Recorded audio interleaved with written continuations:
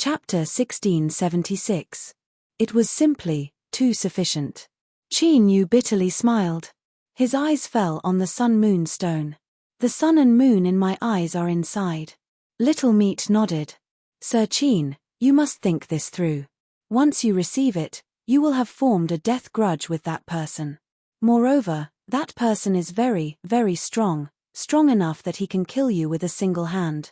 Don't wait until the future. If you regret it and say that I didn't explain things clearly to you, then I really won't have a place to reason with. Qin Yu's teeth ached. He had spent so much effort to obtain this thing, but what about it? Could he give it back to that person? There was no such reasoning in this world. Clenching his teeth, Qin Yu reached out and took the sun-moon stone. How do I use it? Little Meat's lips curled up. You won't reconsider? Qin Yu shook his head. Man. Little Meat gave him a thumbs up. The method is simple and reliable. Take the sun-moon stone and press it between your eyebrows. Qin Yu pressed it halfway and stopped. Are you sure there's nothing else? Little Meat shook her head. He took a deep breath. With a loud purr, the sun-moon stone pressed between his eyebrows. Wherever it touched, the flesh and blood instantly turned to ash, revealing the bones underneath. The sun-moon stone seemed to be directly embedded within. Endless radiance of the sun and moon instantly erupted. Qin Yu's eyes widened and his face twisted. When Shu Jiruo had tried to guide the sun and moon into the sun-moon stone, the pain he had to endure was 10. But now, if Qin Yu wanted to fuse this pair of suns and moons into his body, he would need to experience at least 100 or even several hundred points of pain. There was a famous saying in the world that a forcefully twisted melon was not sweet. If something wasn't yours to begin with and you wanted to forcefully take it away, then you had to pay a corresponding price. If this world was considered from this perspective, then it could be considered fair. Little Meat.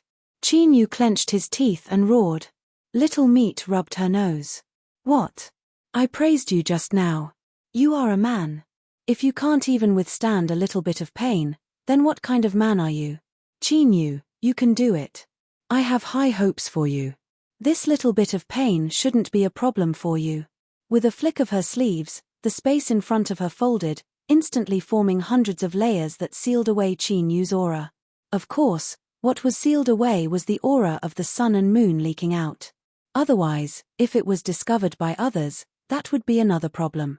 It had to be known that the two of them were on a ferry that was constantly moving. They weren't standing still in the same spot. As for the spatial seal that Meaty laid down, it was actually able to steadily envelop Qin Yu. Just this point alone was extraordinary. But unfortunately, Qin Yu didn't have the slightest inclination to care about these things. This was because the so-called fusion of the sun and moon into one's body was probably similar to turning the sun and moon into copper liquid and forcibly pouring it into one's body. One could imagine how great that feeling was. 2 days later, the ferry docked at a pier called the Flower and Bird Forest. This place was rich in special flowers and plants, as well as all kinds of pocket-sized birds. They couldn't be considered as spirit beasts that could help cultivators fight, but they were quite popular with some female cultivators. Some of them were special and rare, and could often be sold for a high price. Naturally, Little Meat wasn't interested in any of this. She didn't even get off the ferry. Instead, she called over the cultivators on the ferry and had them pick some local fruits for her. It didn't matter how much spiritual energy they contained, as long as they tasted good. The ferry stopped for 2 days before setting off again. Little Meaty sat in her room and ate some fruits. Occasionally, she would turn her head to look at the several hundred layers of folded space seals. Qin Yu's progress was good. He had already eaten almost half of them. At this speed, he should be able to finish in 3 to 5 days. As expected, when it came to enduring hardship, Qin Yu was extremely talented. Little Meaty nodded in satisfaction. Then, she looked up and glanced somewhere on the ferry. She couldn't help but frown, thinking that this little girl was really haunting her like a ghost. Could it be that there was some fate between her and Qin Yu? Bah! What bullshit fate.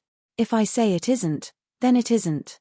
Even if it really is, I can still cut it off for you. Before I figure out just what relationship I have with Qin Yu, The word fate doesn't exist in his life. In the highest cabin of the ship, Nyo Dudu was riding the ferry to the main city with the two little fellows. Suddenly, she shivered. She had been slumped on the table listlessly, but now, with a loud thud, she sat up and looked around. "Miss, what is it?" the young girl across from her asked with concern. She looked around 13 to 14 years old. Nyo Dudu wiped away the cold sweat on her forehead. "It's nothing. I might have just had a nightmare." After waking up, Yuan Qin, who had become a maid, was filled with gratitude towards the young miss in front of her. But as she heard these words, she couldn't help but be speechless. She thought that the young miss was good at everything, but sometimes she was confused. "You didn't even sleep just now, so how could you have had a nightmare? Miss, are you hungry? How about I have Yuan who go find someone on the ferry and have them bring you dinner?" Nyo Dudu thought for a moment. It seemed that she had eaten not too long ago. Moreover, the small kitchen on the ferry could only be considered average. But even though she thought this, she still nodded. In any case, she had nothing better to do, so she might as well eat something. She had no idea why the old ancestor had left in such a hurry this time. It was best if he didn't fight with others. Thinking of this, Nyo Dudu couldn't help but sigh. The old ancestor was already so old, but his impatient temper still couldn't be changed. It truly left one feeling helpless. The day before the ferry arrived at the main city, Qin Yu, who had been sealed in layers of space for nearly 10 days in Little Metis' room, finally returned to his room with a pale complexion. This scene fell into the eyes of the other residents in the corridor. As they watched Qin Yu weakly close the door, it was hard to say whether their eyes were filled with envy or sympathy. Kissing a beautiful woman was something that any man in the world would be excited about. But 1 kiss, 2 kisses, 3 kisses, and even 5, 6, 7, 8, 9 kisses, that was a bit frightening. After all, there were only cows that died of exhaustion in this world. They had never heard of anyone's fields being plowed to the ground. This was nearly 10 days in a row. To be locked in a room and not come out, even a man made of iron likely wouldn't be able to withstand it. Whether it was a golden spear or a silver spear, it would all turn into a slug. Closing the door, Qin Yu lay down on the bed, closed his eyes, and fell asleep. As for those gazes just now, he could feel them, but he didn't have the energy to care. They could think whatever they wanted, but he wanted to sleep now. Unfortunately, even this tiny wish wasn't completely satisfied. Before Qin Yu could naturally wake up, he was woken up by Little Meaty. They had arrived at the main city. Qin Yu recovered a bit of his spirit, but his complexion still wasn't too good. He was a bit pale, and his feet were unsteady. It had to be said, this really did seem like it. Stepping off the ferry, he saw that the main city's pier was the largest one. There were countless people coming and going, and there were many ferries docked here. Unfortunately, he didn't see any large ferries that could cross regions. Most of them were small and medium-sized. First, he found the ticket office at the pier and asked the cultivator on duty about the arrival of the ferry. His luck wasn't bad, but it was only after 7 days that a large ferry would arrive. Moreover, it couldn't go straight to the Long Mountain territory. They would need to make a transfer midway. Little Meaty rolled her eyes. "What are you looking at me for? Do you really think it's easy to carry you through space? Just obediently take the ferry." Qin Yu handed over a silver-spotted copper coin as a down payment for the ticket. From the cultivator on duty, he obtained a transmission token. Once the ferry arrived, they would be notified as soon as possible. Little Meaty turned and walked away. Qin Yu followed behind her. She glanced in a certain direction and then turned around without hesitation. There was some distance between the pier and the main city. Luckily, flying wasn't prohibited here, so the two soon arrived at the main city. After handing over 2 blue gold coins, the two smoothly entered the city. This time, Little Meaty stopped Qin Yu's suggestion of finding a random inn. She swept her eyes around and said, "Follow me." The two walked away. After some time, they stopped in a common-looking alley on a long street. Qin Yu's eyes flashed. He sensed a strange fluctuation. Little Meaty said, "We'll be staying here for the next few days." He took a step forwards. Space rippled, as soft and gentle as water, swallowing up the two. In the next moment, their field of vision widened. A grand and imposing courtyard appeared in front of them. Without mentioning the style of construction, just looking at the roof and the flowing tiles, one could clearly feel what it meant to be rich and overbearing. Between the heavens and earth, the spiritual energy was extremely rich, so rich that it could drown a person within. Before the two could speak, the courtyard doors opened from the inside. A maid carrying a lantern came out, carefully and respectfully leading the way. Behind her was a gorgeously dressed woman. But, when used to describe her, there wasn't the slightest sense of disparagement. Rather, it was filled with an air of nobility. From her back, one could tell that she had quite the background. The woman smiled and bowed.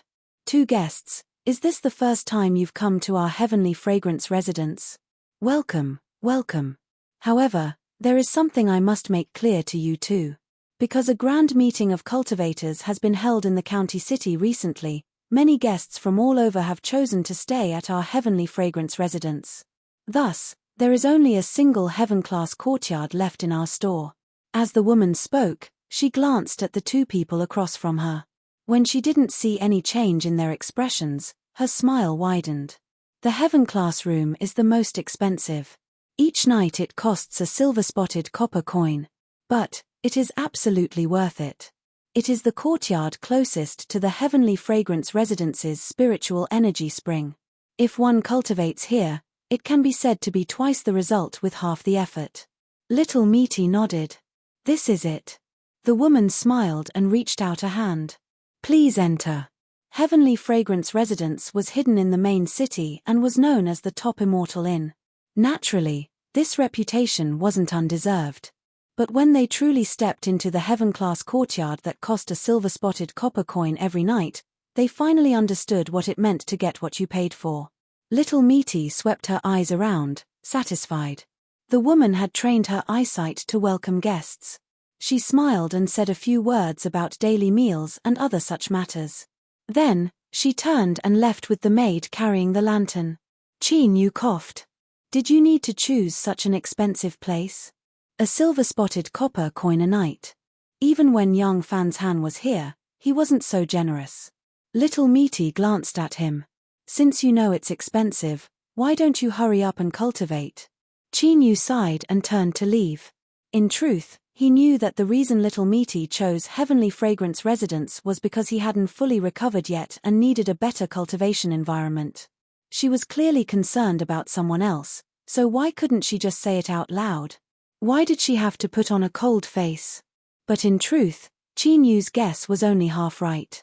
Little Meaty chose Heavenly Fragrance Residence because she wanted to give him an environment where he could recover as soon as possible. The other half of the reason was because she had seen some interesting things before. When collecting a chess piece, one didn't necessarily have to look at one's cultivation. Sometimes, potential was even more important. Perhaps a chess piece that didn't seem too important today might play an extremely crucial role in the future. Thinking about it, Little Meaty decided not to think about it for now. When it came to collecting chess pieces, she needed to wait for the right time. If she acted at the right time, she would be able to achieve twice the results with half the effort and achieve the best results. She was very experienced in doing these things. After all, before she met Chin, she had already played chess for many, many years.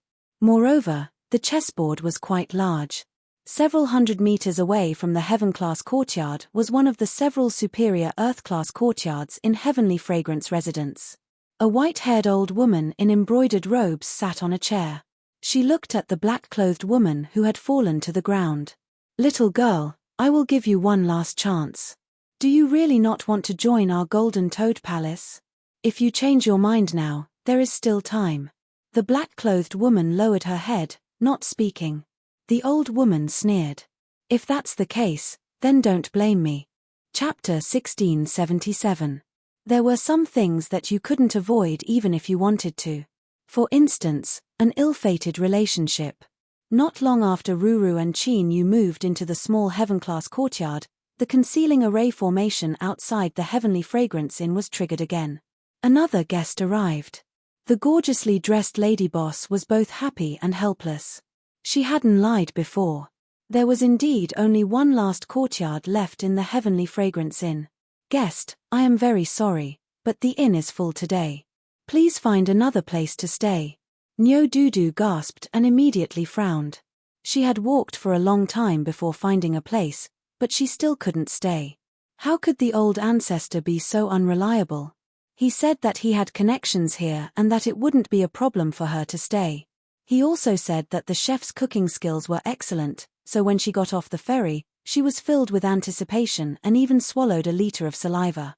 Now she couldn't even get in. Thinking for a moment, Nyo Dudu flipped her hand and took out a ring. Does the innkeeper recognize this? My old ancestor said that you can stay here with this. The gorgeously dressed woman's eyes fell on the ring. Her complexion changed and then she smiled. Honored guest, please forgive me for not going out to greet you. Please come with me. Yuan Qin pulled the missus' sleeve and pointed at the ring in her hand. Nyo Dudu nodded and put it away. After entering the Heavenly Fragrance Inn, they turned left and right and arrived at a quiet courtyard that smelled of cosmetics.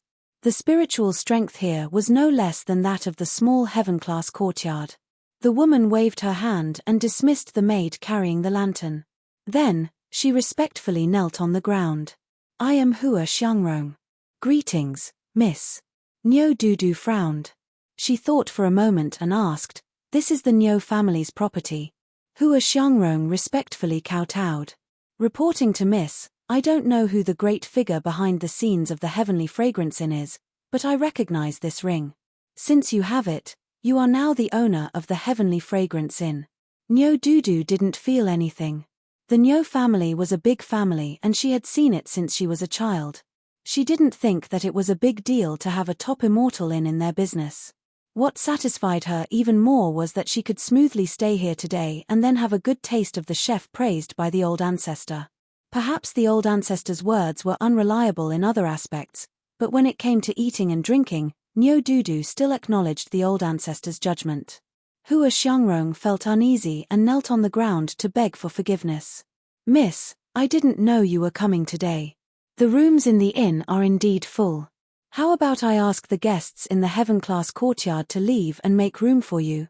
Nyo Dudu waved her hand, there's no need for that. I know how to do business. This place is not bad, and the spiritual energy is also passable. Let's stay here for a few days. That's right, I heard that the chef of your Heavenly Fragrance restaurant is quite good. The three of us are already hungry from the journey. Quickly ask him to make a few of his signature dishes and send them over.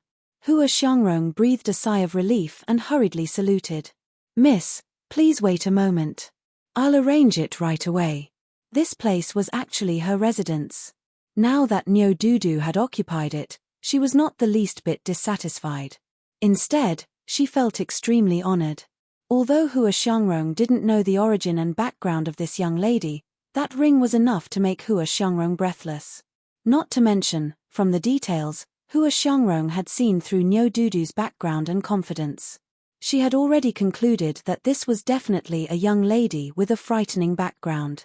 The good news was that the other party seemed to be inexperienced and not difficult to serve. If she could take this opportunity to establish a relationship with her, she might be a great blessing in the future. The entire kitchen of the Heavenly Fragrance restaurant began to operate. 3 highly respected chefs who rarely cooked in person were asked by Hua Xiangrong to light the fire. Delicious dishes were continuously sent to the small courtyard where Nyo Dudu lived. Nyo Dudu was very satisfied with the food. The sun and the moon were integrated into his body.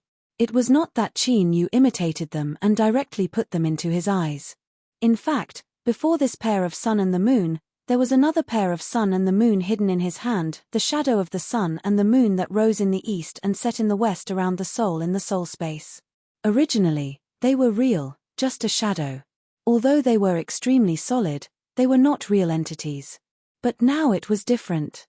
The sun and the moon that were integrated into Qin Yu's body entered the soul space and merged with the shadow of the sun and the moon. It was like the encounter of the body and the soul. After a short run-in, the 2 sides formed a brand new body, or to be more precise, this was the real sun and moon. It still rose in the east and set in the west. Under the new sun and moon force field, Qin Yu's soul was in an extremely mysterious state. It was like an amplifier that enhanced the strength of Qin Yu's soul in its normal state. Moreover, the new sun and moon force field could help Qin Yu to continuously gather the spiritual energy of heaven and earth. And this was also the key point that little Misty wanted to get after discovering the sun and moon in Shu Jiruo's eyes. The new sun and moon force field would be the strongest support for Qin Yu to smoothly advance to the Emperor realm in 30 years. The reason why Qin Yu didn't hesitate to pay a high price to stay in the Heavenly Fragrance restaurant was because in his current state, he really needed a huge amount of spiritual energy of heaven and earth to stabilize the sun and moon force field as soon as possible. Qin Yu, who was very clear about this, directly began to practice in seclusion on the day he moved in. For 3 days in a row, the Heavenly Fragrance Inn was calm and peaceful. Little Misty was very patient and didn't feel anxious at all. However, when her gaze swept across a small courtyard not far away, she couldn't help but frown, a bit of gloominess appearing on her face. Even though they were going in opposite directions, they were still able to meet in the same place. This fate really wasn't small. Although, she was the one who had asked Qin Yu to save Nyo Dudu and leave her a favor so that she could act on her behalf in the future. But now, she was still secretly annoyed and even a bit regretful. She shouldn't have meddled in the matter back then. The only thing that was slightly comforting was that Nyo Dudu had stayed in the garden after she arrived. Her only hobby was to eat, and she didn't run over to do anything. Otherwise, little Misty would have long since thrown the little girl out. Late at night on the 4th day, without warning, a low rumble suddenly erupted. The courtyard of the Heavenly Fragrance Inn immediately exploded with dazzling light. This was the forbidden formation that had been set up here. It was activated after being attacked by an external force. It imprisoned and counteracted the destructive power, preventing the area from being too large. Although the Heavenly Fragrance Inn had invested a great deal of capital into the forbidden formation, the disturbance this time was far too great. There was still a small earth-ranked courtyard that was nearly razed to the ground. The several surrounding courtyards also suffered the same degree of impact. Just those broken tiles of flowing light were enough to make one's heart wrench. Hua Xiangrong, who had finally managed to curry favor with Nyo Dudu, appeared outside the earth-ranked courtyard with a livid face. Her eyes were as cold as knives. It had been many years since anyone had dared to cause trouble in the Heavenly Fragrance Inn. But once something did happen, it was a major event, and it just had to happen now. She remembered that this earth-ranked courtyard was the residence of an elder of Golden Toad Palace. He had a black-clothed woman who didn't look like a maid by his side. But even if it was Golden Toad Palace, this matter couldn't be easily resolved today. Lowly maid, you deserve to die. With an angry shout, the old woman of Golden Toad Palace flew into the air. Her eyes burst out with a sharp light as she swept her eyes around the Heavenly Fragrance Inn. Hua Xiangrong's face darkened. Elder son, no matter what you are doing, you must give me an explanation for causing such a disturbance today. The old woman surnamed Sun's complexion became even uglier. Her heart was filled with anger and a trace of ruthlessness appeared in her eyes. But soon, these emotions were suppressed into the depths of her heart. She had heard of the Celestial Incense Lodge before. Its background was mysterious and unfathomable. Rumor had it that a peak sovereign realm expert, who was only one level away from the Emperor realm, had caused trouble because of his cultivation. In the end, he had been severely injured and nearly died on the spot. Although these rumors were somewhat exaggerated, the fact that the Heavenly Fragrance Inn wasn't to be trifled with was a publicly acknowledged fact in the Langya region. A strong dragon couldn't suppress a local snake, not to mention that Golden Toad Palace wasn't a truly strong dragon. It was better to be cautious. The old woman took a deep breath.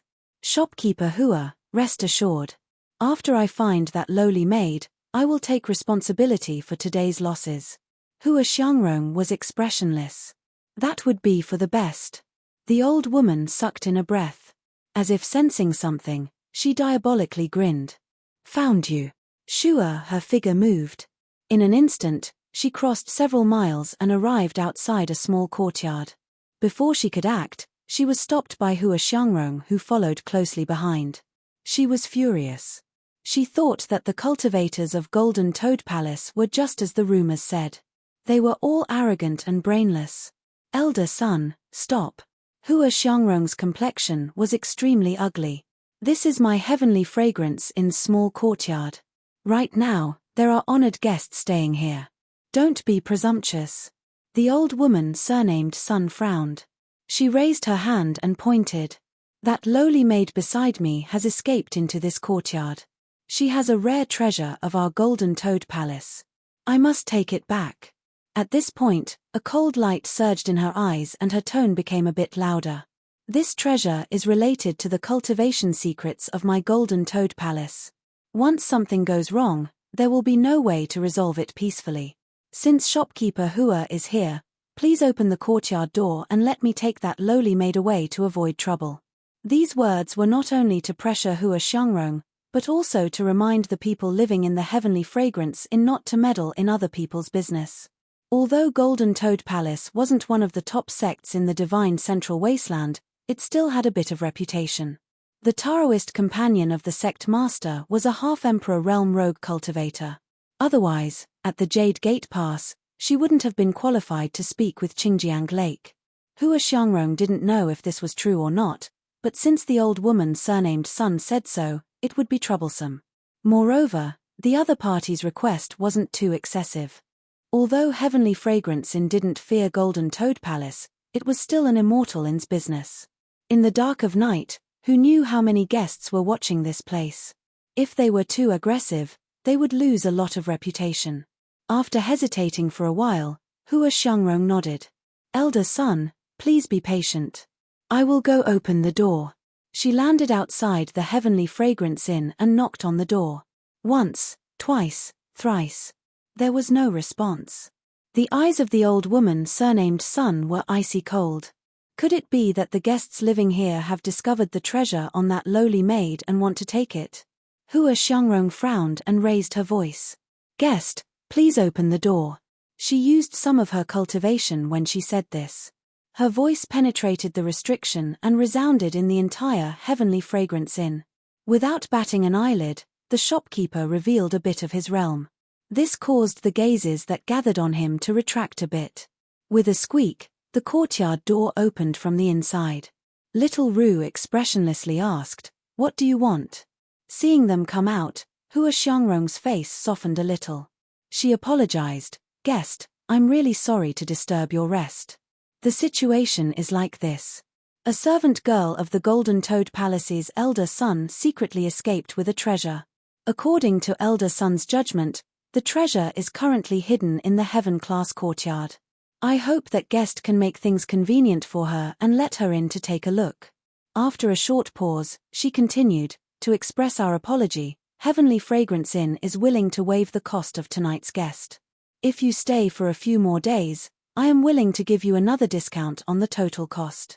This was the attitude that a businesswoman should have. Of course, this was also because Hua Xiangrong had already made up her mind that all the losses tonight would be on the account of the old woman of Golden Toad Palace. A small earth fragrance inn was destroyed, and several other courtyards were also affected. This was not a small sum of money. It was just a few more nights' rent. Presumably, this elder son wouldn't have a problem with this. At the top. Chapter 1678. Little Meaty said, "No." There was no hesitation at all. Old Lady Sun's eyes widened in an instant. But before she sneered, she was shrouded by Little Meaty's eyes. My companion is breaking through the training. She has been disturbed before. How should we settle this? For some reason, the usually domineering old woman's son's expression suddenly changed. The little girl in front of him didn't look very old, but now that she was looking at him, he felt his heart tremble. But that B*TCH was in this yard. She was sure of this, so she was not willing to give up. Looking at Hua Xiangrong, Old Lady Sun said in a low voice, "Shopkeeper Hua, this happened in the Heavenly Fragrance restaurant. What should we do? I must catch that B*TCH and bring her back to the Golden Toad Palace for trial." Although she didn't know why the aggressive old lady Sun was extinguished after being glanced at, Hua Xiangrong was not stupid. But Hua Xiangrong was not a fool. Otherwise, she could not have become the manager of the Heavenly Fragrance restaurant. Hearing this, her eyes flickered, and she shook her head. Elder son, you and the distinguished guest in front of you are both guests of the Heavenly Fragrance Restaurant. I can only mediate in this matter. As for the details, it is up to you two to discuss. Of course, I have to remind elder son that you can't do it again. Otherwise, don't blame me for being ruthless. That sentence not only gave her a warning, but also cleared her name. In short, she could not be used by old lady Sunday. Little Meaty said indifferently, you haven't answered my question before. How can you compensate? Old lady Sun's face was livid. She wanted to turn hostile, but her heart trembled. She gritted her teeth, turned around, and left. Hua Xiangrong was unwilling to intervene, and she didn't dare to break in. If she didn't leave, would she continue to lose face? Anyway, that B*TCH was hiding in the yard. How could she fly away? Old lady Sun secretly made up her mind. Next, she must keep a close eye on this small yard. She wanted to see whether they could hide in it forever. As long as they came out, she would be in the right. At that time, the Heavenly Fragrance Restaurant could not continue to mediate. Little Meaty closed the door and turned to look at the black-robed woman lying on the ground in the yard. She had tried her best to escape here and then passed out.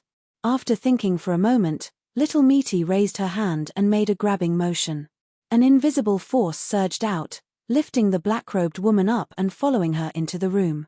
He placed her on the bed and placed a meaty finger between the black-robed woman's eyebrows. After several breaths of time, he took back his finger and nodded, a satisfied expression on his face. Not bad, he is even better than I imagined. If I train him carefully, he will be much more useful than Wei Han. The next day, the black-clothed woman who was in a coma finally woke up.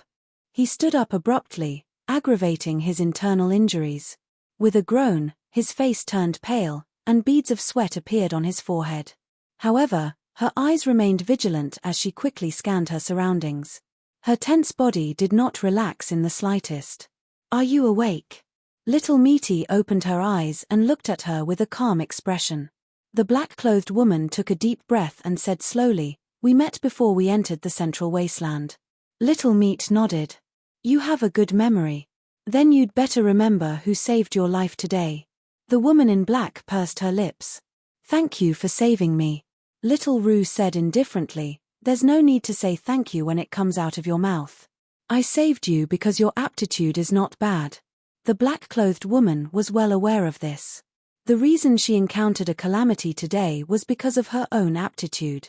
In her eyes, she subconsciously revealed a trace of worry. Little Meat said, I am not like those people from Golden Toad Palace. They do things crudely, and they are also brainless. But, there are some things I want to ask you. It's best if you tell me the truth. First, when you rejected the recruitment of Golden Toad Palace and Green River Lake, was it because you already had a goal? The black-clothed woman nodded. Yes. After a brief pause, she continued to say, what I want to enter is Black Marsh. Little Meat snapped her fingers. One of the upper 4 sects. You have strength and you have a deep background. Moreover, it is very compatible with your cultivation path. This is a good choice. Her eyes fell. With your aptitude, entering Black Marsh is no problem. But, at most, you will only have the status of an inner court disciple. You will not receive much care and your future achievements will be relatively limited. The black-clothed woman didn't speak. A dim light flashed in her eyes. After she entered the central wasteland, she had inquired about Black Marsh and knew that Little Meat was right. As one of the 4 strongest sects of the central wasteland divine continent, every disciple of Black Marsh was a proud son of heaven. It could be said that this was a place where stars gathered. When she entered the Jade Gate Pass, the heaven-peaking insects had probed her talent and caused 5-colored light to erupt. There was even a trace of 6-colored light that descended. It seemed incomparably breathtaking, immediately attracting the attention of Golden Toad Palace and Green River Lake, the 2 great central wasteland sects. But in truth, compared to true peerless geniuses, there was still a great disparity. Only those with 6-colored talent had the qualifications to become a direct disciple of Black Marsh. Only those with peak 7-colored talent could enter the ancestral hall and light a soul lamp, becoming a true inheritor of the great Tao. Little Meat suddenly asked, "You want revenge?" The black-clothed woman nodded. "A blood feud. Is the status of an inner court disciple enough?" The black-clothed woman thought for a moment and then shook her head. Little Meat smiled. "Very good. Then, we can discuss a mutually beneficial cooperation. For instance, I can think of a way to improve your talent. I can't say that you can reach 7-colored talent, but a 6-colored talent is 90% guaranteed. Once you become a direct disciple of Blackmarsh, you will have the qualifications to cultivate all the cultivation methods of the sect. Perhaps one of them will be extremely suitable for you." The black-clothed woman was startled. She felt as if her entire being had been seen through, as if there were no secrets left. She looked up and met Little Meat's eyes. But she wasn't able to sense even the slightest fluctuation from her smiling face. She only felt that Little Meat's eyes were like the deep sea, impossible to see through. Inexplicably, or gushed out from the depths of her heart. Like a burning hot iron, it directly branded into her soul. The black-clothed woman clenched her teeth. She struggled up and fell to her knees. "I beg you to help me. Meow Ya is willing to pay any price." Little Meat lifted a hand and grasped forwards. A mote of light condensed. Within it was the shadow of Meow Ya that had shrunk countless times over. "Very good. I have already accepted the words you said just now." The black-clothed Meow Ya looked up, a puzzled expression on her face. At this time, Little Meat pointed out a finger. With a light cracking sound, the flesh between her eyebrows split apart. Countless cracks spread outwards with her as the center, covering her entire body. Meow Ya screamed in pain. She wildly rolled on the ground. Little Meat had no expression. "Remember the pain you are feeling right now. Do not faint, otherwise this suffering will be for nothing." With a thought, layers of space descended, covering Meow Ya within and isolating her aura. Something like increasing one's talent was easy to say. Looking at the vast world, there weren't many people that could accomplish this. Little Meat could be considered one of them. Even so, this didn't mean that it could be accomplished in a single step. In this world, there was no such thing as a meat pie that fell from the heavens. If one wanted to obtain something, they had to endure as much as they could. As the saying went, break and then rebuild. One had to break and cleanly without harming one's source. Only then would there be a chance for transformation. This was a great test of one's skill. Some people had good luck and were able to succeed on their first try. But there were also some people who were born with misfortunes and misfortunes. They might not succeed even after dozens of tries. Thus, Meow Ya would likely have to continue staying by her side for a period of time. Luckily, this girl could only be considered ordinary. The 2 pieces of flesh on her chest were much worse than Little Meat. This left her feeling gratified. The Apex. Chapter 1679. There was a letter from the dock. After Qin Yu looked through it, he stopped cultivating. He sensed the state of his body and smiled. Staying in Heavenly Fragrance residence was a bit expensive, but it was worth it. He stood up and walked to Meaty's room. Before he could knock, the door opened from within. Meaty stepped out, holding a fruit she had never seen before in her hands. She was eating it with relish. Qin Yu greeted her and went straight to the point. "The dock sent a message saying that the ferry will arrive tomorrow. They want us to go ahead of time." Meaty bit into the fruit. "I want to buy 3 tickets." Before Qin Yu could ask why, he saw the black-clothed Meow Ya walk out from behind Meaty. His eyes widened. Meaty said, "She will be following us for some time." "Meow Ya greets my lord." Qin Yu thought back to the movements he had sensed several nights ago. Because Meaty was here, he hadn't paid much attention to it. But now, it seemed that the reason this black-clothed woman called Meow Ya had appeared here was because of that night's movements. "Another chess piece?" Qin Yu asked with his eyes. Meaty nodded. Qin Yu coughed and nodded in greeting. He looked at Meaty and asked, "Are we leaving like this?" Meaty said, "We haven't paid the bill to Heavenly Fragrance residence yet. We can't just live in a tyrant's shop."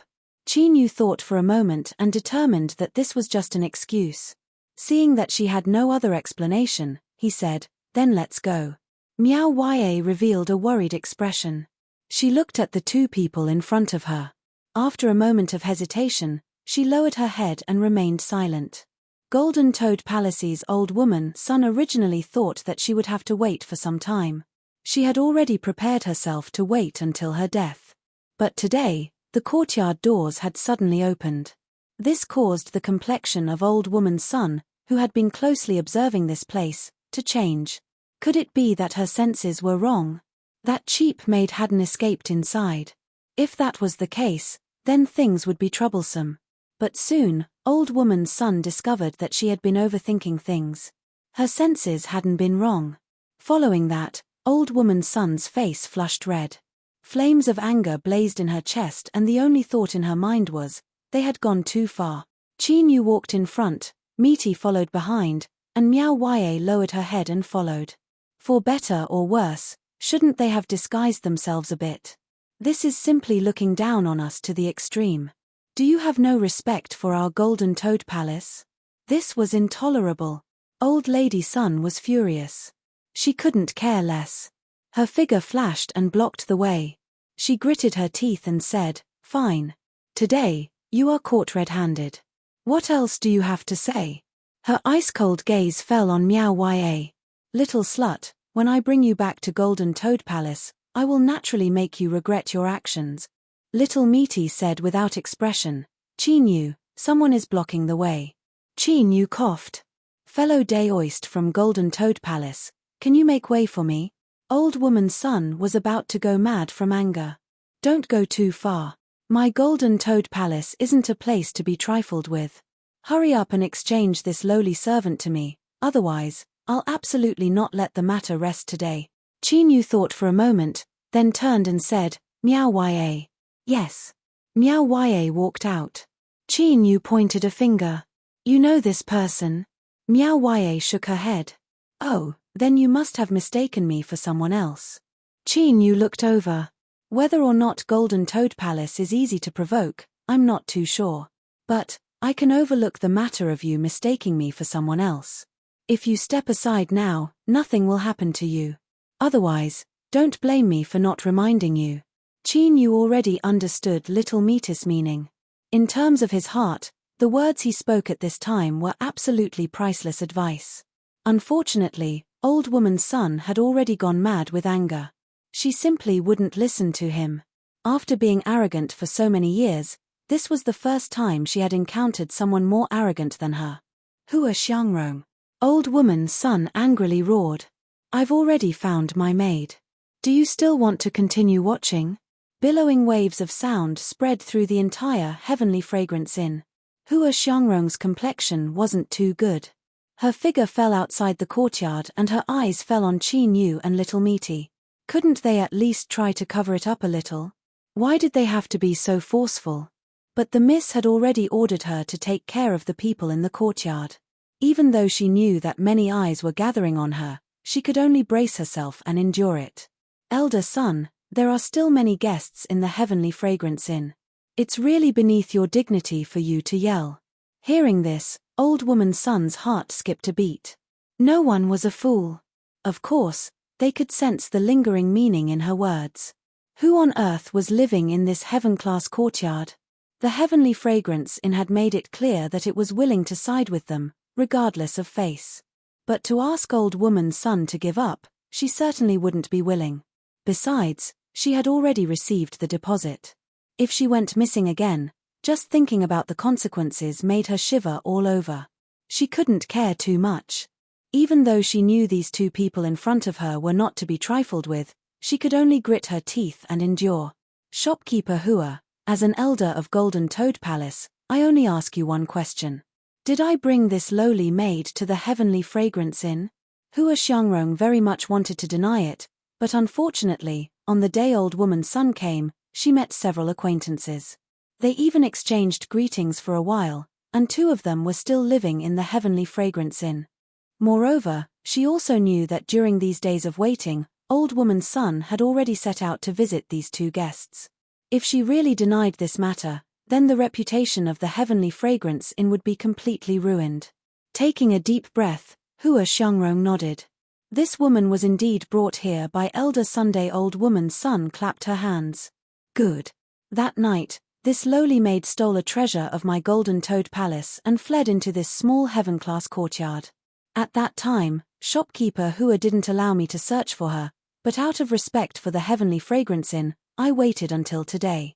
Now, this lowly maid is right in front of us, and shopkeeper Hua still wants to ignore her. Qin Yu frowned as he heard this. He couldn't help but use his divine sense to say, Meaty, what is going on? Even if you don't like this person from Golden Toad Palace, there's no need to go through all this trouble. The problem is that we're in the wrong here. Meaty's voice sounded in his mind. What happens next is none of our business. Let's just watch the show. Qin Yu's thoughts stirred. Sure enough, this matter wasn't as simple as it seemed. Meaty's actions were so crude, as if she was deliberately giving others a handle on her. Then, she wanted to force this heavenly fragrance inn's shopkeeper Hua to step forward, but they were only temporarily staying here, so what did this have to do with her? Moreover, why would heavenly fragrance inn need to step forward? Looking at the expression on this shopkeeper Hua's face and the awkward expression on her face, she actually wanted to help. His heart was tired. He felt as if he were shrouded in fog, unable to see anything clearly. Luckily, Meaty seemed to sense his current state of mind. She continued to say, after we leave this place, I will explain to you. Of course, the key point was that if things were as she guessed, there would be many areas where she would need Qin Yu's help. She needed to let him know some inside information. Hua Xiangrong lowered her head and thought for a moment. She said, Elder son, I only know that it was you who brought this woman to Heavenly Fragrance Inn to check in. But, as for the relationship between you and what happened afterwards, I am not too clear. So, after you both leave Heavenly Fragrance Inn, I ask that you discuss this matter among yourselves. Do not affect us. This was the only method she could think of. If she drove them out, she could do whatever she wanted. Whether they fought to the death or shook hands and made up, none of this had anything to do with Heavenly Fragrance Inn. Although doing so wouldn't look good, she could at least save some face. The other guests would at most think that the two guests in the Heaven classroom had amazing backgrounds and that Heavenly Fragrance Inn didn't want to offend them. It was better than doing as the Miss said and recklessly favoring them, ruining Heavenly Fragrance Inn's reputation. Hiding in her room, Nyo Dudu watched how things developed. Inwardly, she praised Hua Xiangrong. This was truly a good method. After all, this was her family's business. If it was destroyed like this, she would be distressed. In particular, those several chefs were quite skilled. As for how things would develop after they left Heavenly Fragrance Inn, Nyo Dudu wasn't worried at all. Although this old woman from Golden Toad Palace had the title of an elder and her cultivation wasn't bad, Nyo Dudu could sense that if Qin Yu wanted to roll over her he could do so with a single hand. If she continued to tangle with him, the only one who would suffer would be her. Old woman's son was both shocked and angry. She became increasingly certain that Qin Yu and Little Meaty had amazing backgrounds and Heavenly Fragrance Inn clearly didn't want to interfere. If they continued to cause trouble, would things get out of hand? Just as she was feeling perturbed and unsure of what to do, a sneer suddenly sounded out. So this is the famous Heavenly Fragrance Inn. I really can't agree to such a method of handling things. Dong, with a dull thud, the sky above her head began to ripple. Then, a hole was forcefully torn open and a tall figure rushed in. Old woman's son was overjoyed. She hurriedly bowed. Golden Toad Palace's Sun Yuhuan greets Spiritual Master Yushan. Hua Xiangrong's complexion changed. She also recognized the person who had forced his way in today. Spiritual Master Yushan was an extremely famous wandering cultivator in the Langya region. Although his cultivation was only at the peak sovereign realm, he had stumbled upon a lucky chance in his early years and obtained an extremely fierce treasure. By relying on this treasure, he was able to jump realms to battle. He had once fought with a peerless half-emperor level powerhouse for a cave dwelling. Although he was ultimately defeated, he managed to escape unscathed. In addition, Spiritual Master Yushan had always been cruel and merciless. In the Langya region, he was a notoriously difficult character to deal with.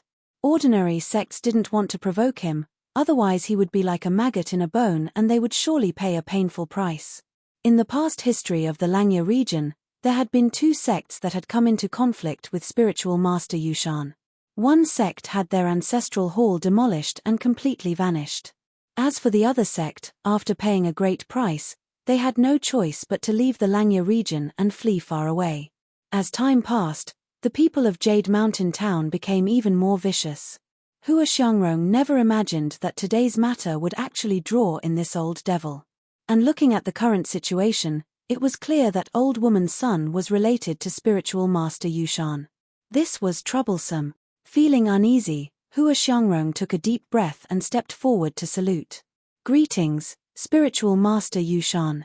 Today, spiritual master, your presence brings light to heavenly fragrance residence. Spiritual master Yushan looked to be in his 50s. He was tall, with black hair and bright eyes. Hearing her words, he sneered. Don't be so polite.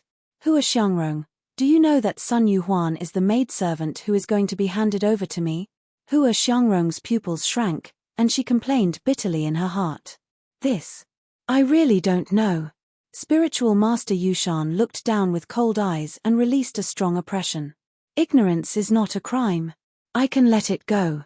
Give me this maidservant, and today's matter will be over. Spiritual master Yushan was also very clear that heavenly fragrance residence was not to be trifled with. Otherwise, with his character, today's matter would not be over so easily. Hua Xiangrong was relieved and hurriedly said, since spiritual master has said so, heavenly fragrance residence naturally has no objection. She turned around and winked at Qin Yu and little Ruru, asking them to stop and quickly release the maidservant. This was spiritual master Yushan, who killed people like flies and was extremely tyrannical, but his cultivation was unfathomable. Offending him was basically a dead end. Even if you two have some background, in the face of an expert who can rival a half-emperor, you'd better bow your head. After all, a wise man knows better than to fight when the odds are against him. But soon, Hua Xiangrong found that all her winks were directed to the blind man, and the two opposite them did not say anything. Miao Ye's face turned pale. Being stared at by spiritual master Yushan, she could not help but tremble. She felt a deep fear. There was no reason, but Miao Ye was very clear that if she really fell into the hands of spiritual master Yushan, her fate would be extremely miserable. Little Ruru suddenly raised her hand and touched her head. What are you afraid of? He's just an old thing. If he wants to die, he will soon get what he wants. The whole court was silent. Hua Xiangrong widened her eyes and thought, did you two not open your ears just now? Haven't you heard the name of spiritual master Yushan? Are you really ignorant, or are you so arrogant that you don't know what's good for you? Old Sun was very excited, and her eyes were full of excitement and resentment, as if she had already seen the two people in front of her being tortured to death by spiritual master Yushan. Aren't you arrogant? Very good, then be more arrogant, and I'll see how you cry. Spiritual master Yushan squinted and looked at little Ruru up and down. Little girl, you're brave. I hope your background can be powerful enough to scare me. His words were full of killing intent. Qin Yu secretly smiled bitterly, thinking, what happened to watching the play? Why did I have to appear in person without paying attention? He felt an extremely strong sense of danger from spiritual master Yushan in front of him, and the change of Hua Xiangrong's attitude undoubtedly proved that his feeling was right. Little Ruru glanced at Qin Yu. It seems that we're in trouble. Qin Yu frowned. Can you say more nonsense? Little Ruru suddenly said, do you think there will be a kind-hearted person who will come out to help us get through this difficulty and kill this old thing by the way? Qin Yu didn't know what was wrong with her. After thinking for a moment, he said, I hope there will be. Little Ruru suddenly smiled and snapped her fingers. First young Master Qin, if you say there will be, there will be. How about we make a bet? After all, the bet was not made. Nyo Dudu, who was hiding in the room, finally couldn't sit still and came out when she saw the situation was not right. The good girl, Nyo Dudu, was not only kind-hearted, but also knew how to repay kindness. Therefore, when she saw little Ruru that night, after a short shock, Nyo Dudu told Hua Xiangrong to find a way to help them and not get into trouble. The aura of spiritual master Yushan, especially at this moment, was really terrible. But thinking that she owed him 2 lives, Nyo Dudu braced herself and came out. The first sentence she said was to introduce herself. Nyo Dingtian is my old ancestor, and Heavenly Fragrance House is the property of our Nyo family. If you turn around and leave now, I can pretend that nothing has happened. It was the first time that Nyo Dudu bullied, so she had no experience. Her words were full of holes, without any deterrence. However, Daoist Yushan's expression still changed. His eyes were cold and ruthless, revealing deep fear. Nyo Dingtian. Ordinary cultivators might not know of this name, but for cultivators at Spiritual Master Yushan's level, his name was like thunder in their ears. If Spiritual Master Yushan was said to be the most famous rogue cultivator in the Langya region, so strong that no sect in a region dared to provoke him, then Nyo Dingtian was one of the strongest rogue cultivators in the divine central desolate land, and the word one could even be removed. Even the 4 sects and 4 families, and even the Great Qin Empire, had to maintain a certain amount of respect for the old Nyo family. Chapter 1680. Seeing the uncertain look on Daoist Yushan's face, Nyo Dudu thought of something and took out a token. On the surface of the token was the word ox. Light swirled around it, its aura surging to the heavens. With Daoist Yushan's cultivation, he actually felt a sense of suppression in his heart. It was like facing a mountain. The girl in front of him was indeed a member of the Ox clan. Perfected Yushan's gaze landed on Miao Ya. Previously, he had only checked the aura provided by Sun Yuhuan, so he could not be sure. But now that he saw it with his own eyes, he could confirm that this black-clothed female cultivator was indeed a top cultivation furnace. She was extremely compatible with his great Tao.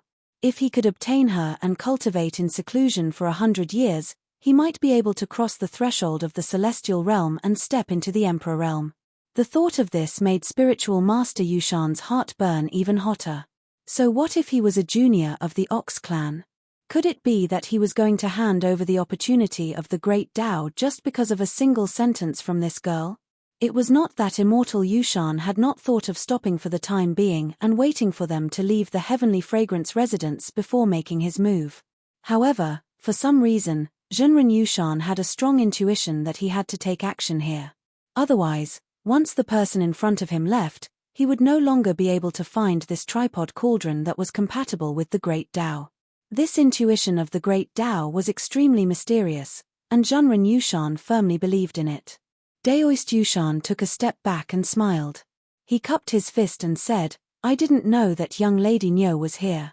Please forgive me for offending you. Since this is the property of the Ox clan, this old man naturally does not dare to be presumptuous.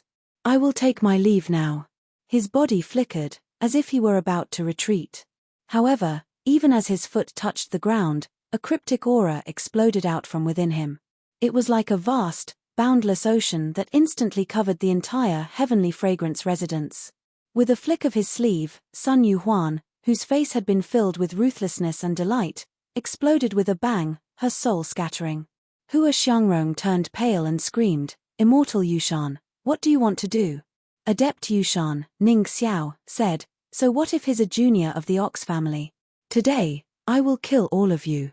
Dead men tell no tales, even Nyo Dingtian can't do anything about it." Although he said that, he was really confident that he could keep Miao Ya in his hands and successfully break through to the half-emperor realm. With the treasures in his hands, even if he couldn't defeat a true emperor realm expert, it wouldn't be difficult for him to escape. At that time, even if Nyo Dingtian really found evidence, he wouldn't need to be afraid. Bang! Reverend Yushan took a step forward and pointed his finger at Nyo Dudu. Dong! A muffled sound rang out, and the space instantly distorted, wrapping around Nyo Dudu. A rogue cultivator's decisiveness in killing was completely revealed. Since he had decided to make a move, he would not hesitate at all. Qin Yu raised an eyebrow. Meaty squinted. "Don't worry, this girl won't die." Before his voice fell, the distorted space froze, as if another strength had appeared to contend with it. Daoist Yushan's expression changed drastically. With a muffled groan, his figure retreated explosively. Without any hesitation, he turned around and fled. Bang! The distorted space shattered. "Little thing, you dare to make a move on my Ox clan's little grandaunt, and you still think you can leave alive?" Do you think that I, old ox, am shameless? A cold sneer echoed out. Qin Yu's heart shrank. He saw the rapidly retreating sage Jadeshan suddenly roar out loud. The world rules instantly twisted and the phantom of a small world appeared. Within it, Qin Yu immediately felt a formidable suppression. But this little world phantom only existed for less than a breath of time. Like a bubble, it exploded with a popping sound. Along with it, Sage Jadeshan's body also shattered. He had killed Sun Yuhuan as if she were a chicken, but now he had suffered the same fate. A figure appeared in front of Niu Dudu. This figure wasn't tall, but he was like a mountain that could support the sun, moon, and stars. At this moment, Qin Yu felt a deep sense of dread towards the true peak powerhouses of the central desolate divine continent. Sage Jadeshan was already strong enough, so strong that even if Qin Yu used all his cards, he still wouldn't be a match for him. But the strong Sage Jadeshan was like an ant, directly suppressed and killed by this person in front of him. All of this happened in an instant. And what caused Qin Yu's mind to shake even more was that the person in front of him hadn't arrived with his true body. Rather, he had activated some medium and released a projection of himself. Without a doubt, this person in front of him was the Ox clan's old ancestor, Niu Dingtian. Qin Yu was unable to sense his true boundary. He only felt as if he were facing a boundless sea, as far as the eye could see. Old ancestor. Niu Dudu's tears fell like rain. I'm so scared. Niu Dingtian, who had killed Sage Jadeshan as easily as crushing an ant, instantly panicked. Don't cry, don't cry. Old ancestor is here. Don't worry, no one can touch a hair of yours. Hua Xiangrong knelt down with a thud. Greet old ancestor. She was still dizzy. She only felt that her heart was going up and down, and she didn't know what to do. Before, she only knew that Heavenly Fragrance House had a backer, but she didn't know who the backer was. She was also very curious about it. Today, the truth was finally revealed. The old ancestor of the Ox family, Niu Dingtian. He was a legend in the rogue cultivator world. He once fought with the old ancestor of one of the 4 sects for 3 days and 3 nights, and finally trampled 3 mountains and left. My backer is actually old ancestor Niu. Who dares to provoke our Heavenly Fragrance House in the future? This time, it was really Niu Dafa. Swish, swish, one figure after another rushed over from all directions. They knelt on the ground and kept kowtowing, thanking old ancestor Niu for saving their lives. Before, Sage Jadeshan's intention to kill them had been known to all. If it hadn't been for old ancestor Niu, they would have been dead. Moreover, it was not a big deal to kneel in front of such a legendary figure. If they could leave a little impression on him, it would be a big deal. At least, they could brag to others that they had seen old ancestor Niu's immortal demeanor in the future. Niu Dingtian turned a blind eye to it. Only Niu Dudu, who was in front of him, finally breathed a sigh of relief when she stopped crying. Little lady, please don't cry anymore. My heart is going to be broken into 8 pieces because of your crying. Niu Dudu blushed and whispered, I'm sorry, old ancestor. I'm too timid. Bah. Who dares to say that my Dudu is timid? If they were facing that little bastard just now, I'm afraid they wouldn't even have the courage to stand up. Niu Dingtian patted her head, you're already very good. No, in my eyes, you're the best. No one in the world can compare with you. Niu Dudu blushed even more. How could he say these words in front of so many people? It was really embarrassing. Niu Dingtian snorted and glanced around. The crowd hurriedly lowered their heads, pretending that they didn't hear or know anything. Old ancestor. Niu Dudu pulled him. Niu Dingtian laughed and waved his hand, the show is over. Why don't you leave? Do you want me to send you off? Hearing this, the people kneeling on the ground were shocked. They didn't dare to stay any longer. After kowtowing, they got up and turned to leave. Old ancestor Niu's eyes fell on Qin Yu. His eyes flickered with a trace of surprise. Niu Dudu said, Old ancestor, this brother Qin is the one who saved me. You must thank him. Niu Dingtian laughed, of course. Saving my Dudu is no different from saving the whole Niu family. I must thank him. Then he patted Niu Dudu's shoulder, go take a rest. I'll have a few words with this little friend Qin. Nyo Dudu looked at the old ancestor and Qin Yu. She nodded and turned to leave. After she left, old ancestor Nyo took a step and appeared in front of Qin Yu. He looked at him from head to toe. Boy, how about being the husband of my little grandaunt? Let me tell you, this is the blessing you've accumulated in your 1,800 lifetimes. If you agree, I promise to pave a way for you to cross the threshold of the celestial being realm. Your future achievements will be limitless. Qin Yu's heart beat faster. It was not because he was tempted by Niu Dingtian's proposal, but because his eyes were too scary. Being stared at by him, he felt like he was on the edge of an endless abyss, and could fall into it at any time. Terrible, terrible. Little Meaty said lightly, you're trying to poach me. Niu Dingtian, have you asked for my opinion? Niu Dingtian turned his head and his eyes fell on Little Meaty. He frowned. I thought you looked familiar before. Since you dared to speak to me like this, it seems we're old acquaintances. Little Meaty flicked her nails. Don't play dumb. Niu Dingtian, I don't care about your cultivation. At least your eyes are good. Her lips curled up into a smile. Or do you think it's better for us to not know each other when we meet? Niu Dingtian grinned and let out a breath. He rubbed his eyebrows. I just didn't expect that thing to be true. You gave up so much just for him? Little Meaty said, this matter has nothing to do with you. The smile on her face deepened. What? Does old ancestor Niu think that I'm not qualified to be on equal footing with you in my current state? Qin Yu's body tensed. Little Meaty and this old ancestor Niu actually knew each other. It was just that it was hard to judge their relationship. From their conversation, they seemed to be friends yet enemies. He felt that what would happen next would depend on how this old ancestor Niu answered. If there was a conflict. Qin Yu's eyes turned cold.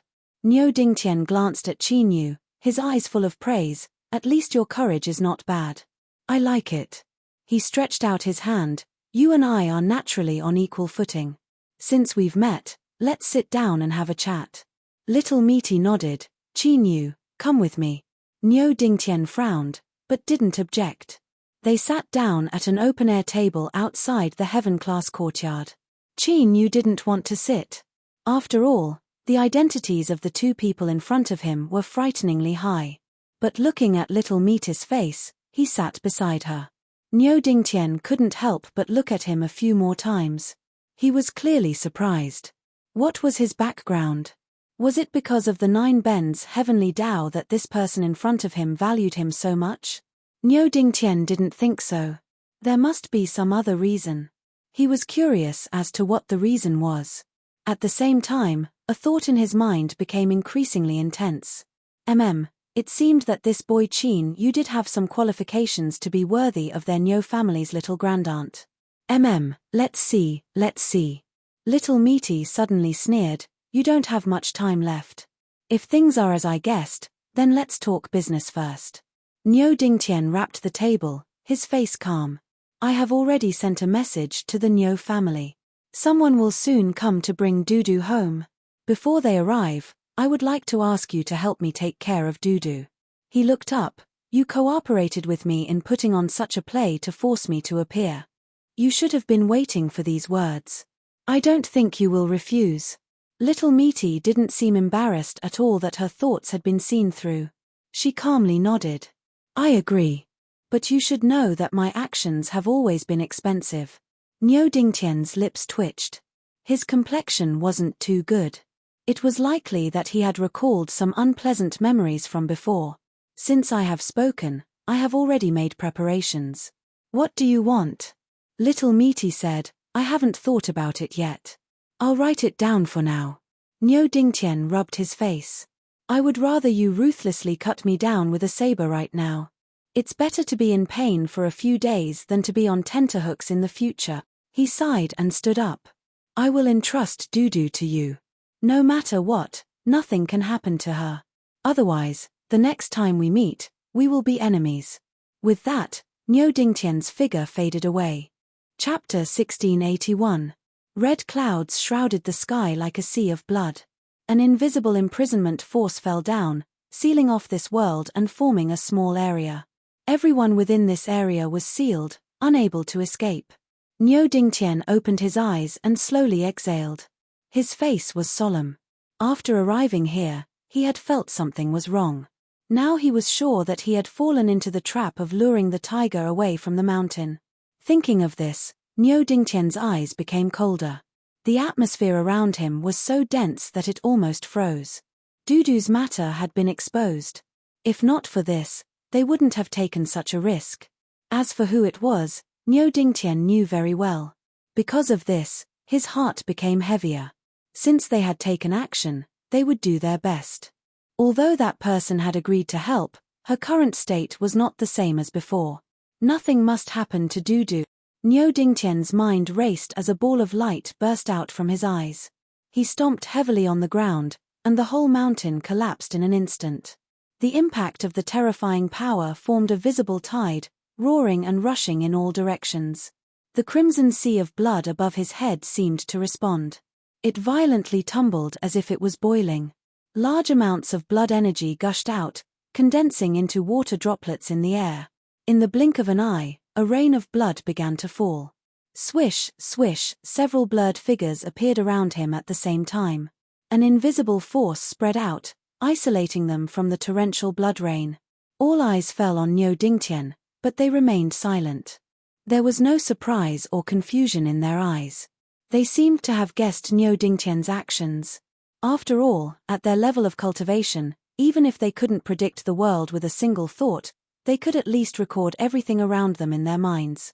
As long as they revealed a single clue, it wasn't difficult to deduce the general situation. Niu Dingtian was expressionless. He said in a deep voice, "Good plan. The bait you threw out is heavy enough. I admit defeat. You can kill Niu Dudu, but I will say this first. Emperor Realm experts are not allowed to take action. Otherwise, don't blame me for going crazy."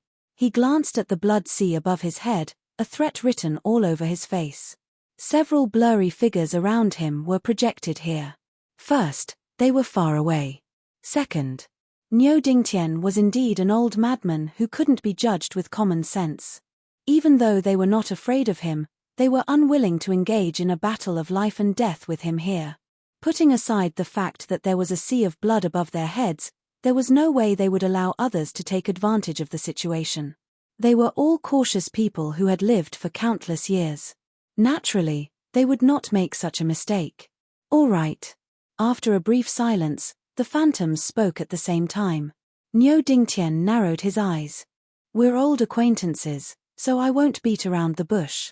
Niu Dudu deserves to die if she's below the Emperor Realm. I promise I won't pursue the matter. But if you guys go back on your words, I, Niu Dingtian, swear by the great way that I will drag 2 of my old friends to the grave with me, even at the cost of my cultivation."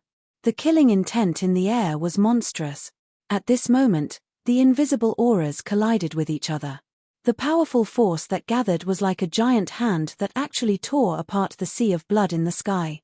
But very quickly, this crack disappeared, and the sea of blood roiled even more violently, as if it was about to explode in the next moment. The expressions of the descending figures turned grave. The plans in the depths of their hearts were suppressed. To people like them, the binding of a Great Way oath was so strong that they couldn't contend with it. Today, Niu Dingtian had made an oath. Even if he regretted it in the future, there was no way out. If something really went wrong and he didn't help, he would have to withstand the backlash of the world. Even if he didn't die, his Great Way would be severely damaged. As the saying goes, a promise must be kept, and there was absolutely no room for negotiation. It was referring to the great Tao oath of these people. Shua, shua, the phantoms scattered. Above their heads, the tumbling sea of blood in the sky gradually calmed down. Niu Dingtian was expressionless and his eyes were still heavy. This was all he could do. But it was likely that all of this was within their calculations. If the Emperor Realm didn't help, Dudu's chances of survival would be higher. But he still didn't have absolute confidence. Before Niu Dingtian left, he had clearly said something to Niu Dudu. She found Qin Yu and Little Meaty and said, "My old ancestor said that if you two are willing, you can send me on my way." She was a bit embarrassed and had taken the initiative to help. But in the end, The old ancestor had appeared and solved the problem. She had even been scared to tears in front of everyone. Little Meaty nodded. We are going to the Long Mountain domain. We will leave today. Nyodudu was overjoyed. That's perfect. My home is in that direction, so we won't need to take a detour. She stood up and bid her farewells. She had the two of them wait for a moment as she went to pack some things. Watching Nyodudu leave, Chinyu looked at Little Meaty. She lightly said, Nyo Dingtian didn't tell the truth because he didn't want her to be afraid. Chinyu coughed. Just what is going on? I'm also confused.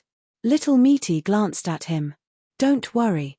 Since I told you before, I will naturally tell you. She poured herself a cup of tea and slowly drank several sips. The Nyo family is very strong. I chose to forcefully sell a favor to Nyo Dingtian. In the future, you will know just how expensive a favor is. I don't know the specifics, but based on what I know and what happened, I can roughly guess the general outline. The Nyo family is already strong enough. There are some people who don't want to see them become even stronger, lest they ruin their own interests. Thus, they set up a trap ahead of time to lead Nyo Dingtian away so that there would be a vacuum in the strength protecting Nyodudu. Chinyu wanted to say something but hesitated. Little Meaty glanced at him. Nyo Dingtian's projection is indeed very strong. So strong that even an Emperor Realm expert could protect Nyodudu's life. But the problem is that his projection is too strong. Thus, after descending once, it will take time for him to descend a second time. Chinyu's eyes brightened. Spiritual Master Yushan? Little Meaty said, he's just a pitiful pawn. He's so afraid of death that he's still in the dark. This trap was set up very early.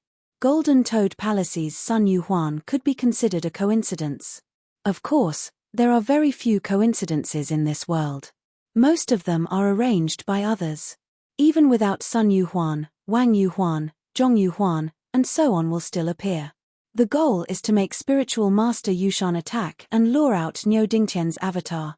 Then, with his own life, he will create an advantageous situation to kill Nyodudu. Chinyu thought for a moment. Is Nyodudu's cultivation talent really that good? Little Meaty nodded. You've seen Miao Ya's talent. Nyodudu can probably match up to 100 Miao Ya. A trace of disappointment appeared on her face as she looked at Chinyu. If you had half of Nyodudu's talent, it would be a matter of time before you reach Emperor Realm in 30 years. You wouldn't have to go through all this trouble. Chinyu rubbed his nose after being ridiculed.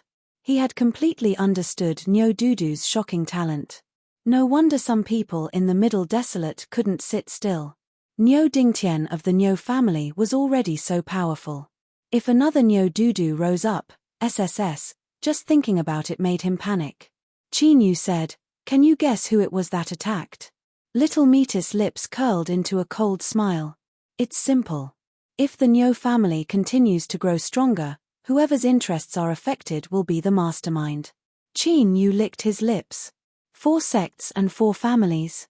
Before entering the central desolate divine continent, he had done a detailed understanding of the power layout in this vast world. Apart from the Qin Empire, there were only 8 factions under the heavens. The 8 powers mentioned were the strongest, and each one was a hegemon who dominated a region. Little Meaty nodded. They might not have all acted, but this matter is definitely related to them. Chinyu rubbed his face and looked at Little Meaty in front of him. He really wanted to say, let's hurry up and run away. 4 sects and 4 families. Any one of them was a colossus that could shake the heavens and earth with a single stamp of their feet. If the two of us were to clash with them head-on, there would be no other outcome than being smashed to pieces. After all, Little Meaty's current state was different from before. She herself had said that she was in the ruler realm. If she wanted to erupt with even greater strength, she would have to pay an additional price. Chinyu didn't want her to suffer because of this matter. Little Meaty glanced at him, clearly guessing his thoughts. Now you know fear? It's too late. Nyo Dingtian has always been reliable. He entrusted Nyodudu to us. If this girl dies, we'll be the first to suffer. Chinyu had a sullen expression. You already knew about this, so why did you still get involved? Why didn't we just run away earlier? Little Meaty snorted. Useless. Didn't you hear the favor I told you just now? It won't be easy to make Niu Dingtian owe me a debt, especially when he suffered at my hands back then. Do you think he would have agreed otherwise for Niu Dudu's sake? Don't worry, it's not a sure-death situation. Since I've agreed, I naturally have some confidence. Niu Dingtian must have sensed something was amiss when he made his move. He will help us block the greatest wave of danger. Others will definitely make their move next, but the strongest will only be at Daoist Yushan's level. There won't be any Emperor Realm cultivators. Qin Yu's eyes lit up. If that was really the case, it wasn't impossible to give it a try. If an Emperor Realm cultivator didn't make a move, then it would be a ruler. Little Meaty was a ruler, and different from ordinary rulers. With her overseeing things, wouldn't anyone who came would die? When he thought about it this way, the difficulty of this matter dropped exponentially. Little Meaty sneered. What are you thinking? If it was so simple, I wouldn't have to explain so much to you. She lifted her head to look at the sky. The Middle Desolate is a place with deep waters. Who knows how many tens of thousands of years of turtles and old bastards are hidden here? If I make a move and they discover my traces, it will be a disaster in the blink of an eye. Don't doubt me. I dared to reveal my identity to Niu Dingtian because I was confident that he wouldn't do anything even if he found out. But others, Thumpage, you'll be the first to suffer. Qin Yu smiled wryly. So you're saying that I have to make a move this time? Little Meaty nodded with a matter-of-fact expression. Qin Yu couldn't help but rub his face a few more times. Finally, he took a deep breath and nodded heavily. After all, this was his own business. Little Meaty had helped him set it up, and it was already a great favor. He couldn't always think of a ready-made one. Moreover, Qin Yu felt that with his current strength, as long as an Emperor Realm cultivator didn't make a move, he wouldn't be afraid of a ruler. You've got guts, kid. Don't worry, I'll hold the line for you. I won't watch you get beaten to death. Fine. The little bit of confidence that he had just gained was completely shattered by Little Meaty's words. A moment later, Niu Dudu finished packing and came over with the siblings, Yuan Qin and Yuan Hu. She had obviously told the siblings about what had happened at the Lungtsang River. When the siblings saw Qin Yu, they knelt on the ground with faces full of gratitude. Qin Yu didn't stop them. He had accepted their kneeling. He didn't ask for anything else in return for saving his life, so what was wrong with kneeling? All right, we can talk about other things later. Let's go. Qin Yu said with a smile. Miao Ya had already returned to Little Meaty's side.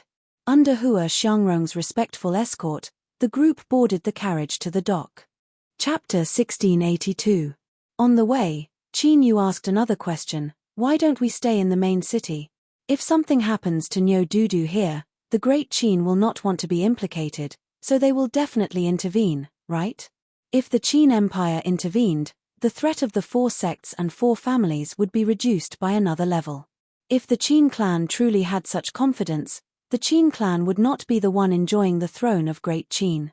In the central desolate divine province, the strongest nation was still the Qin Empire.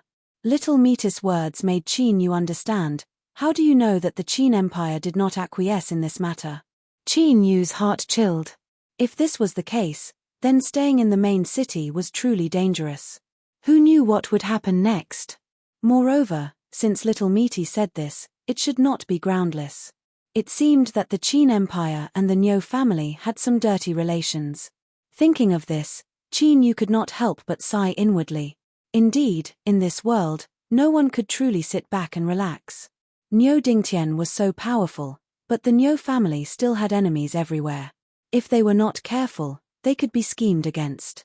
He had to be more careful in the future. He could not relax just because Little Meaty was by his side. After all, although she was unfathomable, she was not omniscient. The journey was smooth. The 2 carriages arrived at the pier. The ferry to the Long Mountain region had already arrived. Qin Yu left a deposit and smoothly bought 3 tickets. Niu Dudu, Yuan Qin, and Yuan Hu had suddenly chosen to take the ferry, but the tickets had already been sold out. Qin Yu did not have the chance to make things difficult for them, because Nyo had perfectly demonstrated what it meant to be rich and overbearing. She directly took out money and forcefully knocked down a guest who had already been booked on the top deck of the ferry. Seeing the person in front of him change from an angry expression to a smiling face and voluntarily give up the room, Chinyu once again recognized the power of money.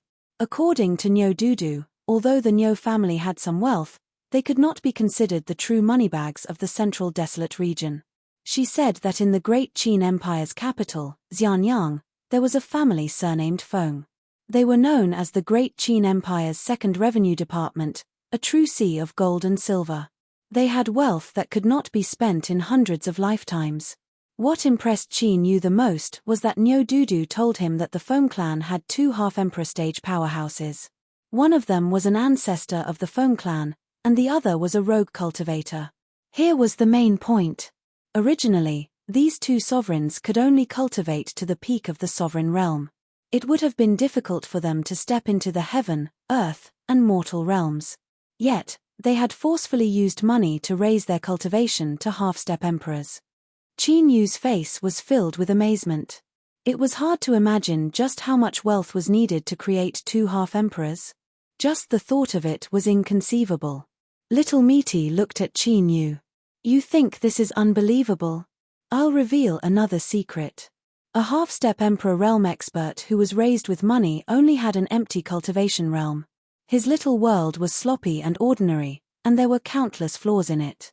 Even a peak sovereign realm expert couldn't be trapped in it. However, the Feng family was sitting on a huge amount of wealth. In order to avoid being coveted by others and protect their own interests, what could they do? It's simple. They would continue to throw money at these two half-step emperors and arm them to the teeth. Then, when the two of them joined forces, they would be able to fight a true emperor. Doesn't that sound even harder to believe? This information was confirmed by Nyo. Her eyes widened and she nodded. Big Sister Misty is right. My old ancestor also mentioned that the Feng family's two half-step emperors are like two moving treasuries. Even he couldn't help but be envious of them. It was only after she finished speaking that she realized she had revealed something. Nyo blushed red and hurriedly explained, the old ancestor only said that, he never did anything. Little Misty curled her lips. That's because your old ancestor knows that even if he did, there wouldn't be any consequences. I know you don't believe me. When we meet in the future, you can ask him yourself and see if I'm right or not. Nyo bit her lips and didn't speak. Although the old ancestor sometimes gave off an unreliable feeling, he was still extremely good to her. Qin Yu coughed lightly. All right, I just asked. The ferry will arrive soon. Let's not find a place to rest. Let's find a place to sit and wait for a while. After changing the topic, the group found a tea house at the docks. Qin Yu looked calm on the surface, but his heart was tense. After all, no one knew when an assassin would jump out. Fortunately, little Misty was here. In terms of perception, no one under the Emperor realm should be able to hide from her. But just as he had said, he couldn't be careless because of this. He couldn't be lacking in the necessary caution. There were many people in the tea house. Most of them were cultivators waiting for the ferry or strolling around the docks. They were drinking tea and chatting, so the atmosphere was relatively peaceful. The servant was incomparably enthusiastic. He invited the guests to take a seat and recited the names of 7 or 8 teas in a single breath. His eloquence was quite good. Qin Yu had never heard of any of them, but he appeared very calm as he casually recited one of the names. When the tea was served, the maid Yuan Qin took the initiative to lift the teapot and pour tea for Qin Yu and little Misty before turning to give it to her young miss. The young girl was precocious and had experienced the pain of losing her parents. She had matured at an early age, so she could naturally tell that the two people in front of her were no ordinary people. For example, back at the Heavenly Fragrance residence, everyone had knelt on the ground to thank the old ancestor for saving their lives. However, the two people in front of them hadn't knelt. The fact that they hadn't knelt meant that they didn't think that they needed the old ancestor to save their lives. The old ancestor's subsequent actions had clearly tacitly acknowledged this point. Therefore, the old ancestor had asked these two to send the young miss on her way. This matter wasn't as simple as it seemed. Yuanhu stood next to his sister, his eyes constantly sweeping towards Miao Ya. Unfortunately, Miao Ya's face was expressionless and cold from beginning to end. This made the young man feel a bit depressed. Some emotions that had just sprouted were scratching at his mind and making him restless. Yuan Qin put down the teapot and respectfully retreated to the side. She reached out to discreetly pull Yuanhu and looked at him sternly. Yuanhu completely wilted under his sister's glare. His head drooped listlessly. Nyo Dudu picked up a teacup. But at this time, little Meaty suddenly said, "Wait a moment, I suddenly think that the patterns on your teacup are quite nice. Let's change cups." Before she could object, Nyo Dudu's hand was empty. She didn't know what had happened, but the cup had fallen into her hand. Little Meaty took a sip and narrowed her eyes. "It really does taste good." Qin Yu was startled. He swept his eyes around the tea shop and didn't find the young servant who had greeted them just now. A chill gushed out from the depths of his heart. Qin Yu took a deep breath and didn't reveal it on his face. Nyo Dudu glanced at Little Meaty and then at Qin Yu. She obediently picked up another cup of tea, not saying anything. Luckily, everything was calm after this and nothing else happened. When the ferry slowly flew over from afar, casting a massive shadow over the ground, Qin Yu paid the bill and left the tea shop. "There's poison in the tea?" Qin Yu asked with a sound transmission. Little Meaty nodded. Qin Yu's eyes widened. Little Meaty's lips curved up. "If I don't drink it, how can I kill someone? I haven't encountered such an interesting poison in a long time." In an underground chamber of the tea shop, the young servant who had served them tea was now sitting cross-legged. His face was pale and his body was shivering. Suddenly, the young servant's eyes flashed open. His eyes were crimson and the countless tiny blood vessels on the surface had all swelled up and burst open. "Ah!" There was a pained howl before it came to an abrupt end. The young servant's corpse fell to the ground, rotting away at a speed visible to the naked eye. There were two other people in the dark chamber. As they looked at the dead young servant, a dignified expression appeared on their faces. Even the people from Myriad Poison Valley have no way to kill him with poison. One of them lightly said. The other person said, "Tell them to carry out the second plan." But at this time, the complexions of the two people changed. With a loud bang, the blood on the ground exploded outwards. A scarlet fog of blood instantly swept out, covering the entire dark chamber. Before the two people could dodge, they were enveloped within. As soon as they realized something was wrong, the two of them had already held their breath and released their strength to isolate themselves from the outside world. Even so, this blood fog still penetrated through every pore and forcefully drilled into their bodies. Their eyes widened and their hands grasped their necks. Deep in their throats, the two of them emitted several groaning sounds before they died. This was because Nyo Dudu had used money to buy a small courtyard on a ferry. There were enough rooms for several people to live in. Before Qin Yu boarded the ferry, he had already sold the tickets in his hands. The ones who bought the tickets were a young couple. The woman was holding a baby in her arms. Qin Yu originally wanted to sell the tickets to someone else, but after looking at them several times, he turned around and sold them to them. The price was even lower than what they had agreed on before. The young couple thanked him and boarded the ferry first, their faces full of joy. Qin Yu watched as the two left with the baby. He subconsciously narrowed his eyes. "Don't copy me. Your eyes aren't large to begin with. If you narrow them again, there will only be slits left." Little Meaty expressionlessly said. Qin Yu choked. He thought that he should be the one saying these words. "Moreover, my eyes are mine. I can narrow them if I want to. What does it have to do with you?" Cough. "Forget it. Men should be a bit more broad-minded. It's not like I'll lose weight if I say a few words." "Humph." Little Meaty coldly sneered. She gave Qin Yu a look that said, "At least you're tactful." After smoothly boarding the ferry, they were led to the small courtyard on the top floor by the ferry cultivators. The size of the ferry that crossed regions was astonishingly large. If Qin Yu had taken one before, it would have been comparable to a small town. If so, then this interstate ferry of the Heavenly Sea sect was like a small city, complete with all sorts of buildings. On the way to board the ship, Qin Yu even saw several brothels that were connected together on a long street. The place was bustling with noise and excitement. But what was most surprising was that the Heavenly Sea Sect's ferry was actually a living creature, an incomparably massive blue-armored crab. Its two massive pincers shined with a metallic luster. They were like two small mountains, and just looking at them caused one to feel a chill run down their spine. The other 8 legs followed some sort of rhythm, constantly swaying up and down in the air. They carried all the buildings on the crab's shell and floated in the air as if they were on flat ground. After sending away the Heavenly Sea Sect cultivators, little Meaty looked down at her feet. She subconsciously stuck out her tongue and gently licked her lips. This was the bearing mountain crab. This was one of the rare ancient species that had lived for at least 10,000 years. It must have accumulated a great deal of crab roe. The ferry suddenly swayed, causing many cries of alarm.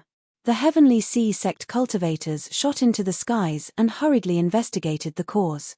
Fortunately, the bearing mountain crab would soon calm down and no major problems would arise. The Heavenly Sea Sect cultivators comforted their guests as they continued to investigate. Unfortunately, they still didn't find anything. The ferry stayed at the main city's pier for half a day. After a series of detailed inspections and confirming that there was nothing wrong, it rose into the air and left. The bearing mountain crab's 8 legs were like giant oars. They slid through the air and carried everyone away. In the courtyard on the top floor, Qin Yu continued to cultivate. According to Little Meaty's words, what would come sooner or later. If he hid now and accumulated a bit of strength, he would have a higher chance of victory in the future. These calm words caused Qin Yu's mind to tense up and an intense sense of urgency rose within him. He knew that the poisoning in the tea house at the pier was only the beginning. There would be countless troubles before the Ox family's reinforcements arrived. Chapter 1683. Langya City, City Lord Mansion. Region Lord, the Heavenly Sea Sect's ferry has left the city. The Region Lord's eyes flashed. He thought for a moment and said, "Announce to the public that I have gained enlightenment in my cultivation and will be going into seclusion from today onwards." All the region lords in the Great Qin Empire were given the title of Marquis to show their respect. Some of the more important places even had region lords with royal titles. Of course, the royal titles of the Great Qin Empire were still very valuable. Only those who crossed the threshold of the celestial realm were qualified to be conferred a title. The region lord was a true feudal official. It wouldn't be an exaggeration to say that he had a high position. However, Huang Yang wasn't willing to bear Niu Dingtian's anger. He went into seclusion, and nothing that happened in the outside world could be blamed on him. The Heavenly Sea Sect was a large sect in the Endless Sea region. It had been around for more than 10,000 years. It had a deep foundation and a wide network. Because of this, the sect was able to make a lot of money from the ferry business that spanned across several regions.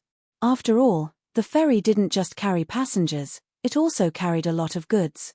It was normal for people to be envious of it because they were making money from both sides. Every year, there would be some accidents big and small during the voyage. Thankfully, the Heavenly Sea Sect was prepared for this. The steward of the ferry was a peak sovereign elder who had already stepped into the heavenly realm. He lived on the ferry and spent most of his time in the 9 heavens, which was beneficial to his cultivation. A heavenly realm sovereign was enough to suppress a region. Naturally, a small ferry couldn't cause any trouble. Moreover, while the mountain-bearing crab was the Heavenly Sea Sect's money tree, he was also a great demon with an ancient mutated bloodline. Although it was carrying the ferry steadily and looked harmless, if an accident really happened, its 2 pincers and 8 long legs could tear apart the entire mountain range in the blink of an eye. Its combat strength was extremely fierce. In the main city of the Langya region, the sudden movement of the ferry seemed to have passed. But in reality, the Heavenly Sea Sect was still investigating, trying to find the truth of the matter. This was an order given by the Patriarch after communicating with Cheng Shan Crab. No one knew the specific details. They only knew that the Patriarch's face was solemn that day. "Elder, we have already secretly inspected the ferry. We did not find anything amiss. Do you think we should continue?" a Heavenly Sea Sect cultivator asked respectfully. Deng Heibo frowned and pondered for a moment before slowly saying, "Continue the investigation." Down below, the expressions of the Heavenly Sea sect cultivators changed slightly. They responded, bowed, and then turned to leave.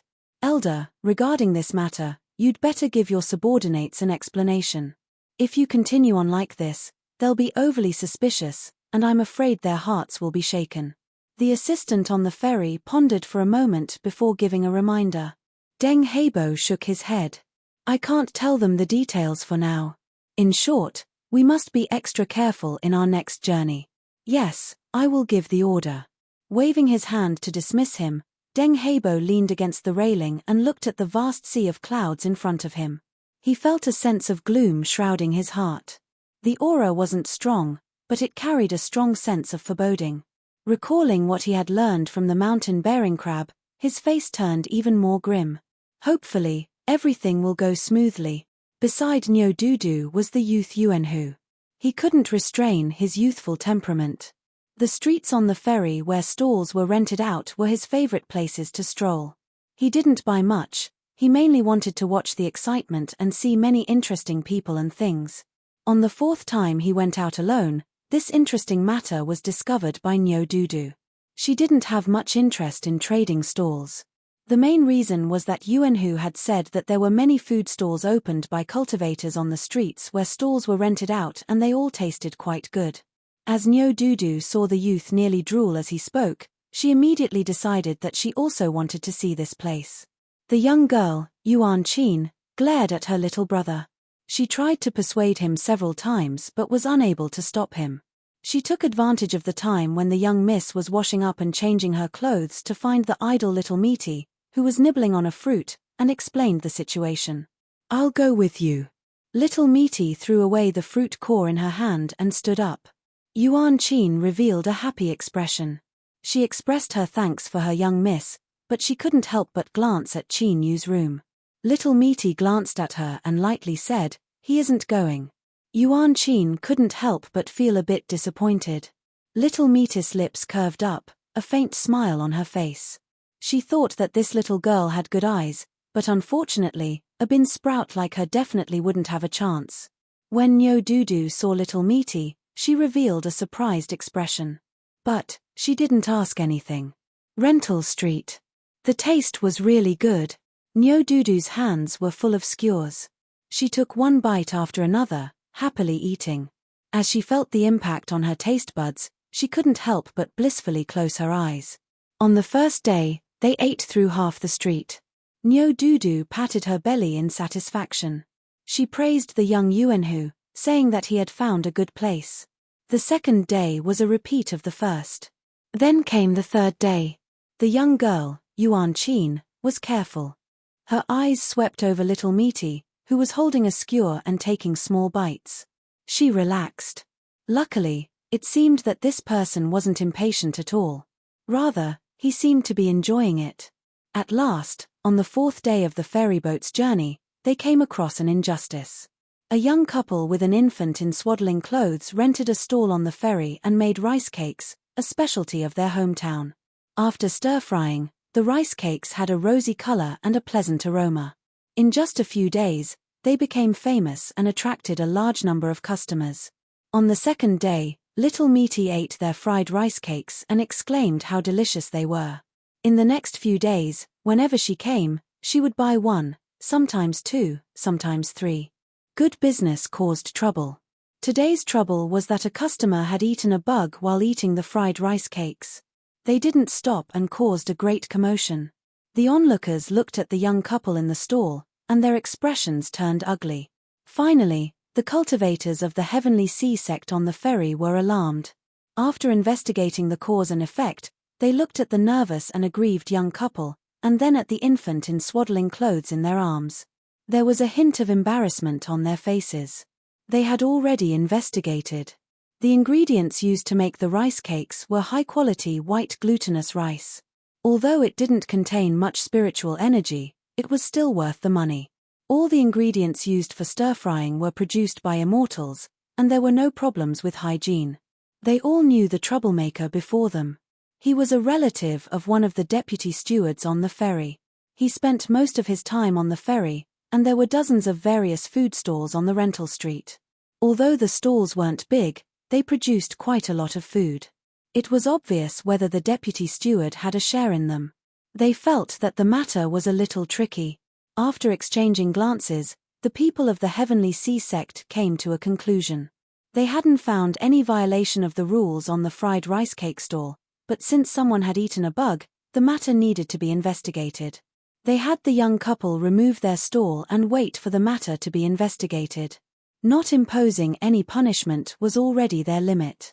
If they removed their stall, it would affect the couple's business in the future, but they couldn't care less. Of course, the people of the Heavenly Sea sect did this to protect the ferry's reputation. After all, not everyone among the onlookers couldn't see the truth. The crowd dispersed. The troublemaker had gotten what he wanted and no longer demanded compensation. He had long since disappeared. The infant in his swaddling clothes had woken up with a start and was crying loudly. The young wife hugged him and patted him with red eyes. The husband's face was full of grief and indignation. But after glancing at his wife, he decided to lower his head and endure it. As he was tidying up his stall, he suddenly sensed someone approaching. He looked up and recognized the person. It was a customer he had been visiting for the past few days. He squeezed out a smile. "I'm sorry. There's been some trouble. I can't set up my stall anymore. I'm really sorry." Nyo-Doodoo looked aggrieved. "I saw what happened just now. The Heavenly Sea sect handled things unfairly. Your fried rice cake was clearly very clean." The husband smiled bitterly and lowered his voice. "Miss, speak softly. If they hear you, it won't be good if you cause trouble." "Me." Nyo-Doodoo snorted coldly. Yuan Chin tugged at her sleeve and wrinkled her nose a few times. She said, "I know. Don't cause trouble when you're outside." Looking at the stall owner, Nyo-Doodoo rolled her eyes.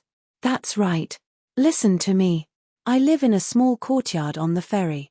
There's an area in front of the courtyard. It's the garden area of the courtyard. If I invite you there to fry rice cakes, the Heavenly Sea sect won't say anything." The young wife's eyes lit up when she heard this. She turned to look at her husband. The man thought for a moment. He looked hesitant. "I'm afraid the guests won't be used to fried rice cakes.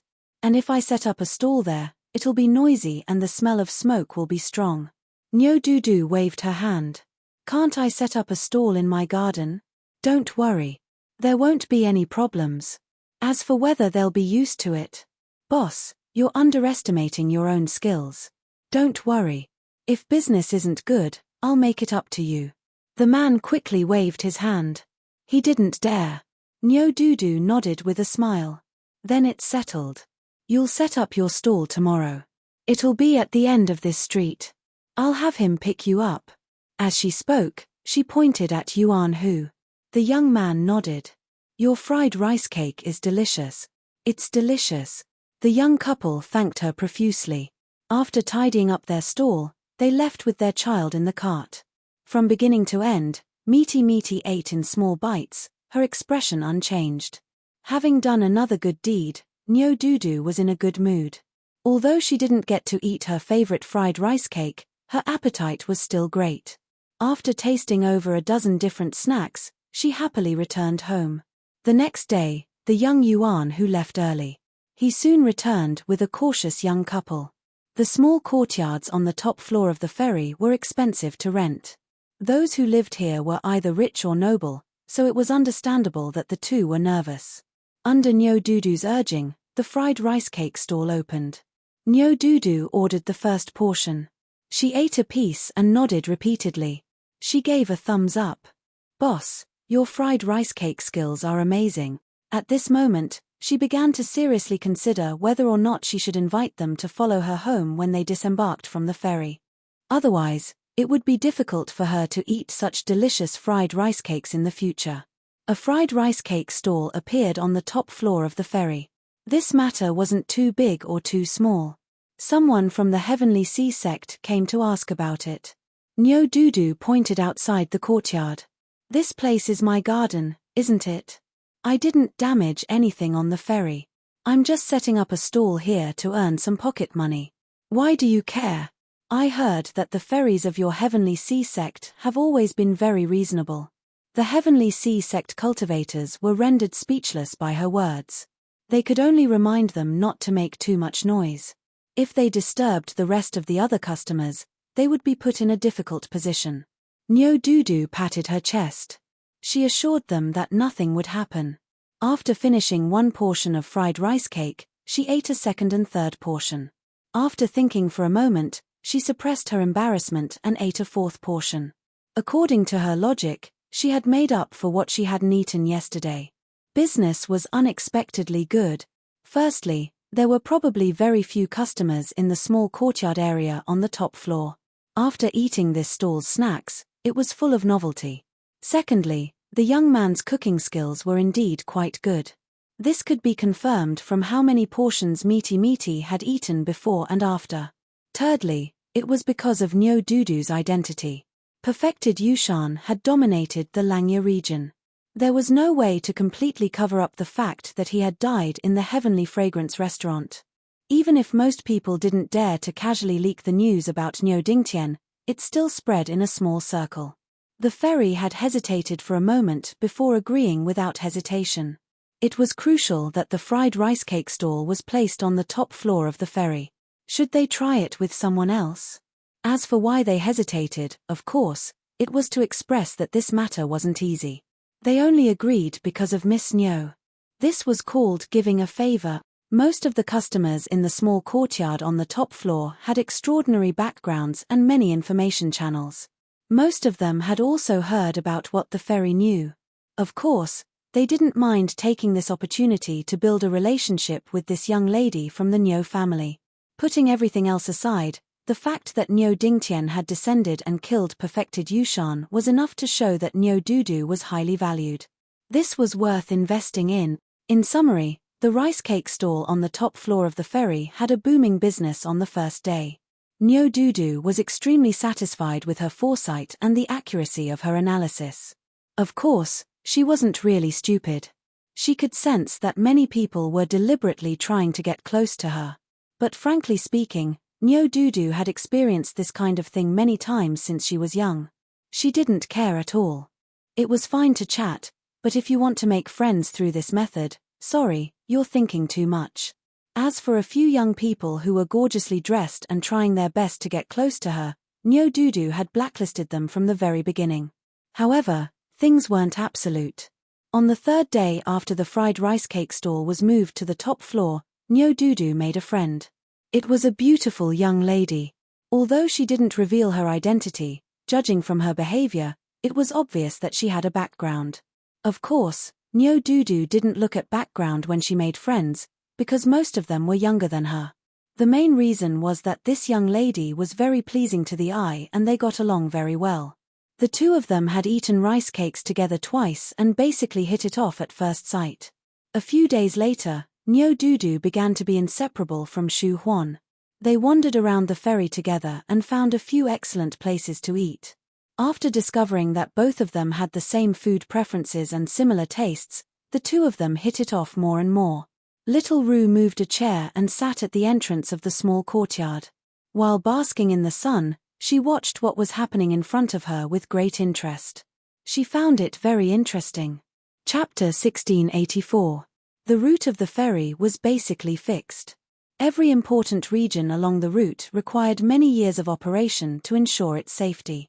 The Heavenly Sea sect's route had been open for more than 1,000 years, and they had already established good relationships with the various parties. Although the journey was long, it was not too dangerous. Safety was the most important thing for any ferry. It was because of this that the Heavenly Sea sect had been able to earn so much in recent years. Apart from that, the ferry boat's ability to make money was also because it allowed one to purchase items that were difficult for ordinary cultivators to obtain during the voyage. For example, at the border between the Langya region and the Shanming region, there was the Broken Sky mountain range, which was shrouded in dense fog all year round. The reason it was named Broken Sky was because the mountain was so steep that it pierced through the clouds, causing one's heart to tremble with fear. Another reason was that the fog here had the strange ability to isolate one's senses and distort one's aura. Cultivators could easily get lost in it. The Broken Sky mountain range was one of the few autonomous territories left to the demon race after the humans ruled over the world. It was rumored that there were ancient people hidden there, which was why the fog covered the mountains all year round. The Broken Sky mountain range was an autonomous territory of the demon race. It had been ruled by the demon race for a long time, and because of its special aura and environment, many precious treasures had been produced. Many years ago, there were even human cultivators who would secretly enter the Broken Sky mountain range, trying to make a fortune without any cost. There were indeed people who succeeded, but most of them stayed in the mountain range, never to leave again. As time passed, the Broken Sky mountain range gradually became one of the forbidden areas for human cultivators. Of course, this was also because the Qin Empire kept its promise when it was founded. Otherwise, who could resist the pressure of an army? After all, the demon race was just yesterday's flower. Back to the main topic. For some unknown reason, the ancestor of the Heavenly Sea sect had befriended a great demon race in the Broken Sky mountain range. From then on, the fairy obtained the right to enter the Broken Sky mountain range. Although the ancestor of the Heavenly Sea sect had long since passed away, their many years of cooperation had allowed their friendship to continue. Entering and leaving the Broken Sky mountain range was the most important thing for the Heavenly Sea sect's ferry. The day before the ferry arrived at the Broken Heaven mountain range, the Heavenly Sea sect had already informed everyone in detail of the things to take note of when entering the mountain range. Some of the things that violated the taboos of the demonic race were clearly and impolitely explained. To put it simply, whoever caused trouble would be punished. The Heavenly Sea sect would not ruin their relationship with the demon clan of the Broken Sky mountain range. The atmosphere on the ferry was a little tense, but most people were still excited. Being able to enter and leave the Broken Sky mountain range was the key reason why many people chose to take the Heavenly Sea sect's ferry.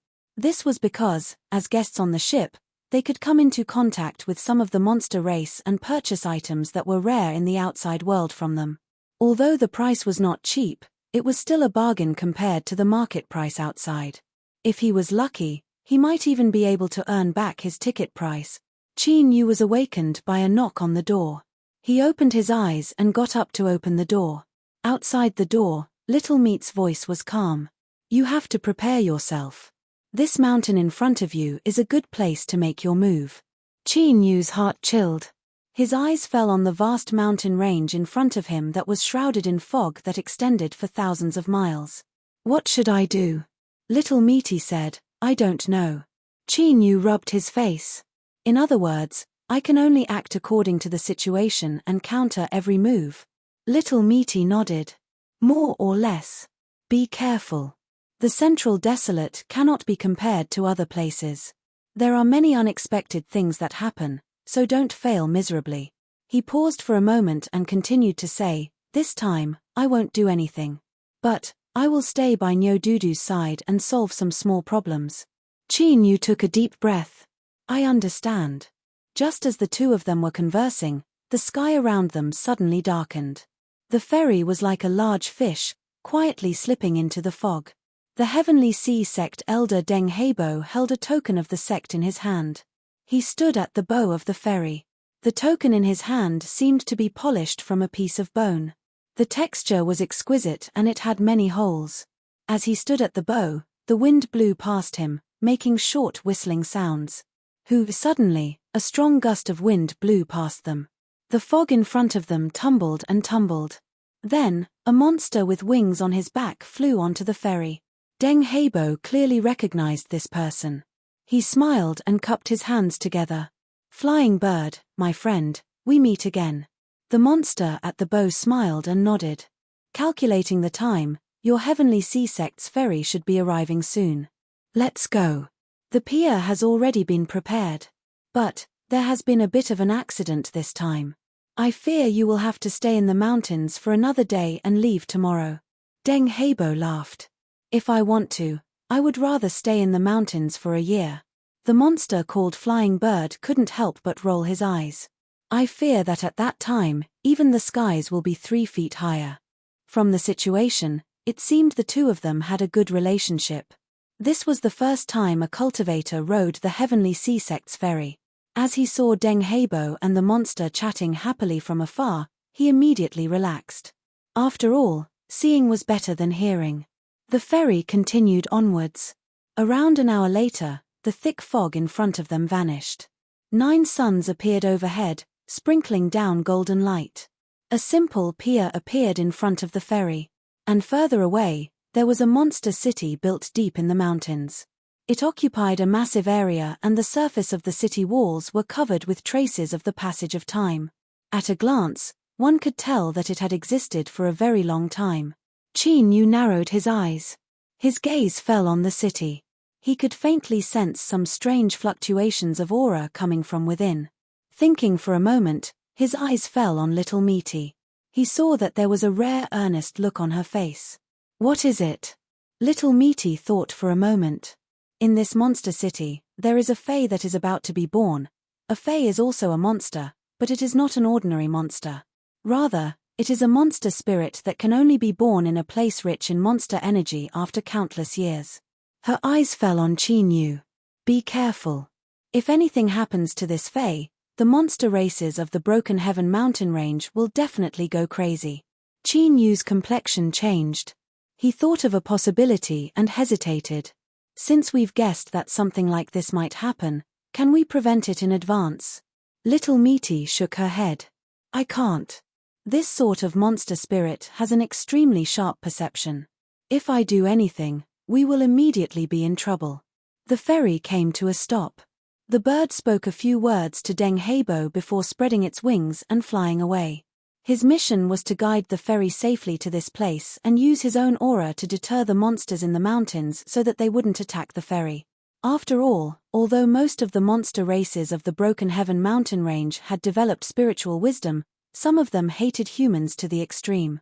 If they didn't take precautions ahead of time, it was easy to cause an accident. Deng Hebo personally repeated the taboo that the ferry had warned everyone about. He also told everyone that the only area they could move about in was the area where the ferry was located. If someone crossed this area, their safety would not be guaranteed and they would have to bear the consequences themselves. Every time the ferry arrived, it would complete a year's worth of transactions with the monster races of the Broken Heaven mountain range. Luckily, the Heavenly Sea sect cultivators were already very experienced in these matters. They had already gathered together with the monsters responsible for the monster races and began to coordinate with them. After this, the ferry began to let people disembark. Every guest that disembarked needed to obtain a stone that represented their status. Only with this could they move about in the area of the pier. When this stone was distributed, the Heavenly Sea sect cultivators would solemnly warn that they must not lose this stone. If they lost it, they must immediately return to the ferry, or else they might be in danger. Nyo Dudu really wanted to disembark and see for herself. She had long heard of the Broken Heaven mountain range. Unfortunately, this idea was rejected by Little Meaty without hesitation. According to her, Nyo Dingtian wanted her to help him. They would help her and give her a ride, but they couldn't do anything too risky. Bringing up Nyo Dingtian didn't work. Nyo Dudu had never been afraid since she was young, but when she saw Little Meaty's expression, she couldn't help but feel nervous. She opened her mouth a few times, but couldn't find the words to protest. She could only turn around and go back to her room to sulk. Luckily, Shu Huan also decided to stay on the ferry after learning about this. According to her, although the Heavenly Sea sect had a good relationship with the monster races of the Broken Heaven mountain range, it would be risky to leave the ferry. It was better to stay and eat some of the monster race's delicacies. These words caused Nyo Dudu's eyes to brighten. Monster race's delicacies? She hesitated. Can those things be eaten? Shu Huan nodded. They're delicious.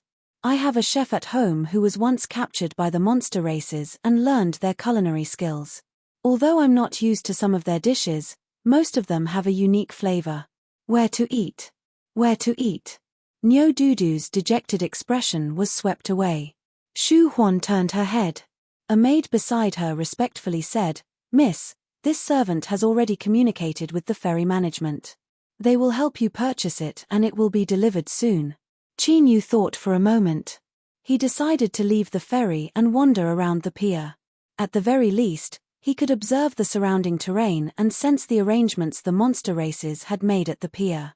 Little Meaty had already warned him before, so it definitely wasn't an empty threat. Once an accident occurred, he would have to be prepared so he wouldn't panic. The Heavenly Sea sect cultivator who gave him the stone had a dignified expression. You must take good care of the stone. Even if the monster races ask for it, ignore them. Return immediately and the ferry will be fine. Qin Yu nodded. He took the stone in his hand and sensed it. This stone contained a strange aura, but everything else was ordinary. Thinking for a moment, he placed the stone in his chest and didn't continue investigating lest something unexpected happened. Qin Yu looked up at the surrounding area. The skies were covered in fog, and only the area where the pier was located was a gap. Further in the distance was the demon race's city. He could only see this side of it clearly, as most of it was hidden in the fog. The pier was simple and crude. It was more like a platform that was casually built with stones to temporarily anchor the mountain crab. Thinking of that large crab, Qin Yu turned his head. Under the shadow of the ferry, he could only see its 4 legs comfortably breathing in and out. Here, the world was filled with extremely rich monster energy, stirring up howling winds. It was quite enjoyable to look at. The Heavenly Sea sect's ferry was able to smoothly enter and exit the Skybreak mountain range. Could this be related to this mountain crab? Qin Yu thought for a moment. Then, he looked away and began to casually walk around the pier. There were many monsters here, and some had built stone houses to serve as shops. But there were even more that had casually placed a rag or beast skin on the ground and opened for business. Now, in front of the large and small monster stalls, there were many human cultivators surrounding them.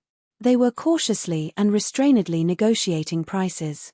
Qin Yu encountered a long-bearded old man and a young monster. They engaged in a fierce battle of words over a relatively verdant piece of grass that didn't seem to have any other changes to it. In the end, the old man seemed to fail in his bargaining. He hesitated again and again before clenching his teeth and taking out some immortal money to complete the transaction according to the young monster's price. The old man turned and left.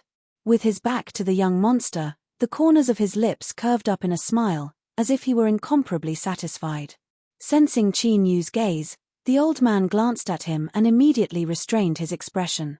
He put on a solemn expression and walked away. Qin Yu knew that if he wasn't wrong, this young monster who was feeling smug and thought he had earned a great deal would suffer a loss because of his age. Indeed, the older the ginger, the spicier it was. This saying didn't care about race, only age. Qin Yu didn't poke his nose into other people's business. He continued to wander around and saw many more transactions taking place. The results left him feeling a bit more at ease. Although the monster race on the pier had some resistance towards humans and many of them were on guard against them, there wasn't any obvious hostility towards them. Although this couldn't represent everyone, it could at least prove the attitude of a portion of the monster race. Chapter 1685. Deng Heibo's worries from the past few days were swept away, and he was in a good mood. This time, the transaction with the Broken Heaven mountain range's demonic race had gone very smoothly. He had even purchased 3 types of treasures that the sect had reserved for many years, but had yet to receive any news about. Everything else aside, the Heavenly Sea sect would be able to earn a huge sum of money if he brought these 3 items back. As the ferry's steward, he would also receive a bonus.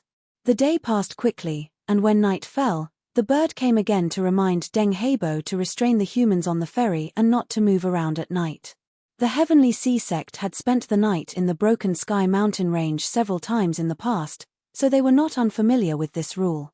However, at this moment, as he looked at the bird in front of him, Deng Heibo's expression changed. "What's the matter?" Flying Bird pondered for a moment and slowly said, "Be more careful tonight." This was a serious warning. Deng Heibo revealed a solemn expression and cupped his hands in thanks. "I'll personally oversee things. There will be no accidents." That being said, Deng Heibo watched as the bird spread its wings and flew away. He couldn't help but recall the strange situation on the ferry in the main city of the Langya region. The reason had never been found. Could it be related to the current situation? Thinking of this, Deng Heibo's eyes turned solemn. Soon, the cultivators of the Heavenly Sea sect on the ferry began to move. They began to investigate any abnormalities on the ferry. At the same time, they warned all the guests to stay in their rooms tonight to avoid any accidents. The atmosphere on the ferry tensed up. The small courtyard on the top floor of the ferry also received a reminder, but their attitude was more tactful. Deep into the night, Qin Yu stood in the courtyard. He looked up at the gap in the fog and the stars that appeared. For some unknown reason, at this moment, he also felt a trace of unease in his heart. At some point in time, little Ru had appeared beside him. She was looking at the demonic city in the depths of the mountains from afar, and a look of sorrow appeared on her face. I don't know how many years it took for it to finally be born, but then it met with such a calamity. Indeed, the heavens do not bless the monster clan, it is indeed so. Qin Yu took a deep breath, a firm look in his eyes. There was no fluke in his heart. Since he couldn't avoid this, he would go all out. Speaking of which, with little Meaty by his side, he seemed to be living too comfortably. Everything was arranged for him, and there was no challenge at all. For cultivators, this was not a good thing. If they lived a comfortable life for too long, perhaps one day, a wave would hit them and they would drown. The night was tranquil. Time slowly passed. In the dark sky above, the stars that appeared gradually dimmed. The sun was about to rise. At the bow of the ship, Deng Heibo, who had been guarding the ship for an entire night, raised his head and looked at the sky. He relaxed slightly. It seemed that he had been too cautious. When the sky brightened, the ferry would be able to take off and fly out of the Broken Heaven mountain range as fast as it could. At that time, everything would be fine. Finally, the sun rose. Deng Heibo let out a breath and said in a deep voice, "Send a message to the demon race. The journey of the ferry is urgent. We will leave immediately." "Yes, Elder." An assistant turned around and left in a hurry. Deng Heibo waited for a long time, but his deputy still hadn't returned. Deng Heibo frowned, but before he could send someone to urge him, a pained cry suddenly rang out from the distant demon city. The dense demonic chi in the air instantly boiled and gathered above the demon city, forming the silhouette of a giant demonic beast. It raised its head to the sky and roared, its voice filled with anger and unwillingness. Bang! With a loud explosion, the giant demonic beast silhouette exploded. Demonic chi flooded the skies like a raging tide, sweeping out in all directions. Roar, roar, roar after roar echoed out from the demon city, filled with pain and brutality. The ferry violently shook. The mountain-bearing crab roared out, its aura restless and restless. Deng Heibo's heart skipped a beat. As he looked at the scene in front of him, a great sense of unease grew in his heart.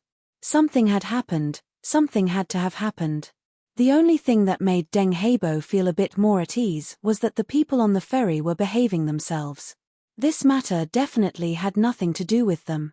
But this thought only lasted for a breath of time before it was completely shattered. Within the demon city, several hundred streams of demonic energy shot up into the skies. Each one represented a powerful great monster hidden within. Without hesitation, they hurtled towards the ferry. Deng Heibo's pupils shrank and his face paled. He took a deep breath to steady his mind. Heavenly Sea sect cultivators, be on alert. With a deep roar, he stepped forwards and left the ferry. He said in a low voice, "Heavenly Sea sect elder Deng Heibo greets fellow monsters." Although there seemed to be some distance between the demon city and the pier, great monsters could reach it in several breaths of time if they flew at full speed. As Deng Heibo's voice fell, the fastest great monster had already arrived at the pier. Strong winds howled around them, causing the entire ferry to sway. "Human cultivators, you dare to plot against the monster spirit. You deserve to die 10,000 times over." Angry roars exploded between the heavens and earth, filled with cruel killing intent. "Kill them all, take revenge for the monster spirit. All human cultivators must die. None of the humans on the ferry can be spared. Sacrifice their flesh and blood, sacrifice their souls to comfort the spirit of the monster spirit in heaven." Deng Heibo's complexion changed again and again. He clenched his teeth and said, "Fellow monsters, just what happened? My Heavenly Sea sect's ferry has been docked here since last night and the passengers on board did not leave without permission. No matter what happened, it has nothing to do with us. I ask fellow monsters to investigate the truth. The evidence is clear and you still dare to deny it. A great monster roared out in anger, his eyes red. Today, all of you will die. The crowd of monsters suddenly parted. A great monster with crimson hair and crimson eyes walked out. Deng Hebo hurriedly bowed. Greetings, Lord Fire Monster. The fire monster in front of him was one of the 3 most powerful great monsters in the Broken Heaven mountain range. It was because the ancestors of the Heavenly Sea sect had a good relationship with him that they were able to smoothly open up this sea route and establish the foundation for the Heavenly Sea sect to make money. The fire monster's aura was scorching hot, causing the air to twist. He was like a moving volcano. But his eyes were cold, cold to the bone. They were cold and cruel, releasing endless killing intent. Deng Hebo, have the monsters board the ferry and search. If it has nothing to do with you, I guarantee that you will leave safely, otherwise, you will all die here. Deng Hebo's forehead instantly dripped with a cold sweat and his clothes were soaked. He opened his mouth but didn't dare to say a single no. He didn't dare to wipe the sweat off his face. He respectfully said, yes, everything will be as Lord Fire Monster says. The fire monster was expressionless. He coldly waved his hand. Whoosh, whoosha, over a dozen monsters rushed out and landed on the ferry. Cries of alarm rose up one after another. The monsters searched quickly, as if they had something to rely on. Halfway through the search, a loud explosion erupted from the ferry. A monster was sent flying away. The cabin on the ferry was forcefully smashed apart by the explosive strength. 2 passengers on the ferry paled as they rushed into the air, their speed faster than lightning. And at this time, their bodies were covered in a layer of intangible flames. Seeing this, Deng Hebo felt as if he had fallen into an icy lake. The fire monster's eyes were icy cold. As his gaze fell on the 2 fleeing people, there was a series of pitiful screams. The flames instantly turned solid, burning the 2 to ashes. Deng Hebo's heart trembled. He loudly said, Lord Fire Monster, please listen to this junior's explanation. There must be another reason for this matter that has nothing to do with us. The fire monster was expressionless, his eyes icy cold. Deng Hebo took a deep breath. Run. Everyone scatter and run. But in truth, he was well aware that in the Broken Heaven mountain range and with the fire monster personally arriving, no one would be able to escape. The ferry immediately fell into chaos. Hearing Deng Hebo's roar, countless figures rushed out, soaring towards the gap in the fog above their heads. It was clear that only by escaping the fog region would they have a slim chance of survival. Otherwise, if they were lost within, they would be killed by the monsters sooner or later. But the ones to die the fastest were these people. The gap in the fog above their heads was like a giant mouth that instantly closed, swallowing all the cultivators that rushed out. Miserable screams spread out before quickly calming down. One could see that the fog above their heads now had a faint blood-red color. As it tumbled about, it seemed as if it were chewing on something. If one listened carefully, one could even hear the faint sound of swallowing. The cultivators that remained on the ferry all paled. As they rose into the air, they saw the blood-red fog above their heads, their faces turned ashen with fear. A monstrous wind blew past. Monster energy condensed and compressed, revealing a light blue color. It was like thin blades that instantly cut across the top of the ferry. Everyone with faces filled with fear was directly torn apart. Chunks of flesh and blood rained down, smashing into the ferry before being bounced back by the isolation array formation. More blood splashed out. Screams rang out again and again. Within the monstrous wind, the figure of another great monster appeared. It was blurry to the extreme, as if this monstrous wind was his true body. Fire monster, I already warned you that humans cannot be trusted. Today, the monster spirit was harmed and you have to bear most of the responsibility. I have already sent a message to the monster pond and they will punish you. The fire monster's complexion was ugly. He coldly said, I will naturally take responsibility for my mistakes. But before that, I must first take revenge for the monster spirit. He lifted a hand and pressed forward. A sea of flames instantly descended, wrapping around the Heavenly Sea sect's ferry and burning it, The fairy's array formation was completely activated. Countless rays of light shined out, isolating the flames from the outside world. Even so, the temperature on the ferry continued to rise. Looking at the tumbling flames outside, everyone revealed looks of despair. Their originally pale faces lost all color. Deng Hebo had a miserable expression. The heavenly sea sect's ferry was finished. Pained roars sounded out from beneath the ferry. The mountain crab was being burned by the flames. As a water-type monster beast, it was in incomparable pain. Suddenly, a shrill howl emitted from its mouth. With a loud rumbling sound, the ground beneath everyone's feet began to crack and collapse. At this time, the mountain crab of the heavenly sea sect had chosen to rebel. That's right, you are a monster.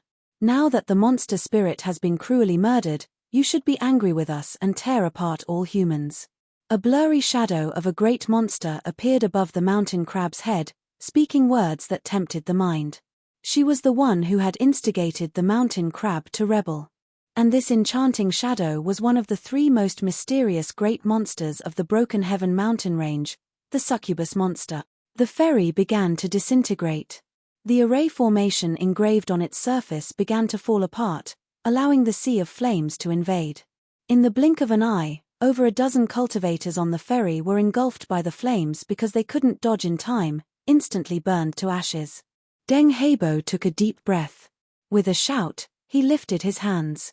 With a loud rumble, the roar of waves sounded out above his head. The phantom of a river appeared. The heavenly sea sect cultivated the water Dao technique. Unfortunately, he had not yet stepped past the peak of the 3 realms, the threshold of the diviner realm. Otherwise, he would have summoned a sea, and perhaps he would have been able to resolve today's situation. With a roar, a flood dragon formed from river water flew out from the phantom of the river, rushing into the boundless sea of flames. Then there was a second, a third. Countless flood dragons rushed forwards, desperately blocking the gaps in the ferry's defenses. Although Deng Hebo knew that doing this was meaningless, as the steward of the ferry, his mission was to protect the passengers on the ferry. Today, there might be someone who could survive, but it definitely wouldn't be him. Otherwise, the heavenly sea sect's reputation would be thoroughly destroyed. The fire monster's eyes were ice cold. It angrily coughed and the sea of flames became even stronger. The wind monster and the succubus monster controlling the mountain crab were watching from the sidelines. The fire monster had chosen to personally kill the humans on the ferry in order to atone for his sins. Moreover, to destroy the heavenly sea sect's ferry, the fire monster alone was more than enough. In the small courtyard, a giant crack appeared. Chinyu looked through it and saw a ferryboat passenger wailing in pain as he died. He looked up at the fire monster outside the ferry. This person was strong. Deng Hebo of the heavenly sea sect wouldn't be able to resist for too long. He took a deep breath and said, "I'm going." Little Meaty warned, "Be careful of the fog." Chinyu nodded and took a step forward. His figure passed through the crack and instantly flew out of the ferry. An invisible force spread out, pushing away the flames. The fire monster's eyes fell on Chinyu and looked down at him. "Little thing in the early sovereign realm, you're courting death." The flames around Chinyu began to boil, forming a vortex that spun endlessly. As it spun, it was like a giant furnace. The temperature kept rising, wanting to burn him to ashes. Chinyu took a deep breath, closed his eyes, and opened them again. Hum, between heaven and earth, countless laws trembled. Feeling Chinyu's will, they prostrated at his feet. The entire space around the dock changed. His small world had descended. The flame vortex around Chinyu's body instantly froze, then extinguished and dissipated. Most of the sea of flames around the ferry also dissipated. The pressure on Deng Hebo was greatly reduced. His expression changed, and his eyes fell on Chinyu. His despair was replaced by joy. "That's right. How could I forget about Miss Nyo on the top floor of the ferry? The person in front of me is Miss Nyo's guard."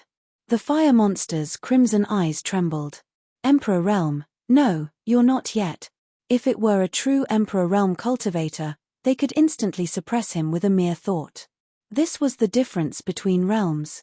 Although it seemed to be only a thin line, It was separated by a gate that could sever the path of immortality and the great Tao. Only after crossing it would one be a dragon in the sky, a true immortal. Otherwise, one could only struggle in the tide of time. The fire monster stared at Qin Yu with a burning gaze. The wind monster and succubus monster looked the same.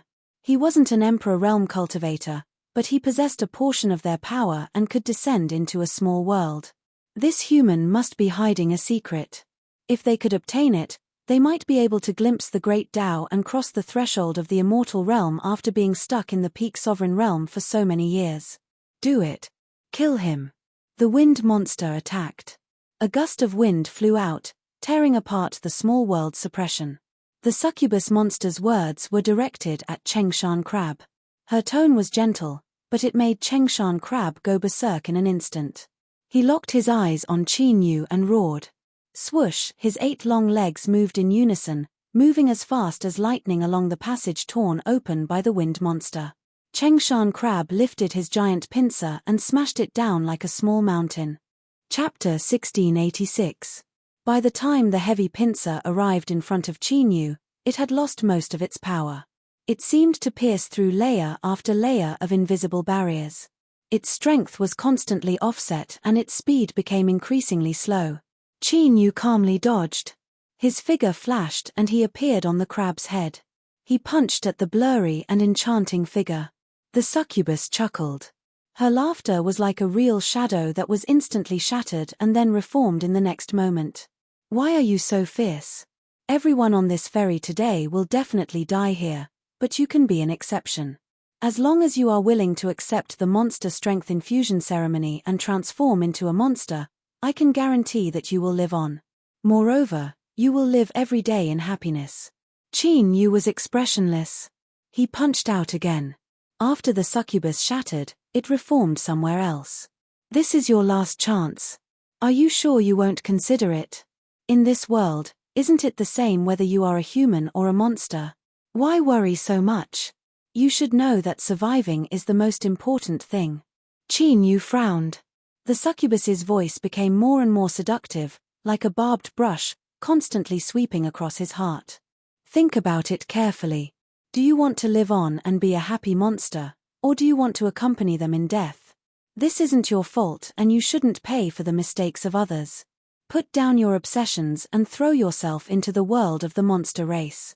Qin Yu suddenly said, "Found you." He punched out. Bang, the succubus's figure shattered. She screamed out in pain, her charming and enchanting voice turning into one of disbelief and hatred. Kill him. Her figure reformed once more, but it was clearly much more blurry than before. It was clear that Qin Yu's punch just now had caused considerable damage to her. The crab angrily roared. Its massive body rushed forwards. Qin Yu's eyes were calm. He lifted a hand and pressed down. Suppress. It was like an invisible mountain had arrived, pressing down on its body. The roaring crab suddenly found it difficult to move. This was the terrifying aspect of a small world. Being within it was the same as being in one's own domain. Everything could be done according to one's will and one could mobilize the strength of the small world with a single thought. And the larger the scope of the small world, the more solid and stable it was and the greater the strength it could mobilize. The wind demon spread her arms and disappeared instantly. The next moment, a green demonic wind roared between heaven and earth. The fire demon's crimson eyes were even redder than before, like surging, scorching magma in the depths of the earth. A boundless sea of fire appeared out of thin air, and there was also the power of the wind and the fire. It was equivalent to 2 peak-level great demons joining forces, and its power became even more terrifying. The demonic wind swept up the demonic flames, forming a huge circular barrier of fire that enveloped the entire pier, resisting the power of the small world. The pressure on the crab's back was immediately reduced. Its speed became much faster as it roared towards Qin Yu. When the succubus dispersed into a pink mist and crawled into the mouth and nose of the Chengshan crab, the crab was even more enraged. Qin Yu frowned. He had no choice but to face the bearing mountain crab head-on. Facing this crab that didn't fear death and didn't know pain, he soon found himself in a distressed state. In particular, The wind demon and fire demon joined forces to set up the barrier of fire. From time to time, the demonic wind would launch sneak attacks, making Qin Yu's situation even more precarious.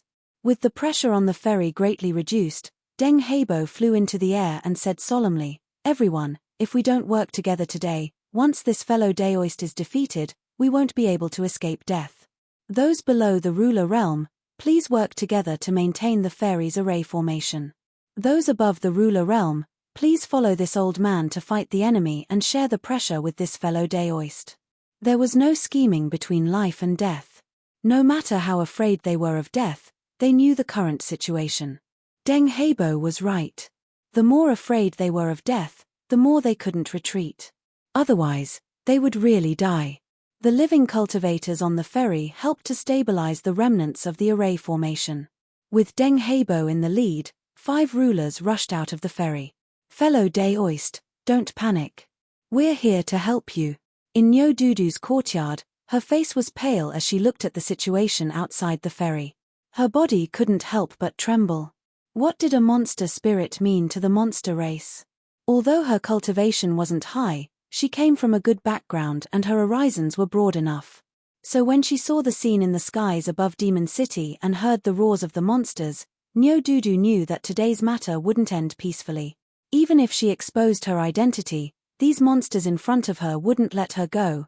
Otherwise, these monsters would all die.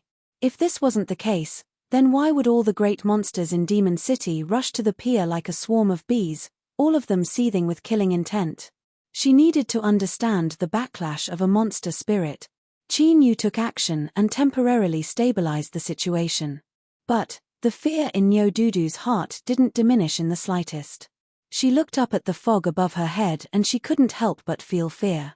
The old ancestor had once mentioned to her several times about the Broken Heaven mountain range.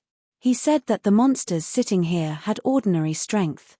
Even if she didn't hesitate to pay any price to awaken the old monster slumbering deep underground, it would only take a bit more effort at most. But what was hidden in the fog was the true problem. It was an ancient remnant that had lived for countless years. He wanted her to be careful. With Nyo Dudu's understanding of the old ancestor, for the proud and arrogant old ancestor to give such an evaluation, the strength of this ancient remnant could be imagined. Qin Yu couldn't stop it. Nyo Dudu's gaze couldn't help but fall on Little Meaty. But as the words tumbled to the tip of her tongue, she swallowed them with a single glance.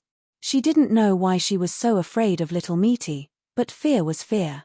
Shu Huan took a deep breath. "You two go and help too." Miss the maid behind her revealed a worried expression. Shu Huan said in a low voice, "Go now." "Yes, miss." The 2 people beside Shu Huan respectfully answered. Their figures flashed and they flew off the ferry. In truth, when Deng Heibo spoke, they had already wanted to act. But their mission was to protect the Miss' safety. Without receiving orders, they couldn't make any decisions on their own. At this time, the youth Yuanhu suddenly ran in from outside. His cultivation was low, so he couldn't help much in maintaining the array formation. Now, he was following 2 array masters skilled in array formations to try and repair the array formation and run some errands. "Miss, the stall owner's family has arrived." Behind him was the young couple that fried rice cakes and their swaddled baby. As they entered the courtyard, the 2 of them fell to their knees. "Miss, in today's situation, we husband and wife don't dare to ask for more. We only hope that you can help us. If possible, please save this child's life." The young wife's tears fell like rain. "He is only 4 months old. He hasn't been able to truly see the world yet. I beg you, miss." Nyo Dudu revealed a look of unwillingness. She knew that she was a clay bodhisattva crossing a river, but she still said, "Don't worry, I will do my best to help you." But these words weren't convincing at all. The wife held the swaddled baby in her arms and kissed him again and again. Then, she placed him on the ground with great reluctance and kowtowed. "We don't dare to ask for more. Miss has saved our lives, so we only ask that you be merciful and find a way for this child to live." "Thank you, miss." The husband and wife kowtowed again and again. Then, they stood up and left. The wife kept looking back and was forcefully pulled away by her husband. As if sensing that his parents were leaving, the swaddled baby began to cry loudly. Nyo couldn't sit still. She took several steps forward and was about to take the baby into her arms. She thought that this little fellow was too pitiful. At such a young age, he had already lost his parents. But before she could do anything and take the little fellow into her arms, little Meaty suddenly reached out and the baby fell into her hands. She lightly said, "I think this child has some fate with me. Give him to me for the time being." Nyo glanced at little Meaty's indifferent expression. "Do you know how to hold a child? Don't scare this little fellow again." But surprisingly, after falling into little Meaty's arms, the crying baby soon stopped crying. Nyo couldn't help but widen her eyes. She didn't know what else to say. Shu Huan glanced at little Meaty who was holding the baby. He walked over to Nyo side and grabbed her hand. "Don't worry too much. Although the monster races of the Broken Heaven mountain range are strong, the current world belongs to us humans. The people on the ferry have already tried to send out a message. Perhaps reinforcements will soon arrive to rescue us." Nyo nodded, a forced smile on her face. This was because when the accident occurred, she had already tried to call for help. But after the token she sent out entered the fog, it was quickly lost. Who knew whether or not it was still useful?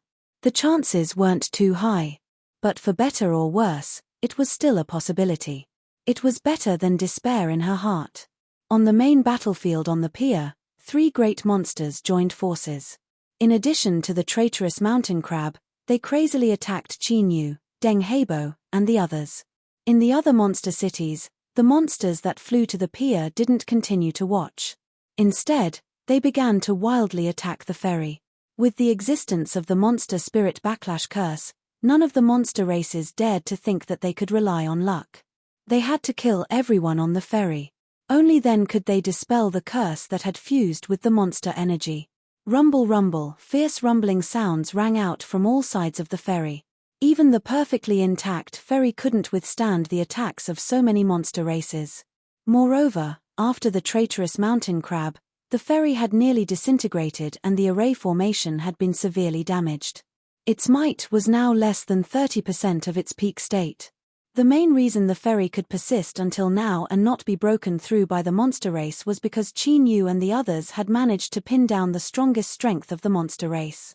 Then, the cultivators on the ferry who were still alive were desperately risking their lives under the threat of death. They didn't know whether or not there would be a chance to turn things around today. If they didn't go all out, they would die. If they did, then perhaps there was a chance. Was there even a need to think about this? In the skies above the Broken Heaven mountain range, the fog that covered the entire mountain region for thousands of miles had become increasingly thick. It was like a thick curtain that covered everything so that the outside world couldn't sense it. The various tokens that rushed into the fog had all been blocked. After being corroded by the fog, they lost their spiritual nature and fell into the mountains, disappearing without a trace. Of course, even if some of them were able to escape from here, no one would come to rescue them. This was because from the moment that Nyo boarded the ferry, everyone on the ferry was destined to be sacrificed as pawns. It was because the master of the fog knew this that he dared to release his strength and temporarily isolate this area. Otherwise, he wouldn't have dared to do so in normal times. Those madmen of the Qin Empire were always looking for a way to kill him. Now, a giant eye condensed from fog appeared. It was completely hidden in the fog, not emitting any aura at all. It stared at the dock, watching Chinyu fight with the 4 monsters. It could feel the aura emitted from his body and revealed a hint of greed. The master of the eye didn't care about the secret of the small world. What he wanted was the great Tao that connected to the heavens within Chinyu's body. The 9 tunes could connect to the heavens. If he could seize it and walk through it once more, perhaps he would be able to break through and rise again, truly restoring his strength.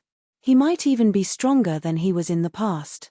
And as this fog eye was staring at Chinyu, in the small courtyard at the top floor of the broken ferry, Meaty was playing with a finger. The baby in her arms looked up into the sky, his lips curling up in a smile as he looked into the endless fog. Chapter 1687. Chinyu was hiding his strength. He had been hiding it from the start. Just like Nyo Dudu, he already knew that the ancient remnant beings hidden in the fog were the greatest trouble. Of course, he wouldn't reveal all his cards right from the start. But what a pity, this fellow was extremely cautious. Even now, he didn't show any intention of attacking. He clearly wanted to use the wind, fire, and charm monsters as spears. He wasn't the type of person that wouldn't act until he saw a rabbit. This description wasn't appropriate, but that was the general meaning. Qin Yu couldn't wait any longer. Otherwise, the longer he delayed, the more strength he would consume. He had to deal with these 3 monsters first. Of the 3 great monsters of the Broken Heaven mountain range, the charm monster was the most troublesome. The bearing mountain crab she controlled was the most troublesome to deal with. Qin Yu's voice suddenly sounded out in Deng Heibo's mind, asking about the bearing mountain crab. To be able to cultivate to the peak of the ruler boundary, Deng Heibo's wisdom and shrewdness weren't lacking. His eyes brightened, but there was no longer any emotion. As for Qin Yu's question, he gave an affirmative reply. As long as he eliminated the control of the charm monster, he was confident he could control the bearing mountain crab once more. After all, this was a monster beast that the Sky Sea sect had raised for over 1,000 years. For it to carry a ferry on such a long journey, there were naturally precautions in place. After obtaining an answer, Qin Yu made his decision. He began to wait for an opportunity. Bang! With a loud explosion, the bearing mountain crab's giant pincer smashed into the ground. The earth shattered and dust rose up, covering the skies. Qin Yu's figure was submerged within. In the next moment, the dust was torn apart and a black shadow howled out, punching at the bearing mountain crab's head. The bearing mountain crab's defenses were astonishing. Its weakest point was its head. The charm monster was already prepared for this. Her other pincer blocked in front of her. Qin Yu's fist smashed down. A wild strength surged out, more than double what it was before. At the same time, the imprisoning strength of the small world also increased, causing the bearing mountain crab's body to slow down. It was knocked to the ground by this punch. Bang! A powerful suppressive strength descended on the bearing mountain crab, making it unable to move. Qin Yu swooped down and locked onto its head. At this time, the crab's red eyes revealed a trace of mockery, mixed with a bit of pride, as if it were saying that it had been waiting for this moment. It suddenly opened its mouth, and countless folded fangs spread out densely, and swallowed forward. But just as these fangs were about to pierce through Qin Yu's body, the bearing mountain crab emitted a pained howl. Its body twitched as it lost control of itself. It could only watch helplessly as Qin Yu's fist broke its fangs and landed on its chest. He lifted a hand and smashed apart the surface of its skull, revealing the layer of carapace that covered it. Then, his entire arm drilled into it and his 5 fingers pulled back. The mountain-bearing crab's massive body crashed to the ground. A mass of distorted blood-red light was grasped by Qin Yu, but no matter how much it struggled, it couldn't escape. The succubus's distorted figure appeared in the bloodlight. Realizing that she could not escape, she screamed and changed her strategy. Since he couldn't escape, he might as well not run. Since he dared to grab her with his bare hands, he probably didn't know how terrifying she, Lord Succubus, was. Blood-red light spread out, covering Qin Yu's palm as if he were wearing a crimson glove. Then, it wildly drilled into his flesh. In the blink of an eye, all of the crimson light submerged into Qin Yu's body. He had a calm expression. It was clear he had already expected this. The succubus that drilled into Qin Yu's body was filled with ecstasy. Things were going much smoother than she had imagined. Once she entered his soul space and controlled this human's soul, all of his secrets would be hers. Or, she could directly swallow his soul and take over his body. That would be much more straightforward and direct. Turning into a man wasn't difficult for the succubus to accept. This was because she didn't have a fixed gender to begin with.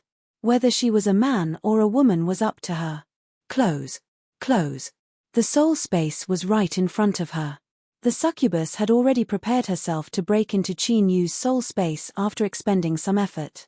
After all, for a human with a cultivation at this level, the defenses of their soul space weren't weak.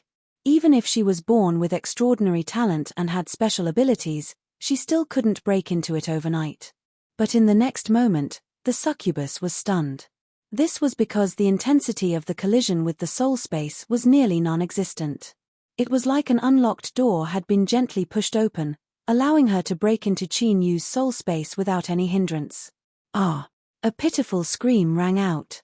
The blood energy that the succubus had transformed into began to evaporate in large swathes, burned into the air. This was because within Qin Yu's soul space, the sun and moon rose in the east and set in the west. As for the power of the sun and moon, they were vast and boundless. In the world, they were the nemesis of all evil spirits. In several breaths of time, the succubus was completely vaporized, turned to ash. After killing the succubus, everything else would be much simpler. Deng Heibo! Qin Yu shouted out loud. He looked up at the wind and fire monsters. Now, it was their turn. After receiving Qin Yu's reminder, the prepared Deng Heibo clenched his teeth and landed on the crab's body. He bit his finger and quickly drew a rune on the crab's shell. The rune shined and sank into the crab's body.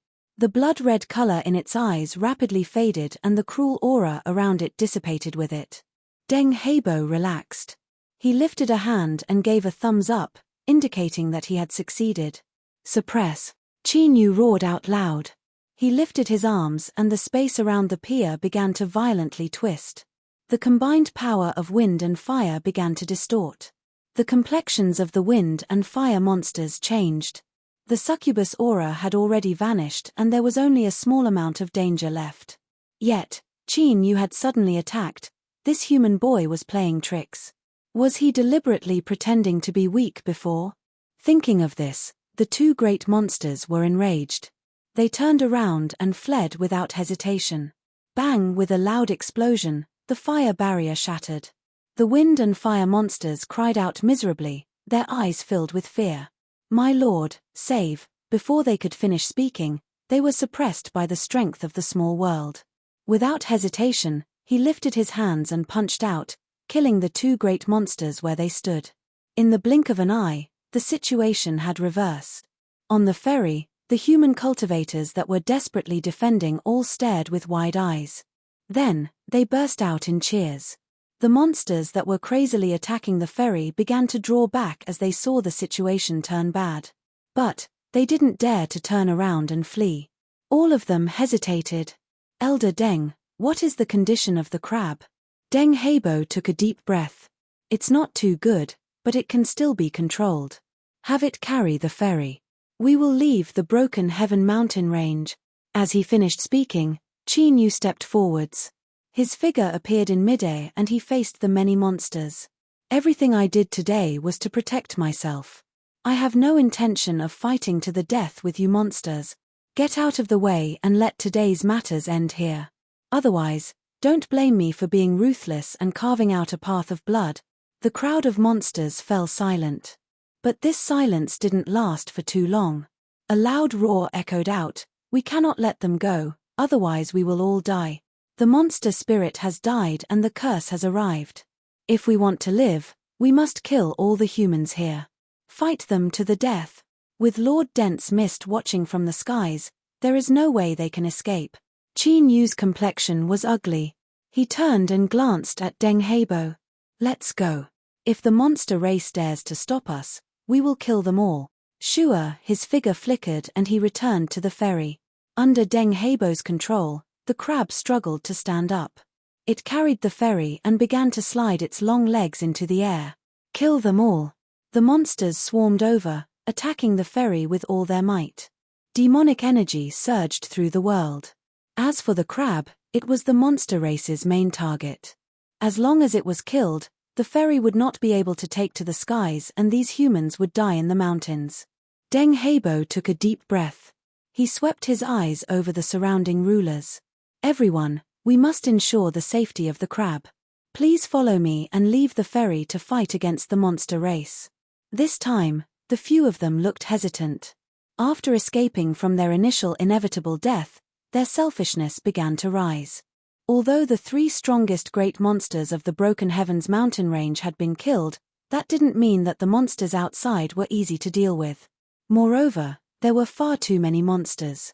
If they fought with all their might, even a ruler would be in danger if they weren't careful. Shu Huan flew over and said, "You too, follow Elder Deng and attack." Her eyes swept over the other rulers.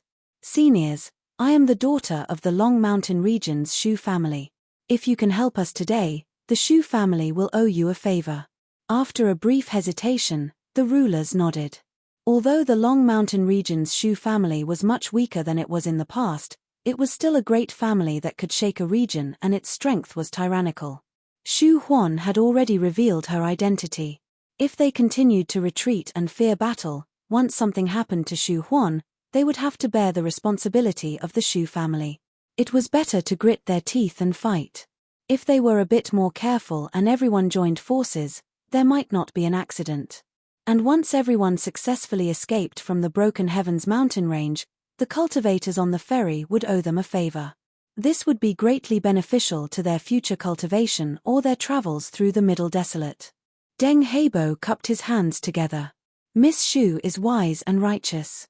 I admire you." Shua, several people flew out from the ferry to resist the monster race's attacks. Even so, the crab's body was far too large and it couldn't avoid all the attacks. The great beast that carried the ferry roared in pain again and again. This caused the already broken ferry to constantly shake. On the ferry, everyone held their breaths. They feared that the crab would be killed and they would fall into the monster race's territory. At that time, it would be difficult for them to escape death. Qin Yu returned to his courtyard. He waved his hand to stop everyone from speaking. He found an intact room and entered it. Then, there was no more movement. As this scene fell into Shu Huan's eyes, she revealed a worried look. She whispered, "Will this senior be all right?" Niu Dudu shook her head. "I don't know." Qin Yu's sudden attack seemed easy to suppress and kill 3 monsters, but it was clear this wasn't the case. Otherwise, he wouldn't have returned to the ferry and impatiently gone into seclusion. Moreover, there was a hidden fear in Niu Dudu's heart. That was that the ancient remnant in the fog hadn't moved at all. Did he choose to watch from the sidelines and not interfere in today's matters? Or was he waiting for an opportunity? Niu Dudu didn't dare to think too deeply about this. Her instinctive restlessness reminded her that the latter was more likely. Time slowly passed. Deng Heibo and the others became more distressed and distressed. The crab's flight became slower and slower. This caused anxiety to pile up in everyone's hearts. Shu Huan pursed her lips. Her eyes fell on Misty. She took a deep breath and suddenly walked over. "Big sister, please forgive Shu Huan for being presumptuous. If you have the strength, please help Elder Deng and the others." "Thank you." At this moment, everyone in the courtyard looked over, their eyes filled with anticipation, sincerity, and even a bit of pleading. Chapter 1688. The small courtyard on the top floor of the ferry had suffered relatively little damage in the previous incident. In addition, the guests on the ferry were well aware that those living in the small courtyard on the top floor were the ones with the greatest chance of survival. The Heavenly Sea sect no longer had the time to care. With the influx of guests from the lower floors, the top floor was now filled to the brim. Of course, this was also because the top floor was facing the attacks of the monster races from the outside, so more cultivators were needed to defend. But this wasn't important. What was important was that as Shu Huan spoke, everyone's eyes were drawn to Misty, who was holding a baby. Niu Dudu's heart skipped a beat. She hurriedly walked over and tugged at Shu Huan. She shook her head, indicating that she shouldn't speak any further. Shu Huan bitterly smiled. "I don't want to either, but if this continues, the mountain crab will die. At that time, we will all die here." She looked up at little Misty. "I don't know who you are, but your companion was able to kill 3 greater demons of the demon race. I presume that you must also be a true powerhouse. I beg of you, please make your move. Do not continue to remain silent." More and more gazes gathered, and there was a tinge of dissatisfaction in the pleading. Even if no one spoke, it was still a silent question. Misty glanced at the dense horde of attacking monsters outside. As she heard the mountain crab's increasingly weak roars, she couldn't help but bite her lips. She took a deep breath and said, "Miss Misty." She was interrupted as soon as she spoke. Her eyes were calm and her expression didn't change at all, as if she didn't care about the gazes around her. I will not help. He didn't explain anything and just rejected her without hesitation. The gazes that gathered suddenly changed.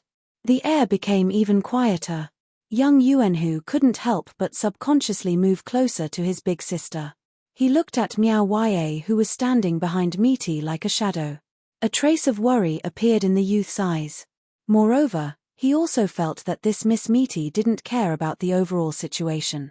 Even if she didn't want to help, she could find an excuse so that the situation wouldn't turn out like this. Shu Huan bitterly smiled. He bowed and left. The small courtyard was restored to silence. The gazes gradually retracted, but the atmosphere remained cold. Misty didn't care about any of this. She wasn't pretending, but she truly didn't care about the attitudes of these people. And things were getting more and more interesting, weren't they? She gently played with the infant in the swaddling clothes. She didn't know why, but this child didn't cry at all. The ferry moved forward with difficulty in the fog. Deng Heibo gritted his teeth and spoke to the people around him before his figure flashed and appeared beside Cheng Shan Crab. Originally, back at the monster race pier, because of the charm monster's control, the mountain-bearing crab had been heavily injured. It was already difficult for them to carry the ferry into the sky. Furthermore, they were attacked by the fiend race at all costs. Its aura was extremely weak, and its eyes were extremely dim. Countless wounds had appeared on the sturdy defensive shell of its body. The mountain-bearing crab couldn't hold on any longer. Even if it could escape from the broken sky mountain range, it would definitely die. Taking a deep breath, Deng Heibo flipped his hand and took out a crystal-like object. He slapped it into one of the mountain-bearing crab's wounds. The mountain-bearing crab's weak aura rapidly grew stronger, and the wounds on its body rapidly healed. Its dim eyes once again shone with a bright light. With a roar, one of its long legs slammed down, tearing apart the bodies of several demons and skewering them together. The ferry stabilized and began to accelerate. After a brief moment of shock, the cultivators on the ferry burst out in cheers. Deng Heibo's expression was solemn. Only he knew that this was a step that the Heavenly Sea sect could only take in a desperate situation. Once the crystal fused with the mountain-bearing crab, no matter how severe its injuries were, it would be able to recover to its peak state in a short period of time. But there was a price to pay. When the monster core burned away, the mountain-bearing crab would die. In other words, if the ferry couldn't fly out of the broken sky mountain range before then the vast majority of the people on the ferry would die here. But Deng Heibo didn't say these words out loud. Maintaining an optimistic attitude was always better than constantly worrying and fearing. The monster race roared again and again and attacked the ferry with all their might. There was no way they could watch on helplessly as the humans on the ferry escaped. The curse of the monster spirit was like a blade hanging over their heads, driving all the monster race mad. Monster corpses fell to the ground, dripping with blood. And the humans on the ferry didn't come without a price. The array formation was already broken to begin with, and after enduring the frenzied attacks of the monster race, it had long since shattered and could no longer protect them. Close combat had begun. The monster race and human cultivators crazily slaughtered each other on the ferry. If not for the Heavenly Sea sect's ferry, which was the foundation of the mountain-bearing crab, it would have long been destroyed. But even so, layer after layer was shaved away. It was as if a hurricane had passed through, and all the buildings were destroyed as easily as rotten twigs. Nyo Dudu's small courtyard was no exception. Fortunately, the Shu family still had several personal guards below the ruler realm. They worked together to barely protect the area that everyone was in, but it was still in ruins. Humans and monster race clashed, and lives were lost every second. Even though everyone was of different races, the blood that flowed was all red. The smell of blood was pungent. Everyone was waiting to see who had the most patience. The everyone here included the ancient remnant that had condensed an eye in the fog to observe Chinyu, Little Meaty, Chinyu, and some other people on the ferry. It was just a matter of who would be the first to lose their patience. If the scene had been different, the first to lose control would not have been the ancient remnant in the fog. He had lived for many, many years, so long that he couldn't even remember how long he had lived. In fact, when the broken sky mountain range had just become the monster race's territory, He had already lived here for many years. In terms of patience, as long as the conditions allowed it, he would not fear the end of time.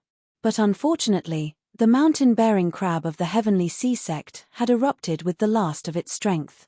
Moreover, it was a mutated monster beast with an ancient bloodline. Even though the ancient bloodline was very small, it could still resist the majority of the fog's confusing effects. Thus, the reason why the monster race was attacking the ferry in such a frenzy was because the mountain-bearing crab was about to fly out of the broken sky mountain range. And the ancient remnant in the fog definitely did not dare to take a single step out. Otherwise, he would not be able to continue hiding. Once he was locked onto by the Qin kingdom, only death awaited him. He had to act now. A ripple finally appeared in the eye in the fog, and the fog above the broken heaven mountain range became even thicker. Little Meaty, who had already fallen dozens of meters into the ruined courtyard, suddenly raised her head and looked at the incredibly thick fog above her head. She suddenly stood up and waved at Nyo Dudu. Nyo Dudu didn't know why, but she didn't dare to go against her will, so she got up and walked over. She handed the baby over to Nyo Dudu and said, "If something happens, just throw him out. Don't feel bad about it. Once you throw him out, you will naturally understand." After saying that, she turned her head to look behind her. At some unknown time, Qin Yu had already pushed open the door. He frowned and said, "You said you wouldn't do anything this time." Meaty rubbed her eyebrows. "There's nothing I can do about it. This is how the world works. It's impossible for everything to go according to one's wishes." He glanced at Qin Yu and said, "Don't worry. If that person in the fog doesn't want to expose himself, then I am even more unwilling to do so. Now that he has made a cage and is temporarily hiding this place, I can also borrow it. Who knows, it might be a meal delivered to our doorstep. It would be a waste not to eat it." Patting her stomach, Meaty smiled. "Let's go." Sure, she took a step forwards and instantly vanished from sight. And just as Meaty left, Qin Yu finally locked onto the source of that aura that left him feeling restless. He looked up to see a figure appear out of nowhere above the ferry. This figure was covered in black robes. The moment this person arrived, all the monsters within 100 feet of him instantly died. Their bodies were crushed into powder by a terrifying strength, turning into a bloody fog that rained down in all directions. There was a great commotion. Everyone on the ferry soon discovered this black-robed figure that had appeared out of nowhere. As they saw the dead monsters, their first reaction was that this was a human powerhouse that had come to save them. Cheers rose up, but in the next moment they came to a screeching halt. Outside the ferry, a ruler realm cultivator had been wounded by the fearless attacks of the monsters. As he sensed the black-robed figure's aura, he flew over on his own initiative to seek help. This senior, but before he could finish speaking, his eyes widened and he screamed out in pain. In the next moment, it was like he was grabbed by a pair of invisible hands and violently crushed. In the distorted space around him, he was crushed to pieces. Beneath the black-robed figure's icy cold eyes fell on the ferry, filled with killing intent. Qin Yu glanced at Nyo Dudu. Then, he stepped forwards and shot into the skies. In the next moment, he arrived opposite the black-robed figure. The two of them didn't speak, but the space around them constantly shook and shattered. The collision and confrontation between small worlds had already begun. And the loser would be instantly crushed by the other side's small world. The heaven-splitting sword sect is truly extraordinary. Beneath the black robes, the voice had clearly changed. It was gloomy and hoarse. Qin Yu lightly said, "If you are willing to take off your black robes, your words will undoubtedly be more convincing." The black-robed figure sneered. "Before I kill you, I will fulfill your wish." Bang! A space violently twisted. It was like a great tide had risen up, instantly covering the two figures. The ferry was deathly silent. Everyone's eyes widened. There was still a trace of ecstasy left in them, but it was frozen on their faces. It was a very comical sight. They had no idea what was going on here. Why would a human powerhouse suddenly descend and kill them? Only Nyo Dudu couldn't help but shiver and her face paled. Her body softened and she nearly fell to the ground. Behind her, Miao Ye reached out a hand to support her. "Thank you," Nyo Dudu said with difficulty. She could already confirm that the reason the old ancestor had Qin Yu and little Meaty send her off before leaving was because he had already sensed danger. Little Meaty's sudden departure and the black-robed figure that was fighting Qin Yu with their small worlds, all of this had been aimed at her. In fact, the reason why the monster spirits in the Skybreak mountain range had been harmed and why all the monster races had gone crazy was also because of her. Little Meaty's body turned even colder. She thought back to when she boarded the ferry and how little Meaty had snatched away her cup of tea. She thought back to the tickets Qin Yu had sold to the young couple, as well as the baby she was holding in her arms. She looked down at the white and clean child that was sleeping soundly in her arms. Nyo Dudu felt a cold chill run down her spine. In the current environment, with all the fighting and noise around them, what kind of child could sleep so sweetly? She had been restless before, so she hadn't realized this, but now she realized something was wrong. Moreover, there was the look in Qin Yu's eyes before he left, as well as little Meaty's words. It was clear that there were hidden dangers on the ferry. Nyo Dudu's complexion paled even more. Shu Huan looked at her, worry on his face. Dudu, what is it? As he spoke, he walked over. Miao Ya's figure flickered. She stood in front of Nyo Dudu and said, Miss Shu, please don't approach. Shu Huan frowned. Dudu? Nyo Dudu squeezed out a smile. Shu Huan, don't be angry. But, I really do have some matters to attend to right now, so it isn't convenient for you to approach me. What she was thinking right now was that she didn't want to implicate this new good friend of hers because of her. Shu Huan nodded. All right, then I won't go over. But, if there is anything you need, you must tell me. We are friends, and that is how friends are. If there is a problem, we can face it together. I will help you. Nyo Dudu nearly cried. She held back her tears and nodded. She thought that Shu Huan was truly her good friend. As long as nothing happened this time, she would definitely ask the old ancestor to help the Shu family overcome this crisis. Then, in the next moment, Miao Ya, who had been standing in front of her, was sent flying. She tumbled in mid-air, spitting out mouthfuls of blood. Her chest had been torn open and there was a long wound. Nyo Dudu's eyes widened. She watched as Shu Huan, who had been her good friend just a moment ago, stabbed towards her with a long sword. Her eyes were cold and her expression was unfamiliar. Why is this happening? And why are my thoughts moving so slowly? Dodge. Hurry up and dodge. Suddenly, the baby in her arms began to cry loudly. Nyo Dudu was jolted out of her sluggish state. Without any hesitation, Nyo Dudu thought of little Ru's words and threw the baby out of her arms. Shu Huan was startled, as if he hadn't expected Nyo Dudu to do this. The hint of guilt in the depths of his eyes turned into a cold smile. As expected, you would do the same in a life-and-death situation. Shu Huan's sword did not stop. Without any hesitation, the tip of the sword pierced through the baby's body and continued to kill Nyo Dudu. But at this time, a pained scream sounded out from the swaddling clothes. In the next moment, black flames ignited, burning the swaddling clothes to ashes. Where was there a white baby? There was clearly a ghost baby in front of her, its entire body pitch black and its face fierce like that of a malicious ghost. Its chest was pierced through by the sword tip. It let out a shrill howl and threw itself at Shu Huan. Its body dispersed into black smoke that drilled into her body through her nose and mouth. Shu Huan miserably screamed as he fell to the ground. He wildly struggled and then rapidly rotted away, turning into pus and blood. Seeing this, Nyo Dudu's mind went blank. Everyone else in the courtyard seemed to be stunned by this scene. Their eyes widened but no one made a sound. But someone moved. It was Shu Huan's maid.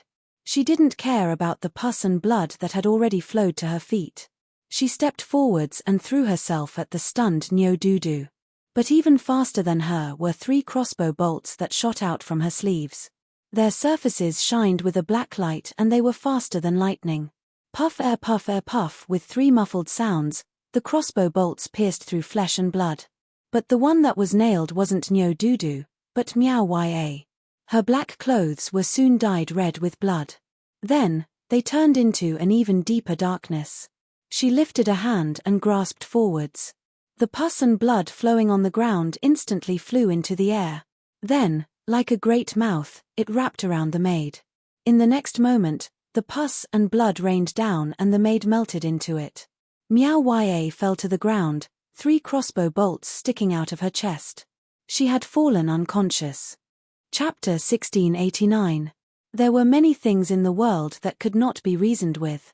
For example, the young couple who had set up a fried rice cake stall on the Heavenly Seasex ferry and entrusted their young son to Misty.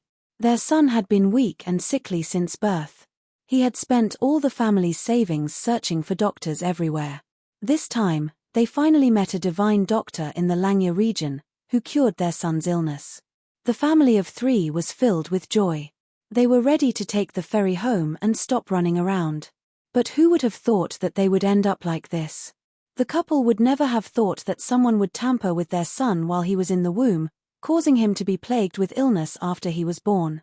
In the process of what they believed to be treatment, they were slowly refined into ghost infants. However, they were still in perfect condition, preserving the aura of an infant. All of this was for the sake of the ambush on the ferry today.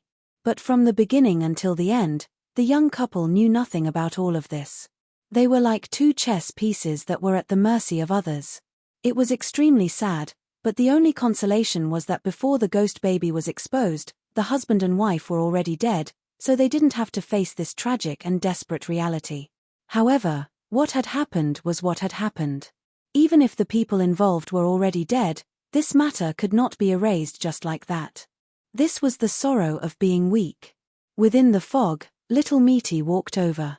Wherever she went, the fog around her would silently disperse. On the other side, the eyeball formed by the fog turned and landed on her. A look of shock flashed in his eyes. He didn't expect that there would be someone hiding so deeply in today's situation. It looked at little Misty in silence for a moment. Then, the fog began to stir and tremble. "Do you insist on stopping me?" Little Misty yawned. Her expression was calm, but her tone was very impolite. "I'm here to chat with you." The mist continued to tremble. "I only hope that you will consider it. I only want that junior from the heaven-splitting sword sect. You can take the rest." Ruru frowned, revealing a look of impatience. "So much nonsense. I'm not afraid to tell you that out of all the people on the ferry, this old lady only cares about him. Looks like there's no room for discussion." The fog stared at little Misty. "Then let me see if I can keep you here as well." Misty sneered, "With all due respect, I'm afraid you're going to die today." Bang! In the sky above the Broken Heavens mountain range, the sea of fog that covered an area of several thousand kilometers suddenly began to boil. However, all of this was hidden in the fog. From the outside, there was no movement at all. Only the demon and human cultivators with keen senses could vaguely sense the invisible suppression from the fog above their heads. The black-robed man was very powerful. This wasn't referring to a single aspect, but rather to all aspects of a cultivator. They were inconceivably powerful. He should be the first person Qin Yu had seen at the peak of the sovereign realm who had reached the mortal boundary. He had truly touched the threshold of the celestial being realm, and was only a step away from stepping into it. And what was most shocking was that Qin Yu could confirm that the black-robed man wasn't stuck at this threshold. In fact, according to Qin Yu's senses, the black-robed man was clearly holding back.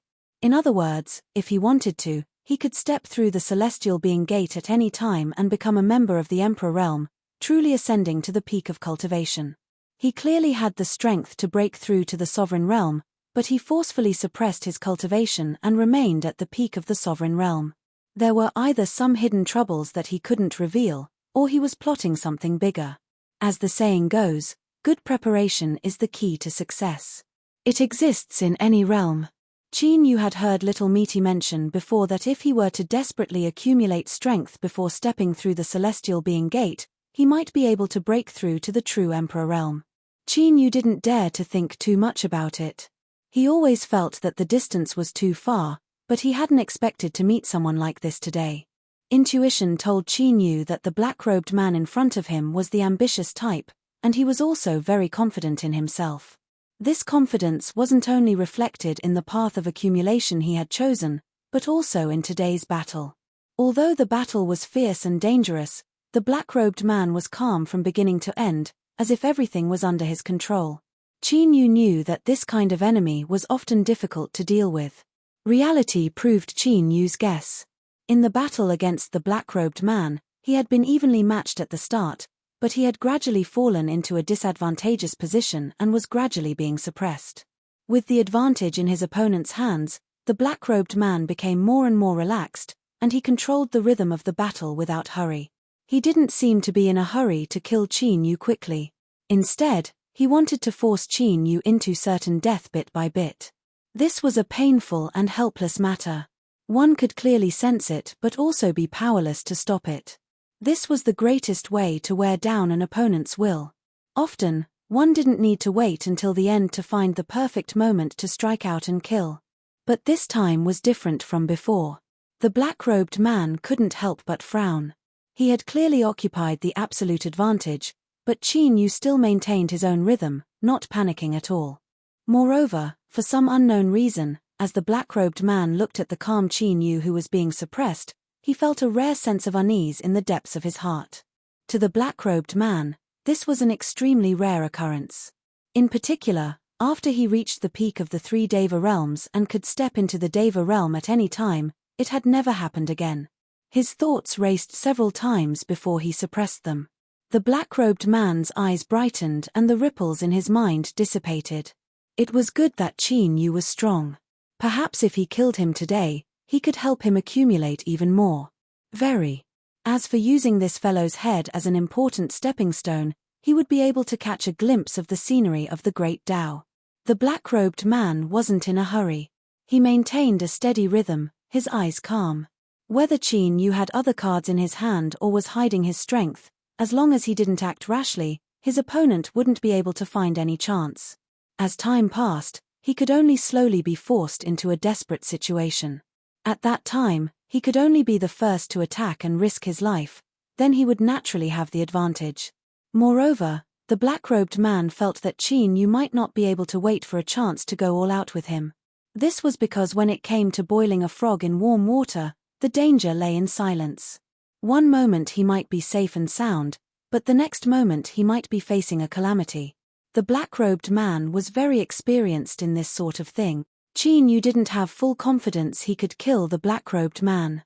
The only way he could do that was if he was stupid enough to break into his soul space like the succubus. Otherwise, there really wouldn't be a chance. He was far too strong to the point of his teeth and hair. He didn't have any flaws or shortcomings. Before this, Qin Yu had deliberately revealed several flaws. The black-robed man hadn't fallen for them and continued to maintain his own rhythm. Of course, he had also grasped these flaws and used them to suppress Qin Yu into an even more disadvantageous situation. If this continued, he would definitely be defeated. Qin Yu didn't have any wishful thinking about this. But he wouldn't die. Of this, Qin Yu was very confident. Thus, the black-robed man chose to fight steadily, forcing him into a desperate situation step by step. Qin Yu was very satisfied with this. First of all, Qin Yu was confident he wouldn't die. Second of all, he wanted to stall for time. Stall until Misty killed off the ancient remnant in the fog. When she returned, what did it matter if the black-robed man was strong? In the end, he wasn't at the Emperor realm. And as long as the black-robed man was at the ruler realm, then he would be as weak as a chicken or a dog to Misty. That's right, my Misty ruler realm was just that sharp and tyrannical and unparalleled. Within the fog, Misty walked forward. The pair of eyes that had been condensed from the fog had already disappeared. She didn't know where she had hidden herself. Or perhaps, she had already been smashed to pieces. Come out. You're already so old, you should at least have some face. Death sounds scary, but in reality, it's just a matter of closing your eyes. Don't worry, I'm very fast. I guarantee that you won't feel any pain. It'll be over in the blink of an eye. Misty chattered on. If Qin Yu was here, he would be able to guess that she was definitely plotting something. Otherwise, with her temper, there was no way she would speak so much. The fog was silent and even thicker than before. It was almost as dark as the night, making it difficult to see one's own fingers. Misty took a few more steps, and her lips suddenly curled into a smile. "You've been tricked." She took a step forward, and the entire sea of fog immediately began to roil violently. An invisible restraining force descended, locking her in place. Every step Misty had taken before had been a part of this restraining force. A blurry figure appeared in the roiling sea of fog. The ancient remnant's eyes widened in shock, anger, and shock. This is impossible. In his current state, he had nearly completely fused into the fog. He was invisible and intangible, gathering and scattering at will. All of this depended on his thoughts. It was because of this that the Qin Empire had racked their brains for countless years but still hadn't been able to find where his main body was. Thus, they had tacitly agreed to the existence of the Broken Heaven mountain range's monster race Dominion. But today, he was completely unaware that someone had walked a full circle around the fog. He had fallen into chains. The horror in his heart could be imagined. Misty smiled. "In this world, there are many inconceivable things. You are so young, so how many have you seen?" She stepped forwards, her eyes indifferent and lofty, as if she came from above the highest heavens, overlooking the ants on the earth. "The ancient era has already been severed. The era that belonged to you has long since ended. Following the will of the heavens and perishing here is your best choice. Your foolish struggle will only wear away at the last bit of destiny you have left. You will sever the future of your race, and there will be no day for you to rise again." The ancient remnant's eyes widened as he heard these words. Shock and horror filled his face. You are, the fear and trembling this time, as well as the momentary lapse in his mind, had completely severed his life force. This was the same as personally sending himself to the gates of hell. The chains that wrapped around the ancient remnant's body instantly sank into his body, completely suppressing him. There was no way for him to fight back. The meaty figure instantly appeared in front of him, a mocking smile on her face. "I'm not. Little fellow, you have been tricked." The ancient remnant's eyes widened. But before he could make a sound, a finger pointed at his forehead. The light in his eyes instantly dimmed. And with it, the meaty face opposite him also dimmed. She rubbed her forehead, a look of exhaustion on her face that couldn't be concealed. At the ruler level, there was no way for her to kill this ancient remnant in front of her. Even if the meaty figure had taken the initiative and schemed against this ancient remnant, causing him to tremble in fear and nearly lose his life. But that final finger and the previous shackles still consumed his energy. More importantly, he couldn't replenish it. Looking at the ancient remnant that dissipated into the fog, the meaty figure revealed a helpless look. What a pity. If she could eat him, then not only would she not have suffered a loss, but she would have made a massive profit. But this ancient remnant's divine soul had long since withered away. If it were in the past, she definitely wouldn't have feared him. After all, she was a perfect level long-lived species and ate without any qualms.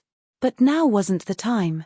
If she ate him and was contaminated by the source of destruction, then the gains wouldn't make up for the losses.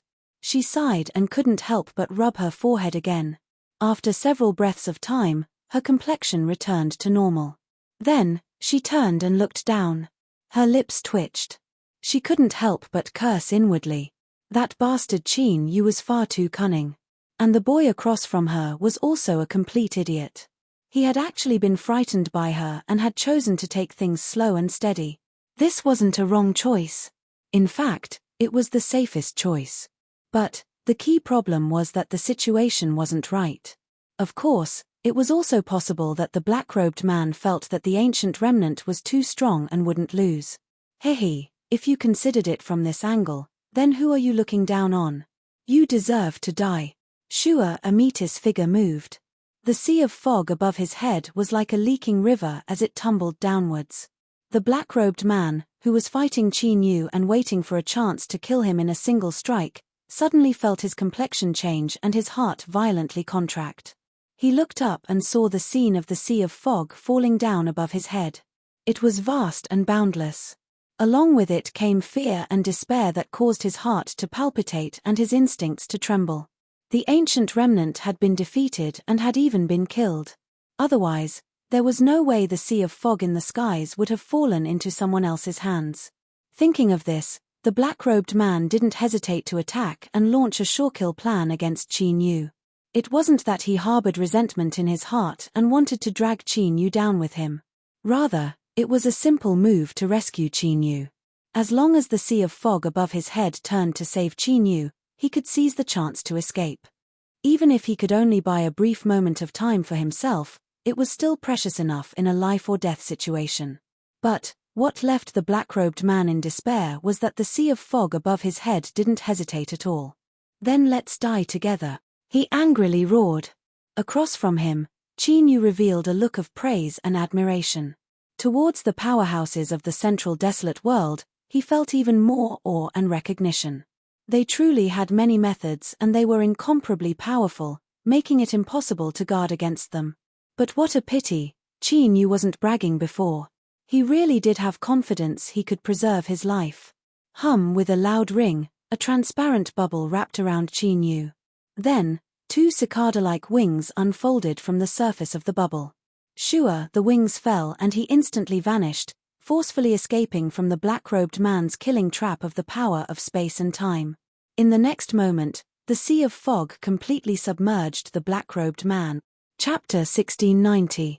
Outside the Skybreak mountain range, amongst the white clouds. The imperial scholar furrowed his eyebrows, surprise in his eyes. He didn't think that his plan would be broken. But it was clear that the development of the situation had surpassed his expectations. The imperial scholar didn't intervene, nor did he intend to bring things back on track. After all, Niu Dingtian was a difficult person to deal with. Otherwise, the Niu family would have been destroyed long ago. "Interesting," the imperial scholar muttered. He looked at the endless fog in the distance. This Tao protector of the heaven-splitting sword sect had hidden more than he had imagined. Moreover, these methods didn't seem to be the ability of the heaven-splitting sword sect.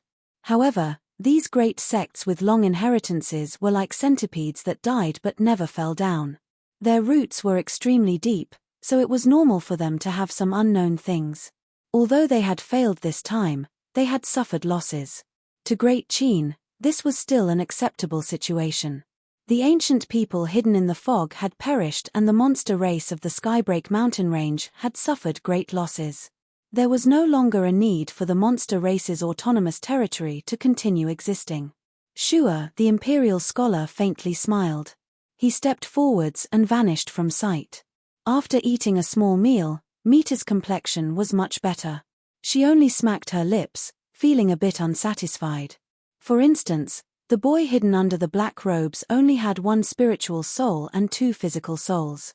He hadn't even eaten 2 bites before he was finished. She glanced at Qin Yu and sneered, "Now do you understand what it means to say that there is always a higher mountain and a stronger person?" Qin Yu nodded.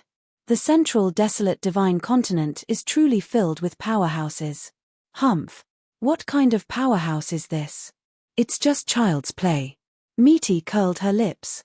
After she had swallowed up 1 spiritual soul and 2 physical souls, this boy could be considered crippled. Otherwise, after several hundred years passed and his 2 souls fused together, perhaps he really would become a difficult character to deal with. This matter has come to an end. Let's go. Miti reached out a hand. Niu Dudu, Yuan Qin, Yuan Hu, and the unconscious Miao Ye appeared in front of her. With a snap of her fingers, a faint light flashed on the surface of her palm. A winged flying fish appeared in front of everyone. Its body was now 100 feet long and it respectfully floated in the air. Miti was the first to land. Qin Yu grabbed Miao Ye. Niu Dudu, Yuan Qin, and Yuan Hu were silent. With a gentle flick of its fins, the flying fish whizzed out at lightning speed. Soon, he flew out of the fog, and after a few flashes, he appeared among the white clouds. The flying fish stopped in the clouds, as if it was swimming in the water. His meaty eyes swept across the surroundings as a cold smile appeared on his lips. "Old thing, you run pretty fast, but I'll remember today's matter." Qin Yu asked, "What is it?" Miti said, "There is an old thing here, he is scheming against us." While speaking, she suddenly stretched out her hand, her 5 fingers clenched forward. A ball of white cloud fell into his hand. Suddenly, with a light sound, it shattered and dissipated. The flying fish moved its fins and quickly left the white cloud, disappearing into the distance. The imperial tutor, who was already far away, suddenly sensed something and turned his head to look in the direction of the broken sky mountain range. A faint smile appeared at the corner of his mouth. He thought that this path protector of the heaven-splitting sword sect was indeed a very interesting person. He had deliberately left something behind to begin with. It could be considered a small test. The imperial tutor was very satisfied with the result. The heaven-splitting sword sect had returned to the central desolate divine continent. Sooner or later, they would be re-established. If he could make good use of this matter, he would be a good chess piece. In particular, this path protector was so strong, and the successor of the heaven-splitting sword sect. Qin Yu's figure appeared in the imperial tutor's mind and his smile widened. He didn't know why, but he always felt that this junior left a deep impression on him. In the future, he might be a pleasant surprise. On the back of the flying fish, Nyo Dudu, who had been silent for a long time, finally couldn't help but say, "The heavenly sea sect's ferry." Qin Yu glanced at Misty. Seeing that she had no intention of explaining, he thought for a moment. "Don't worry. When we left, we were already very close to the edge of the fog. They should have been able to escape." Nyo Dudu relaxed. She silently nodded and lowered her head again, not saying anything. No matter what, those people on the ferry had been implicated by her. Even if the ferry could escape the Skybreak mountain range, far too many people had died. Thinking of this, Nyo Dudu felt her chest tighten and she found it difficult to breathe. Moreover, Nyo Dudu still found it hard to accept what had happened on the ferry. Moreover, why? Nyo Dudu could responsibly say that she was a very, very kind-hearted girl. She had never harmed anyone, and she didn't even have such thoughts. But why did these people want to kill her? This time, if it weren't for Qin Yu and Misty, she would have already died. Thinking of this, Nyo Dudu's entire body turned cold. She subconsciously reached out and hugged her knees, curling up her body. Qin Yu glanced at her and guessed what this little girl was thinking. He couldn't help but sigh inwardly. But there were some things that couldn't be persuaded. She could only think it through herself. He closed his eyes and continued to cultivate. The blood-red sea covered the skies. Nyo Dingtian opened his eyes and laughed out loud. Although he couldn't continue to descend and project himself beside Nyo Dudu, he could faintly sense the situation she was facing. The danger had passed. The Nyo family would soon find her. At that time, no one would be able to hurt Nyo Dudu anymore. As for whether or not those people would go back on their words, Nyo Dingtian wasn't worried. Unless they really wanted to die together, they wouldn't dare to do so. With the knot in his heart gone, Nyo Dingtian felt carefree. He stood up and stared at the blood-red skies above his head. "You're already dead. Do you think you can come back to fight me again? This broken place of yours should be completely destroyed." Boom. Nyo Dingtian took a heavy step and soared into the sky. He plunged into the blood sea alone, stirring up countless waves that roared and tumbled. Under the blood sea, phantoms emerged one after another. Looking at the scene in front of them, their eyes darkened. They had to admit that Nyo Dingtian's strength was indeed terrifying. He was a human, but not only did he have an exceedingly high cultivation, his body was also strong enough to rival the strongest ancient remnant. It was simply incredible. In addition, they all knew very well that Nyo Dingtian's brazen action of being the first to enter the blood sea was also a demonstration to them, or more precisely, a warning. He was warning them not to forget their previous promise. "Make your move." The phantoms dispersed. The next moment, several figures soared into the sky from the sealed small world. It wasn't that they wanted to help Nyo Dingtian, but if they continued to watch, the remains of the ancient remnant would be devoured by him alone. Rumble. The blood sea was boiling. One could vaguely see a huge figure floating in the blood sea. This figure was tens of thousands of miles tall, and its arm was like a huge mountain range. The Nyo family had arrived. The group of strong men were all tall and burly. Their muscles were bulging, and they gave people a sense of security at first glance. As soon as they saw Nyo Dudu, they surrounded her and asked about her well-being. It was obvious that their love for her came from the bottom of their hearts. However, Looking at the group of burly men in front of them talking softly and endlessly, it felt a little strange. They finally remembered that there were outsiders here. Niu Dingshan coughed. He cupped his hands together and said, "We have heard about what happened from Dudu. Thank you for your help. Our Niu family will remember this favor. If you have any needs in the future, you can come to our Niu family. As long as we can do it, our Niu family will not hesitate." His voice was deep and resonant. These matters, little Meaty wasn't interested in paying attention to them. She turned to look at the scenery. Qin Yu faintly smiled. "You are too polite. We have already reached an agreement with old ancestor Niu, so this is what we should do." Niu Dingshan shook his head. "That is a different matter. The old ancestor's favor is his, but you saved my daughter. As a father, I can't do nothing." This was forcing them to do a favor. The Niu family actually had such a habit. Good, very good. Qin Yu thought for a moment. Looking at Niu Dingshan's serious expression, he couldn't refuse. He smiled and nodded. Niu Dingshan smiled. "That's right. A person should have a conscience." Qin Yu's smile stiffened.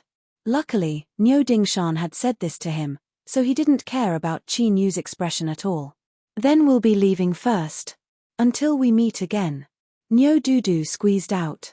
She looked at the unconscious Miao Ya and bit her lips. "Is she all right?" Qin Yu nodded. "Don't worry. She will be fine." Niu Dudu let out a deep breath. She bowed to Qin Yu and little Meaty. "I haven't had a chance to say thank you. I am truly grateful to you for saving my life." Qin Yu thought for a moment.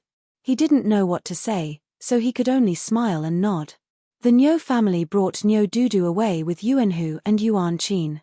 Watching the ferry rise into the sky, Qin Yu finally understood why old ancestor Niu was so confident that as long as the Niu family came, they could guarantee Niu Dudu's safety. This group of large fellows didn't just look frightening, they were actually quite frightening. Several of them were peak sovereigns. As for Niu Dudu's father, Niu Dingtian, he had already crossed the threshold of the diviner realm. He was a genuine half-emperor. With such a protective strength, unless a true sovereign descended, no one could even think of touching Niu Dudu. The Niu family was truly fierce. Little Meaty humphed. "Now do you know why I wanted to sell a favor to Niu Dingtian? After this matter, you will be an honored guest of the Niu family. In the future, as long as you don't court death, you can simply mention the Niu family's name and you will be exempt from death." Qin Yu nodded. Miss Little Meaty's foresight is something that Qin Yu deeply admires, but I am very curious. Just what sort of stunning beauty is Niu Dudu's mother? There was a bit of emotion in his voice. Little Meaty thought for a moment. Not only did she not mock him, but she nodded in agreement. In truth, Niu Dingshan's appearance could be described as dignified, but the word handsome was far from being able to describe him. To be able to give birth to such a beautiful daughter like Niu Dudu, no matter how one looked at it, Niu Dingshan didn't seem like someone who would have grass growing on his head. Moreover, there was Niu Dingtian to keep an eye on things. Excluding old Ma next door, the only possibility was that his mother's bloodline was strong enough. However, when he thought about it, he just treated it as a relaxing moment after his tense state of mind. Very quickly, he tossed it aside. Qin Yu glanced at the unconscious Miao Ya. "Are you all right?" Little Meaty curled her lips. "Didn't you guarantee Niu Dudu just now?" Qin Yu choked. He coughed and said, "That's not what I meant. I didn't want the little girl to worry. After all, she is a truly good girl." Little Meaty didn't speak, tacitly agreeing. She looked at Miao Ya and said, she never succeeded before, but after being struck by 3 arrows this time, she actually grasped the opportunity. "There is danger. If she doesn't wake up, she will die. What are the chances?" "Half." Qin Yu rubbed his chin. It wasn't too low, and no matter how he looked at it, Miao Ya didn't seem like someone who would have a short life. Little Meaty turned and walked away. Across from her was a cliff. With a single step, she fell down. Qin Yu reached out a hand and Miao Ya fell into his hand. He followed behind Little Meaty. In the clouds, there was a cheerful cry. A flying fish howled out from the cliff, soaring high into the clouds. Where are we going? Little Meaty thought for a moment. Things have changed a bit. There's no need for us to worry. We'll go straight to the Long Mountain region and find a place to wait. Niu Ding Tian. Little Meaty arched an eyebrow. Young Master Qin is so smart. Chapter 1691. Waiting for someone wasn't something that required much skill, especially when the person they were waiting for was Niu Dingtian, a peak elder of the Central Wasteland Divine Continent. As long as he was willing to come, he would definitely be able to find them. So, Qin Yu and Ruru casually found a small city in Mountain Cry region to settle down. Qin Yu cultivated in seclusion for several days. After some hesitation, he pushed open the door and knocked on Ruru's door. She held a bright red fruit in her hand and was happily gnawing on it. She looked at him and said, "You finally couldn't help but come looking for me." Qin Yu's heart skipped a beat. Although he understood what she meant and that wasn't what she said, he still couldn't help but reveal a strange expression. Ruru narrowed her eyes. "What are you thinking about?" Qin Yu waved his hand. "Nothing." "Humph." Ruru glared at him and turned to leave. Qin Yu followed and closed the door. As he saw Ruru sitting at the table, he hurried forwards and poured her a cup of tea. "I'm not thirsty." Qin Yu smiled. "It represents my sincerity." From the first sentence, he knew that Ruru had already sensed something. He lightly coughed and went straight to the point. "I cultivate many supernatural powers, but most of them aren't suitable for my current boundary. In particular, after controlling a small world, I lack methods to fight my enemies. Do you have any suggestions?" Ruru rolled her eyes. "Why are you asking me?"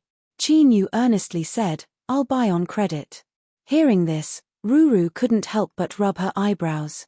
She thought, this is the same as throwing caution to the wind. "Do you have nothing to fear?" But looking at Qin Yu's earnest expression, she humphed, tacitly agreeing to buy on credit. She picked up her cup and took a sip. A smile lit up Qin Yu's face. Ruru viciously said, "What are you smiling about? Let me tell you, don't even think about reneging on your debt. There will be a time when you will pay back everything with interest." Qin Yu chuckled and nodded. Ruru gulped down her cup in 2 gulps. Just as she set it down, Qin Yu filled it up again. "Talking makes my mouth dry." Her lips twitched. She expressionlessly said, "Don't resist, otherwise don't blame me for not reminding you if you get hurt." As she spoke, she reached out and grasped forwards. With a sword cry, 2 long swords fell into her hands. Lowering his head to take a look, Meaty said, "The quality is not bad. I will help you temper it and combine the 2 swords into one. However, this matter is somewhat risky. Perhaps in the end, we won't even be able to keep a single one." Qin Yu nodded without hesitation. "No problem. Do as you wish." Little Meaty glanced at him. "I won't be teaching sword techniques anymore. What I learned before was pretty good. You can find an opportunity to ask them for it yourself." Qin Yu nodded thoughtfully. "Also, the power of the 5 elements. The higher your realm, the stronger you will find that the seemingly basic things are often stronger. Pick it up and practice again. I will give you a 5 elements transportation technique, which is more than enough for you to use. The soul-setting divine light is very mysterious. As your cultivation level increases, its power will continuously increase. When you fight with your enemies, if you use it well, you will be pleasantly surprised. Lastly, there's the book that Jiang Huan left behind. Don't just focus on cultivating. Take a good look at it. It's good for you. Sharpening the axe will not delay the work of cutting firewood. Don't you understand this principle?" Qin Yu rubbed his nose. He had looked through some of Jiang Huan's book before, but he couldn't understand what was recorded. He recognized every single word, but when he read them together, it felt like they were some sort of heavenly book. However, since Little Meaty reminded him, Qin Yu nodded earnestly. "I will carefully study it." Little Meaty picked up her teacup and took another sip. This was her way of seeing him off. Qin Yu understood, but he still couldn't help but ask, "Is that all?" Little Meaty's face sank. "Don't bite off more than you can chew.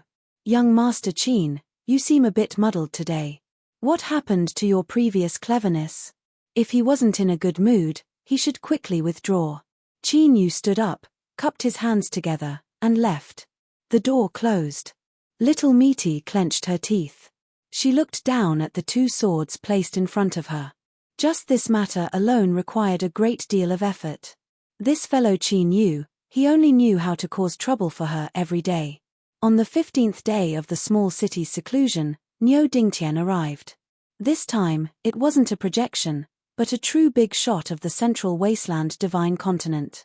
In that moment, time and space came to a standstill, covering the entire small city. Everything in the city seemed to be frozen in the river of time. Qin Yu awoke from his cultivation.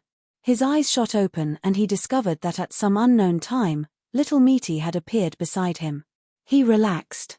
Niu Dingtian, if you want to come, then come. Is there a need to make such a big commotion? Or are you preparing to have a falling out with me this time? Little Meaty coldly sneered, her tone unfriendly. The door was pushed open from the outside. Niu Dingtian stepped in and glared at Little Meaty. If I really wanted to attack you, would there be a need to go through so much trouble? He confidently sat down. But, if you're bluffing like this, it seems your condition isn't too good. Why don't you hurry up and hide? What are you doing wandering around the central wasteland? What, do you think you've lived too long and are tired of it? Little Meaty had no expression. You can try. Niu Dingtian humphed. Forget it, I don't have such thoughts.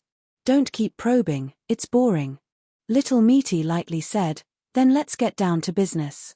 Niu Dingtian rapped his fingers on the table. Fine. He paused for a moment, probably preparing his words. Right now, the Niu family has touched upon the interests of some people. You've already seen Dudu's talent, so you should be aware of it, right?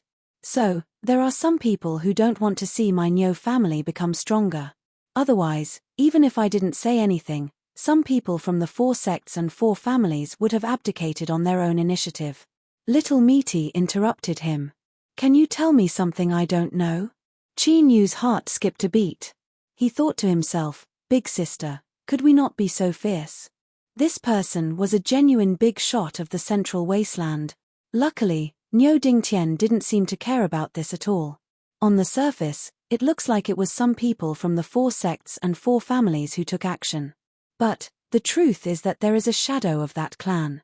Little Meaty's eyes flashed. Their days aren't good. Niu Dingtian coldly sneered. They took advantage of the heavens, but in the end, the cooked duck that was right by their mouths flew away and they ended up without any clan or surname. It's fine if it's just a short time, but as time passes, everyone will have their own thoughts. In particular, that person in Xianyang City. He has been waiting impatiently for a long time. Little Meaty thoughtfully nodded. If that's the case, then everything can be explained. You want to cooperate with me?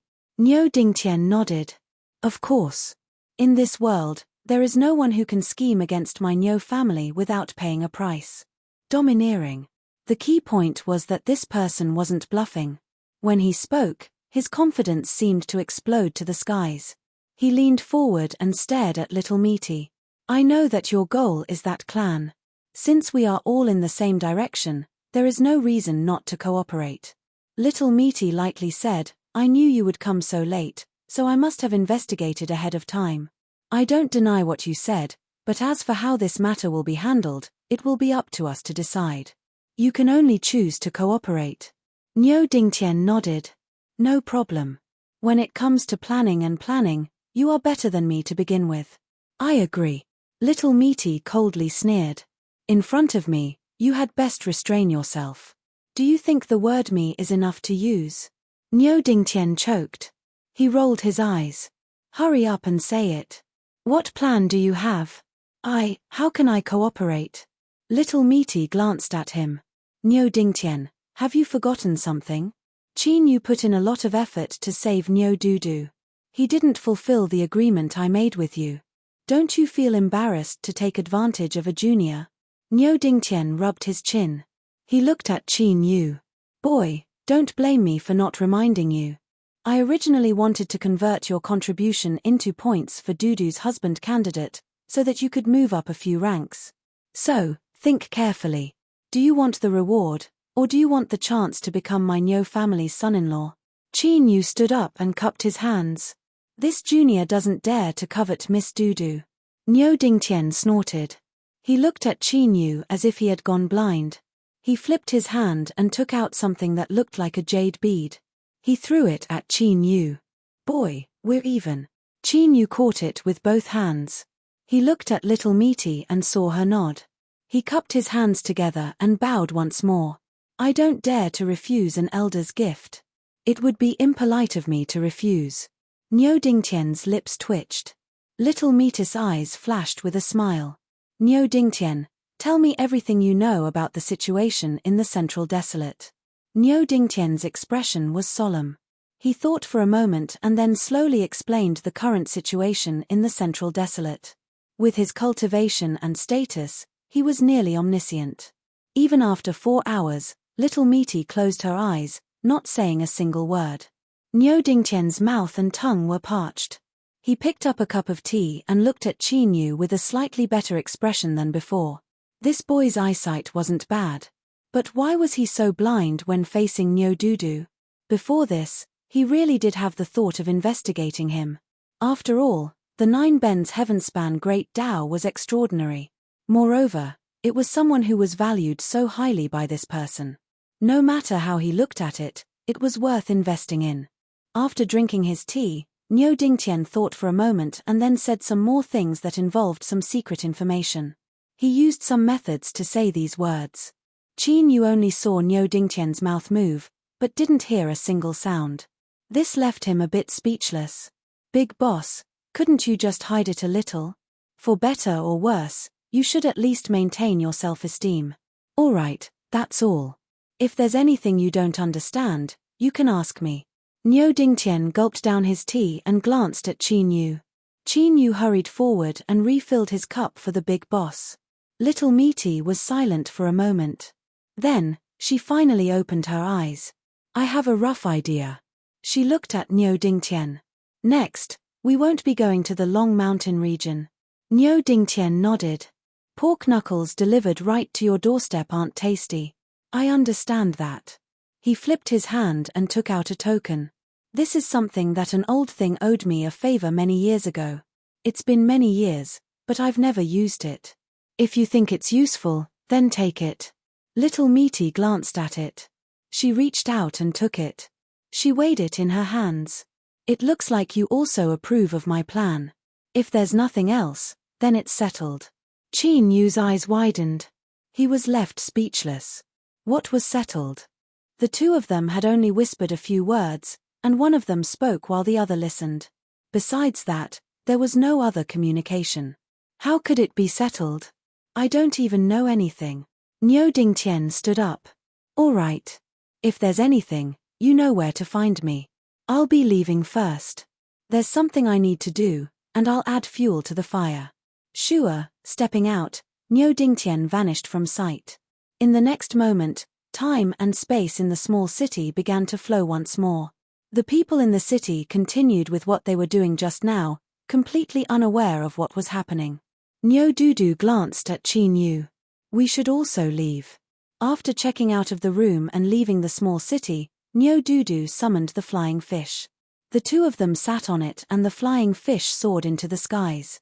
Qin Yu coughed. Let's go to Swallow Mountain. Since the heaven-splitting sword sect sign has already appeared, we might as well use it. Little Meaty lightly said. Qin Yu rubbed his face. Can you explain in more detail? Little Meaty said, I suggest that you take advantage of this time to cultivate, especially in the aspect of swordplay. Strive to reach a decent standard, otherwise if you are beaten to death, don't blame anyone else. Qin Yu felt a bit of a toothache. It's more dangerous than the ferry. Little Meaty nodded. Qin Yu took a deep breath. He sat down cross-legged and his consciousness entered his soul space. The sun and moon rose in the east and set in the west. Their light shined in all directions. Qin Yu didn't feel any discomfort, rather, he felt warm and comfortable.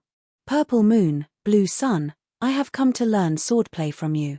Little Meaty had said that Qin Yu's swordplay wasn't bad, but the truth was that the only swordplay he had truly studied was the sun and moon swords.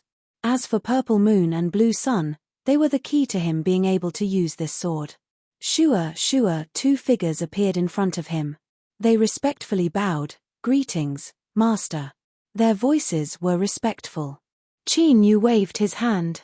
There is no need to be so polite. Blue Sun shook her head, her expression still cold. Etiquette cannot be discarded. She lifted a hand. A small sword condensed, its entire body shining with a golden light. This servant's swordplay is the extreme yang sword art. Purple Moon smiled. She also condensed a small sword. This servant's swordplay is the extreme yin sword art. Master, please focus. Whoosh, whoosh, two sword phantoms instantly submerged into Qin Yu's soul.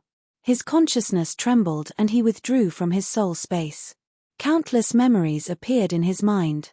The extreme yin and extreme yang sword arts began to rapidly evolve.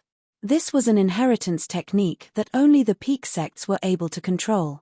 It was used by an elder of the sect to directly brand supernatural abilities into the soul of a disciple. Of course, the cultivation of the person who did this would greatly influence the final result. Thus, taking someone as a master was also a technical matter. As for Purple Moon and Blue Sun, they were existences with astonishing origins and had existed for a long time. As for their inherited sword arts, they had already perceived them to a transcendent boundary. When the two of them displayed the divine transmission technique to Qin Yu, they had transmitted their true essence to him. As Qin Yu closed his eyes and concentrated on absorbing the sword arts, the figures of Purple Moon and Blue Sun appeared in his soul space. They bowed together. The spirits of the Extreme Yang Star and Extreme Yin Star Palaces greet you. Little Metis' voice echoed out in his soul space. Remember, starting from today, you only have one master, Qin Yu. The Extreme Yang Star and Extreme Yin Star Palaces have been destroyed and there is no possibility of them ever reappearing. Purple Moon and Blue Sun revealed a sad expression. Yes, this servant understands. Very good.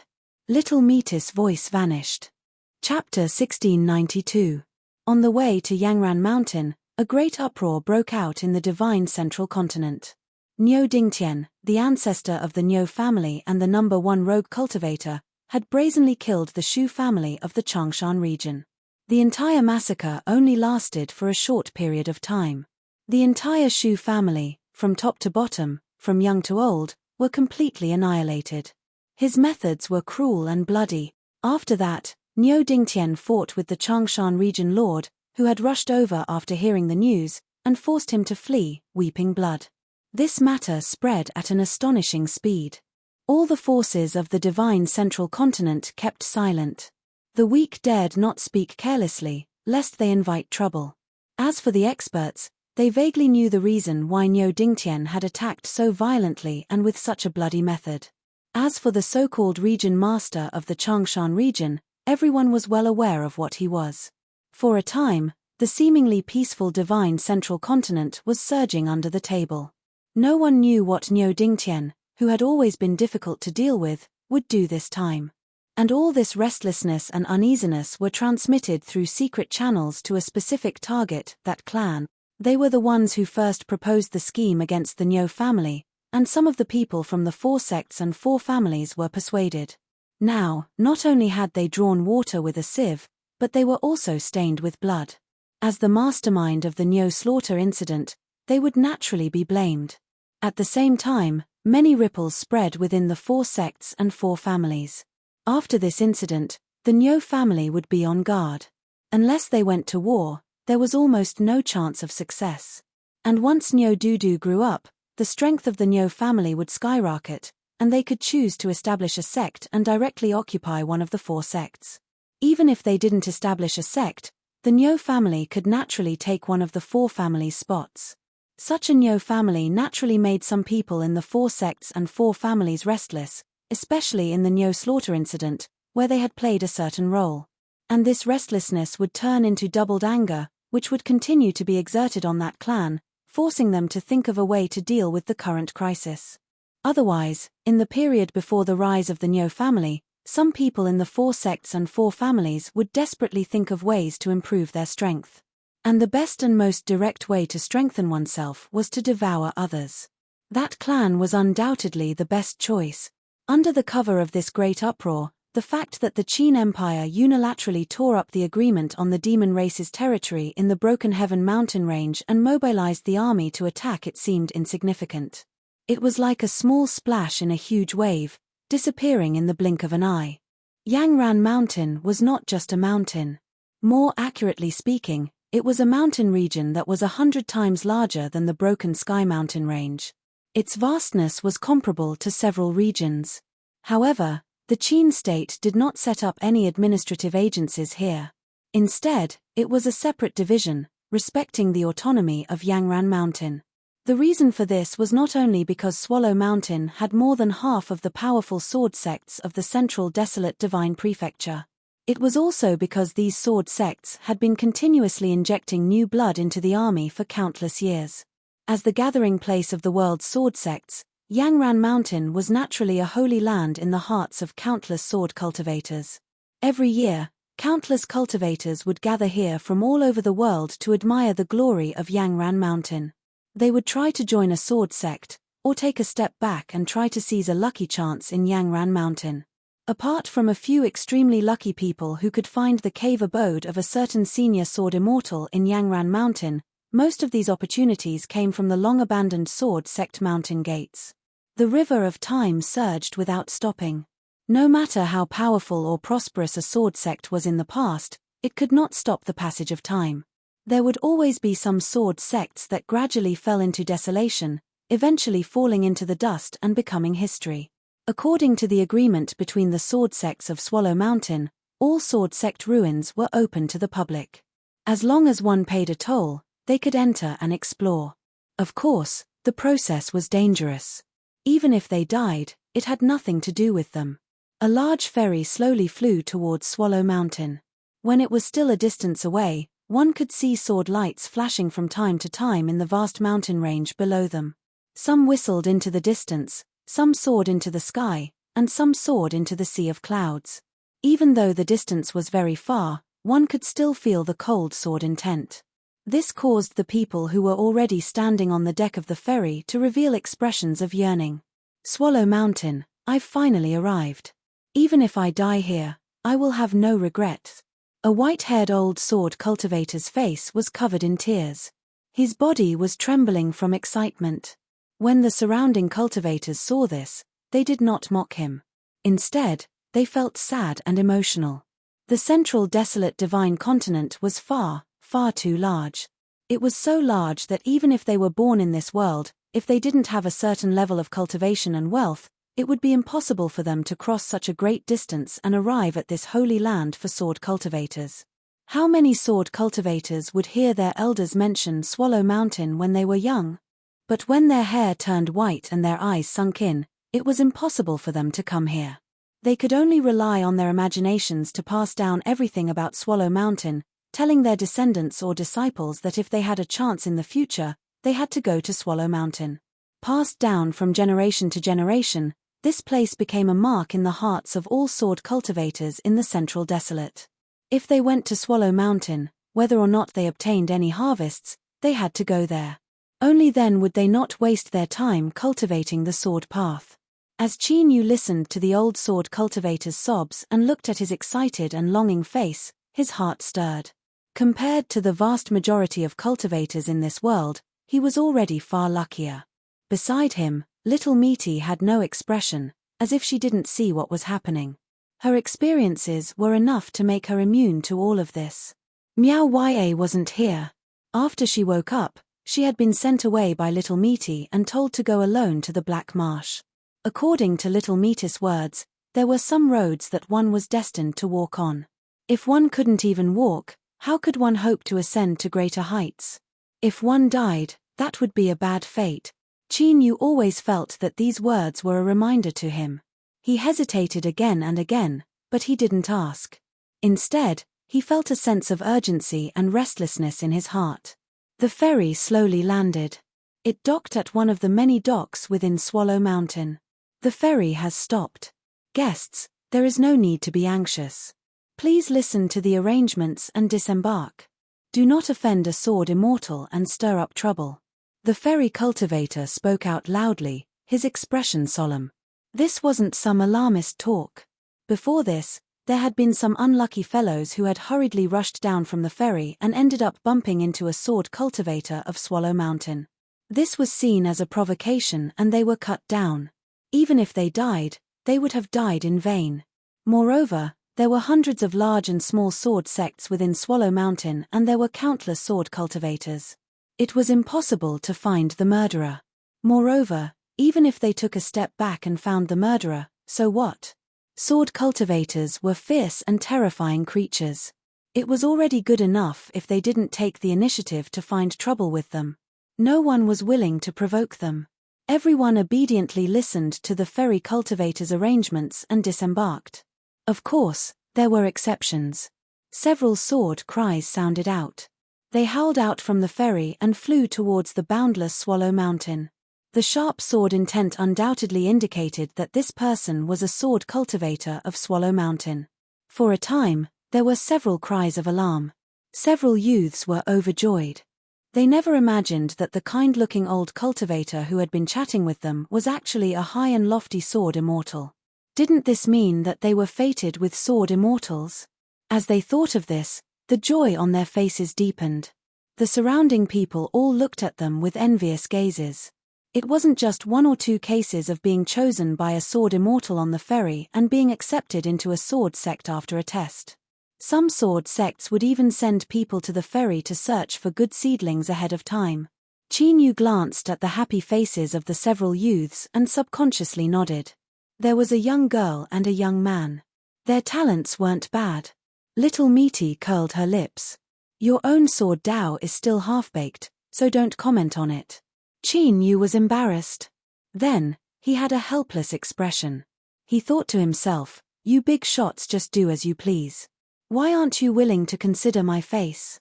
Disembark, disembark. The pier was as lively as ever. It wasn't any different just because this was a holy land of the sword Dao. After all, sword cultivators were also people. They needed to eat and drink, and cultivation also consumed resources. Where did the resources come from? Of course it was by relying on immortal money. Otherwise, no matter how blessed Swallow Mountain was, it would have been destroyed by generations of sword cultivators. Otherwise, why would one need to pay a considerable amount of immortal money to enter Swallow Mountain? Most of the items sold on the docks were related to sword cultivators. For example, there were some sword techniques of unknown origin and most of them were incomplete. There were also some immortal swords that had been buried underground for many years just by looking at their appearance. The stall owners had bragged about them to the heavens. Of course, there were all sorts of sword cultivator souvenirs and imitation swords made by famous sword immortals. They were bought by wave after wave of sword cultivators, harvesting money year after year. Chinyu and Little Meaty didn't have any intention of strolling around the pier. After leaving the ferry, they continued forwards. But just as they were about to leave the pier, Little Meaty suddenly stopped. She turned to look at a roadside stall. Comparatively speaking, this location wasn't too good. Most of the people that disembarked from the ferry had already spent their money here. And before leaving Swallow Mountain, because they had already experienced impulsive spending once, cultivators would restrain themselves a great deal. This also led to a skinny old man setting up a roadside stall that hadn't opened for business yet. Just as he was thinking about whether or not he should grit his teeth and rent a better location, his eyes suddenly brightened. He hurriedly beckoned, 2 customers, please come over and take a look. I sell all sorts of treasures at a low price. I'm not deceiving anyone. Little Meaty walked over. She reached out a hand and picked up a badly decayed and rusty short sword. How much? The old man remembered everything on the stall. He had an impression of each and every one of them. This was also the most basic professional accomplishment of a stall owner. 3 months ago, he had traded half a pot of inferior wine for this sword from an old drunkard. He originally thought that he could make a bit of money from its appearance, but the result was that no one had ever shown interest in it. If he continued to suppress it, he would have to sell it by the kilogram to all sorts of immortal swords. Otherwise, it would take up space. The old man coughed and gave a thumbs up. Fairy maiden has good eyesight. This immortal sword has a long history and its origins are astonishing. If it weren't for some accident occurring in my family, I absolutely wouldn't have. Before he finished speaking, he was interrupted. Little Meaty said without expression, "How much?" The old man wasn't angry. Rather, he was overjoyed. His rich street stall experience told him that people with such expressions and actions usually came from rich families and weren't good at bargaining. If things went well this time, he might really make a great profit. The sale of half a pot of inferior wine was worth it. He took a deep breath. The old man revealed a pained and struggling expression. His eyes were filled with reluctance. Just a single expression was enough to show his skill. 3 silver-spotted copper coins. Little Meaty suddenly stood up. The old man was startled. He thought that he had asked for too much and frightened the little girl in front of him. If he had miscalculated, he should have reported a bit less. But little girl, you really don't understand the way of business and commerce. If I quote a price, you can still bargain, but don't just leave. Just as the old man was about to urge her to stay, Little Meaty turned her hand and put away the short sword. "Give me the money." Chin Yu had already prepared 3 silver-spotted copper coins. He faintly smiled and placed them on the stall. "Please inspect them and put them away." The old man was in a trance. He picked up the 3 copper coins and nodded after confirming they were correct. Then, he saw the 2 people in front of him turn and leave, soon vanishing without a trace. The old man regained his composure.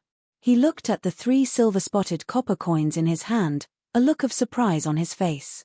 Could it be that he had really misjudged? Was that short sword some sort of extraordinary treasure? No, it couldn't be. Although his cultivation was mediocre, his dog's eyes were still bright. It was impossible for him to not see a treasure in front of him. At the start, he also thought that the short sword was a bit interesting, so he traded wine for it. Afterwards, he carefully inspected it many times and the result was the same. It was a piece of scrap metal. It wasn't even worth a single black gold coin. To be able to exchange it for 3 silver-spotted copper coins was already a great profit. This was truly the case of not opening a stall for 3 years, but opening one could eat for 3 years. Sensing the envious gazes of the surrounding stall owners, the old man's last bit of doubt dissipated. He turned his hand and put away the 3 silver-spotted copper coins. He casually rolled up all the items on the stall and picked them up, walking away. He had earned a great deal of money. In order to avoid any complications, he couldn't stay here any longer. Although it was a bit of a pity that he hadn't paid the stall rental fee yet, compared to the 3 silver-spotted copper coins, it wasn't anything at all. He would lie low for now and then switch to another pier in a few days. As he left the pier, Chin Yu lowered his voice. "Something good?" Little Meaty nodded. Chin Yu sighed with emotion. He thought that this was his meat. Picking up scraps was as simple as eating and drinking. Moreover, he didn't feel any excitement afterwards. Just how many scraps had she picked up in order to cultivate to such a level? Just thinking about it left him envious. Not too far away was the entrance to Swallow Run Mountain. Of course, the entrance was only a sign. One could also enter from other places. But if one didn't pay the toll fee and ran into the sword cultivators of Swallow Run Mountain, they might just glance at them and forget about it. But if their luck was bad and they ran into a sword immortal that wasn't easy to talk to, then a single glance might be enough to send their head flying. Thus, no one was willing to try their luck. Although the toll fee wasn't small, it couldn't be compared to their own lives. Chin Yu went to pay the money. He consciously took care of these trivial matters. Then, he couldn't help but miss the days when young Fanshan was here. It was easy to go from frugality to extravagance, but difficult to go from extravagance to frugality. These words weren't deceiving him. When he was paying the toll fee, he encountered an accident. The old sword cultivator who had come to Swallow Run Mountain on the same ferry had an ashen face. He didn't have enough money. Even though he had been frugal on the ferry, he still couldn't pay the toll fee. Far too much time had passed. It had been so long that the toll fee passed down by the old sword cultivator's ancestors had risen again and again. On the other side, A female sword cultivator responsible for collecting the toll fee revealed a look of unwillingness. She wanted to say something but was stopped by a glance from her companion. The rules of Swallow Run Mountain were set by all the sword sects. Although the two of them were in charge of this mountain gate, they didn't have the qualifications to break the rules. Chapter 1693. The old sword cultivator turned around and staggered away. Qin Yu arrived in front of the two sword cultivators. He calmly said, 3 people. After paying the immortal coin and receiving the mountain pass from Swallow Run Mountain, Qin Yu turned and left. Soon, the old sword cultivator's staggering figure appeared in front of him once more. He quickly walked behind him and patted his shoulder. Sir, you dropped something. As Qin Yu spoke, he pointed at the mountain pass on the ground. Then, he turned and walked away. The old sword cultivator's eyes widened. His hands trembled as he picked up the mountain pass. Then, he suddenly thought of something and looked up. However, he couldn't find that person anymore. Tears appeared in his eyes. He sniffled and walked towards the entrance. When they saw the old sword cultivator return with a mountaineering token in his hand, the two sword cultivators who were guarding the entrance were shocked. But, the rules of Swallow Run Mountain were that as long as one held a mountain pass, they could freely enter and exit. They couldn't report their loss even if they were registered. Little Meaty looked at the mountain pass that Qin Yu handed over. She coldly sneered, "Good people don't live long. Don't you understand this truth?" Qin Yu smiled. It wasn't that serious. It was just a slight effort. If it was any more troublesome, I might have pretended not to see it. Little Meaty humphed. I hope you remember what you said. Qin Yu smiled and nodded. The two of them held their mountain passes and walked towards the entrance. When the female sword cultivator guarding the entrance saw Qin Yu, her eyes brightened. She reached out a hand to verify the mountain pass in his hand. Then, she smiled and returned it. She said in a soft voice, "There is a map in the mountain pass. The green dot represents your position.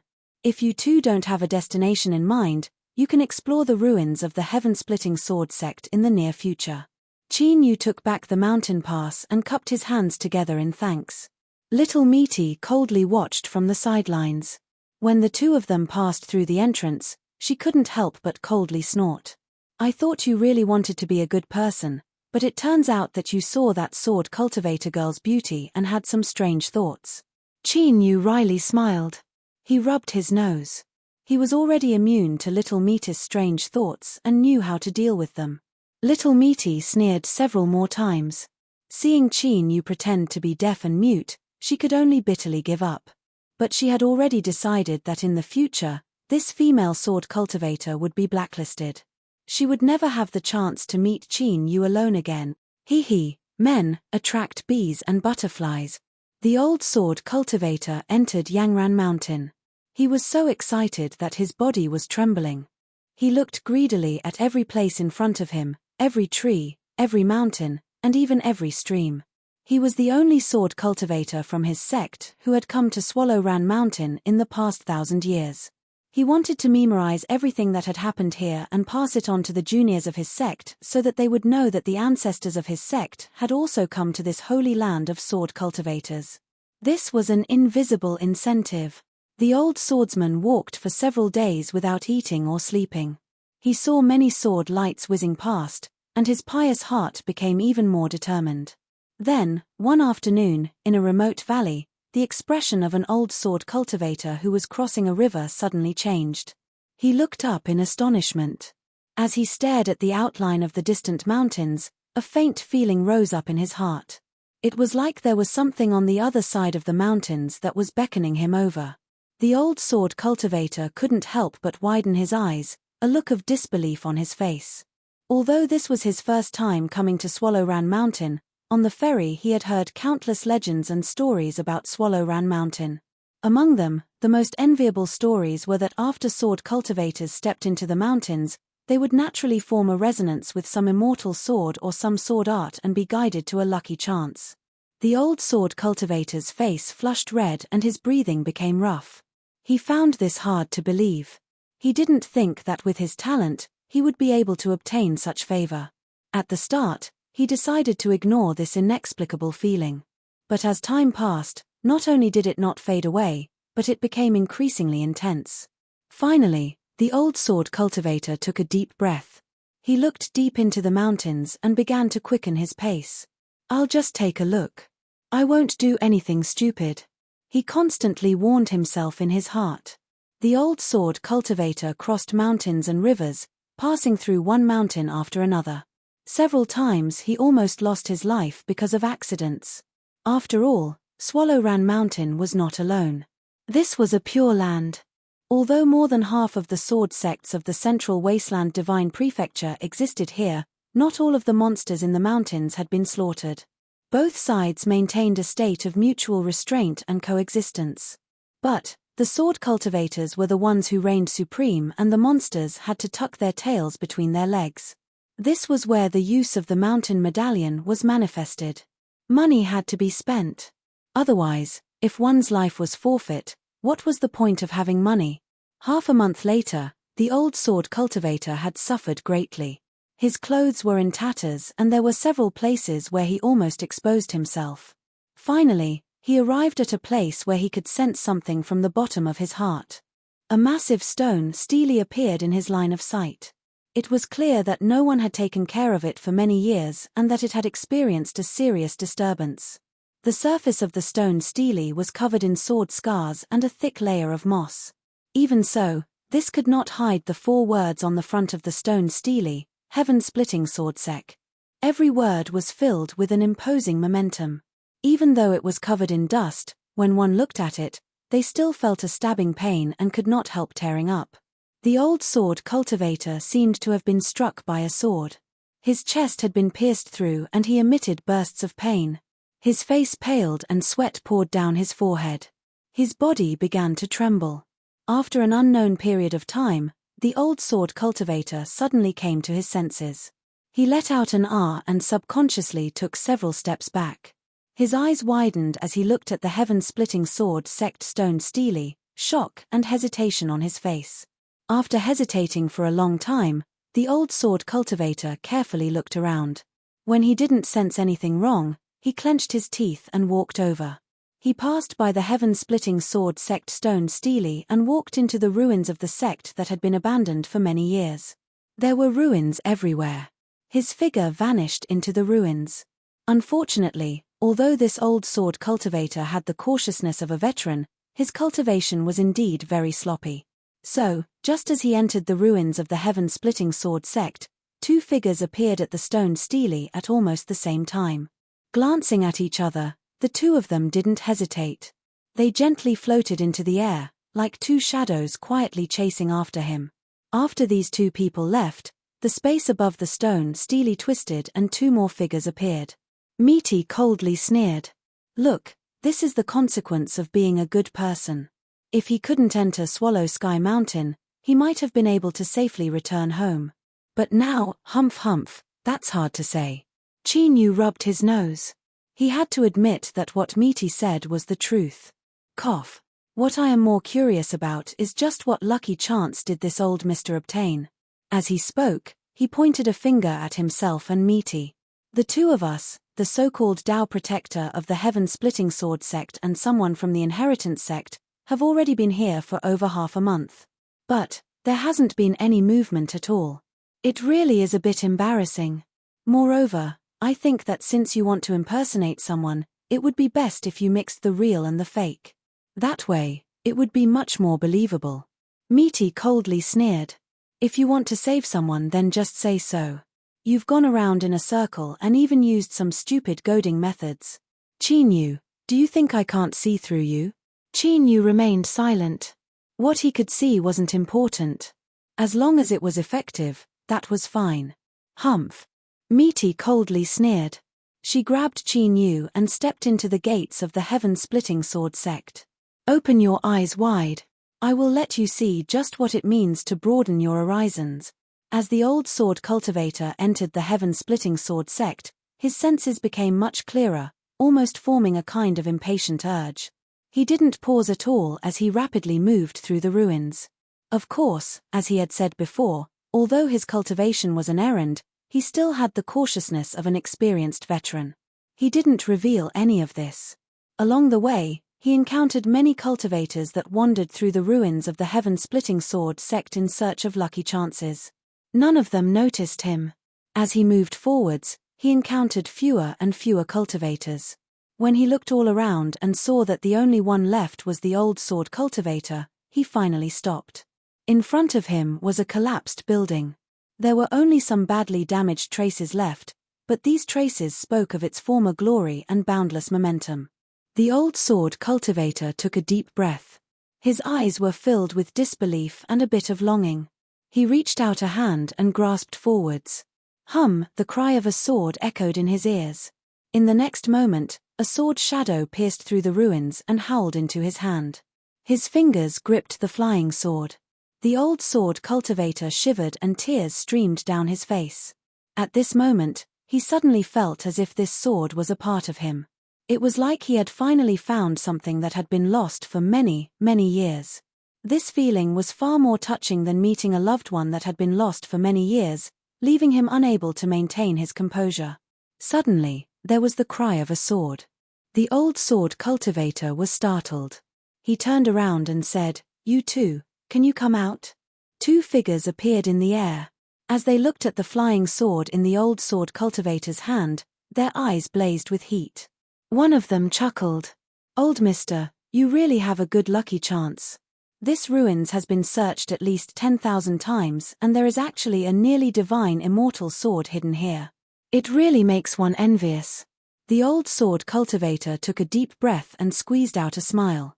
No, it's just an ordinary sword. It can't be considered anything good." Before he finished speaking, he was interrupted. "Since the immortal sword isn't good, why don't you sell it to us? The two of us will definitely give you a high price." The person across from him smiled. As for the one beside him, he remained silent. The two of them were on the same side. The old sword cultivator was startled. There was no longer any hope in his heart. His body tensed up and he revealed a nervous expression. Although he had obtained an immortal sword, his sword cultivation was far too poor. "It's not a trap. Do it," the person beside him coldly said. The smiling cultivator let out a sigh of relief. "That's good." He smiled and stepped forwards, a kind expression on his face. "Old mister, don't be afraid. I will personally send you on your way. It will definitely be fast and steady." The flying sword in the old sword cultivator's hand suddenly erupted with dazzling sword light. It broke free and howled as it flew forwards. Puff air puff, with two dull thumps, the two cultivators across from him didn't even have time to respond before they lost their heads and died a cold death. Whoosh, the flying sword fell into Mita's hand. The sword hummed with excitement. She glanced at Chinyu and raised an eyebrow. Her meaning was obvious. "Have your eyes widened yet?" Chinyu took a deep breath. He cupped his hands together, his expression solemn. "My divine flesh art is invincible." Mita's eyes rolled back. On the other side, the old sword cultivator was disappointed and frustrated. He looked at the flying sword in Mita's hand and felt his heart empty. But he soon suppressed his emotions and hurriedly bowed. "Thank you two seniors for helping me. It's you." The old sword cultivator recognized Chinyu and immediately relaxed. Losing the immortal sword would have been hard on him, but it was better than losing his life. Chinyu smiled and nodded. "Old mister, we meet again." Miti casually tossed the immortal sword into the air. The old sword cultivator subconsciously reached out his hand. When the immortal sword fell into his hand, it was like he was holding a red-hot iron. His face flushed red and he desperately waved his hands. No, that's not what I meant. Two seniors, please don't misunderstand." Although he said this, he gripped the immortal sword tightly. He had a conflicted expression as if he wanted to throw it away but was also reluctant to do so. It seemed as if he would cry at any moment. Chinyu glanced at Miti and smiled. "Old mister, there is no need to panic. This immortal sword has already recognized you as its master, so it is naturally yours. Moreover, from today onwards, you and I can be considered family." The old sword cultivator listened in a daze. He only knew that Qin Yu was saying that the sword was his. In his excitement, his eyes rolled back and he fainted. Qin Yu, he didn't know how to describe his current mood. Misty curled her lips. She glanced at the immortal sword in the old sword cultivator's hand. How about I kill him and then find a new master for this sword? This level of skill was a bit shameful. Qin Yu hurriedly stopped her. Don't. For better or worse, this is the first disciple of our heaven-splitting sword sect. If you kill him, it would be inauspicious. Let's hurry up and get down to business. Misty thought for a moment. She probably also thought it was inauspicious. She humphed and gave up. A moment later, the cry of a sword echoed out from deep within the ruins of the heaven-splitting sword sect. Then, a sword phantom appeared, towering like a mountain as it shot into the heavens. Boundless and dense sword intent surged out like a river bursting through a dam, sweeping out in all directions. What followed was an icy cold voice. From today onwards, the heaven-splitting sword sect will reopen its gates. All those who trespass are given 3 days to leave, otherwise they will bear the consequences. Billowing waves of voice covered the entire ruins of the sword sect, constantly spreading outwards until it echoed throughout the entirety of Yangran Mountain. At this time, countless pairs of eyes opened on the countless sword peaks. Light exploded out from them. Chapter 1694. Life was full of ups and downs. Moreover, it was a sword sect with a deep foundation and countless trump cards. This was the principle of a centipede dying but not falling down. There were hundreds of sword sects in Yangran Mountain, each of which had been passed down to this day. They had seen many revivals. But to be honest, this was indeed very difficult, especially for a sect like the heaven-splitting sword sect. It had been in decline for a long time, and all its interests had been taken away. Now, it wanted to set up a brand again and ask others to return what they had taken away. How could there be such a good thing? Not to mention that an era had a different structure. The heaven-splitting sword sect had been one of the 10 sword sects of Yangran Mountain, and even had a place in the Swordmaster Guild. According to the rules of Yangran Mountain, if the heaven-splitting sword sect really reopened, they had to be given a place in the Swordmaster Guild. And the Swordmaster Guild had a limit of members. Only the 10 sword sects were qualified to enter. Who would want to see the heaven-splitting sword sect jump out and cause trouble? But this did not mean that there were no benefits. For example, although the ruins of the heaven-splitting sword sect had been explored for many years, some important areas were still sealed. If the reopening failed, the last foundation of the heaven-splitting sword sect would be enough for them to take advantage of. But then again, who would be willing to do this without a diamond in the rough? Since they dared to set up the brand of the heaven-splitting sword sect again, they must have some confidence. They might be the first to go up and take the lead, but they might not be able to gain too much of an advantage. If they were careless and died there, they might lose face and become a stepping stone for others. Fortunately, the people in Yangran Mountain were most concerned about the reopening of the heaven-splitting sword sect, and most afraid of it. They were also the people they least wanted to see. They only needed to be patient and wait patiently to see what would happen. If it was a soft persimmon, then they would just laugh. If it was a hard persimmon, then they would laugh. What was so hard about it? Sword cultivators were people too. Traces of sword intent rose in the ruins of the heaven-splitting sword sect. The sect's sword formation, which had long been damaged, actually showed signs of revival. All of this undoubtedly showed that they were not talking nonsense, but were genuine disciples of the heaven-splitting sword sect. Today, they announced to Yangran Mountain that they had returned. The ownerless relic had suddenly become someone else's backyard. The cultivators, who had been excitedly exploring for opportunities, were obviously unhappy. But even though he was unhappy, idiots were rare. Not to mention that outsiders like them did not have the qualifications to stand out in Yangran Mountain. Just that voice from before covered a vast area and was filled with energy. It was sufficient to show the cultivation of the person who shouted, and it wouldn't be going overboard to say that the person who shouted was unfathomable and pitilessly powerful. Were they tired of living to make an enemy of such an unknown big shot? No one was an idiot, but they desperately hoped that such an idiot would step forward and test the heaven-splitting swordsmanship sect's strength. Amidst these conflicting and tangled emotions, the cultivators in the heaven-splitting sword sect retreated like the tide.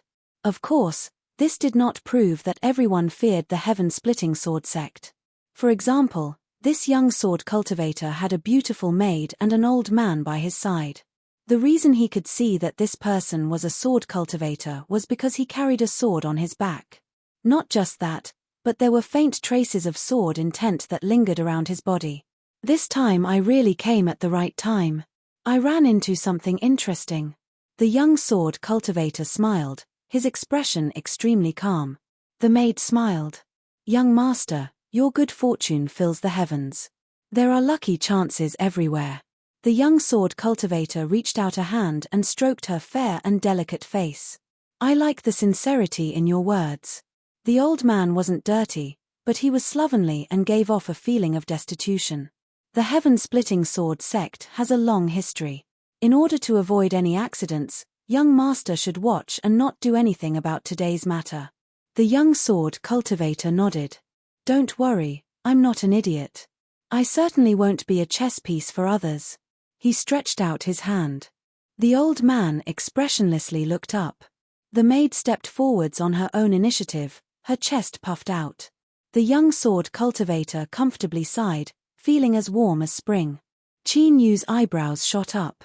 He glanced at little Meaty beside him. That's it. The people of Swallow Sky Mountain were far too obedient. When he told them to leave, they left one at a time without even looking back. Wasn't it said that the sword cultivators of the central desolate divine continent were a bunch of arrogant and ruthless characters? It didn't seem like it. Little Meaty sneered. What are you thinking? How could there be such a good thing in this world? She looked back. As a Tao protector, my matter is finished with my shout. Now, it's your turn. Qin Yu was shocked. Little Meaty coldly sneered. Stop putting on an act. You should have already been mentally prepared. Since you are someone from the heaven-splitting sword sect, you should be the main force in reopening the sect. Qin Yu rubbed his face. You, as a Tao protector, are indeed fake. But, as someone from the sect, I don't even have a sword. Isn't that a bit too laughable? Little Meaty humphed. I knew you had something to do. But, your sword isn't ready yet, so you can't use it right now. Qin Yu arched an eyebrow.